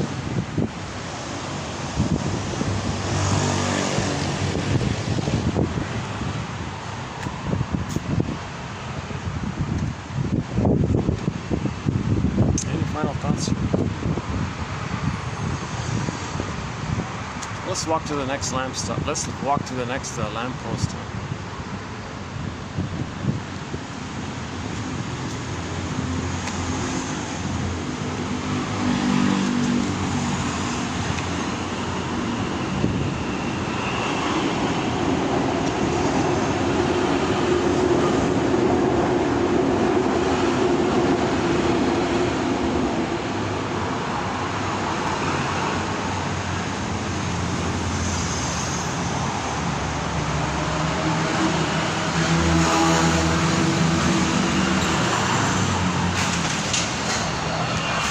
Okay, so once again, my disclaimer, I'm not a shrink. Obviously, I'm not a professor, psychologist, midwife, doula, nutritionist, gynecologist.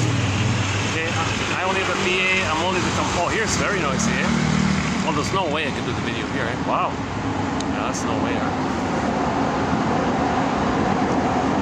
So, no set answer here.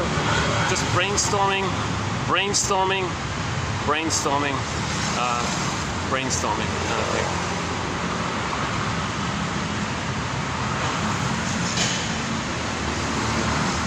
Actually, that building, this next building here, it's a high-end kind of place. Yeah. I once tried to use their lobby. Can you let me use your lobby here? I was hoping to see if they have a nice big lobby in there. It's not really being used, but got a little awkward. Okay, forget it.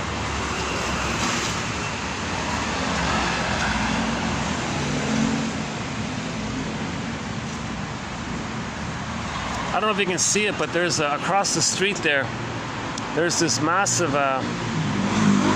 tree. No, you can't see it, right? No, you can't see it. It's just, oh, okay, yeah, it's just under the arc there, like under the SkyTrain. Yeah, like okay. Now you still can't see it, right? There's a tree there in the middle, roughly in the center of the screen. Roughly in the center of the screen, there's a massive tree there. Like I'll get a better. I'll give you a better glimpse of it another time. Or we could wrap it up at the other lamps. Any final thoughts here?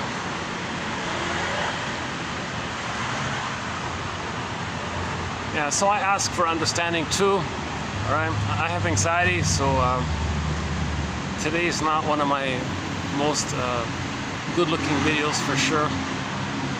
So maybe I needed to kind of like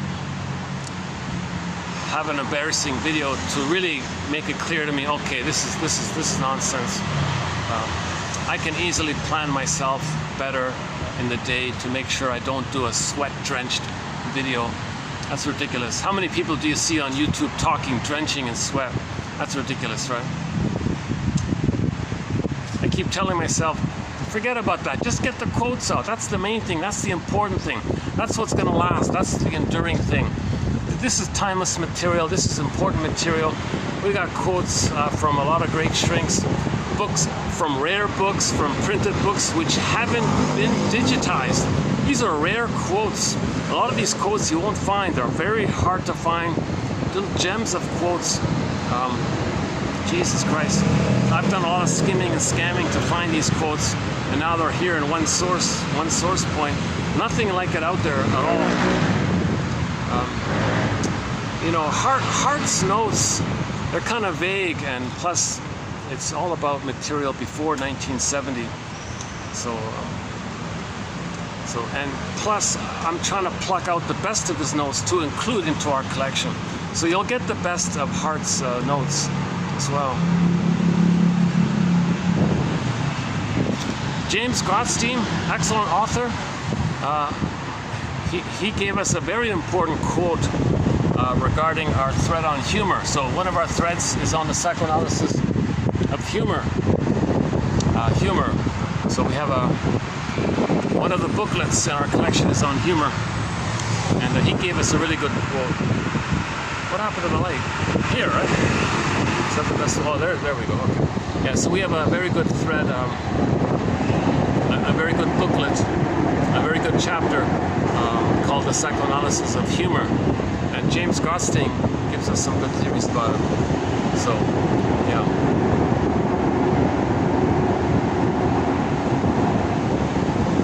Nothing on YouTube with James Grotstein. No audio, no video. I can't believe it. There's one little video clip of his home, of his office. Somebody like filmed his office. You see his desk and his tables and his books and all that.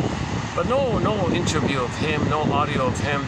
Excellent author. We have a lot of good quotes from him. Ogden is another good one. Brinsley, not bad. David Solani, underappreciated author, David Solani. He did a very good summary of object relations theory in his book called Fairbairn's Object Relations Theory. Althea Horner. There's another author called Dorothea MacArthur. Her book is not bad as well.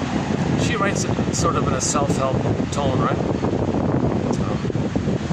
Jeanette Paris has a book called Wisdom of the Psyche, not bad.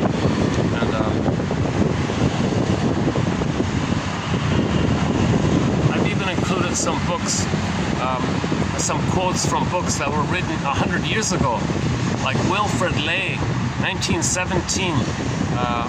We've got some quotes from him. Another one, Andre Tridon's, all right? And Outwitting Our Nerves, that one, 1923. Like some of these older books, there's some excellent older books from 100 years ago.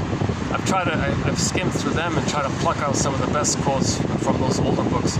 Those are kind of easier to find, some of those older books.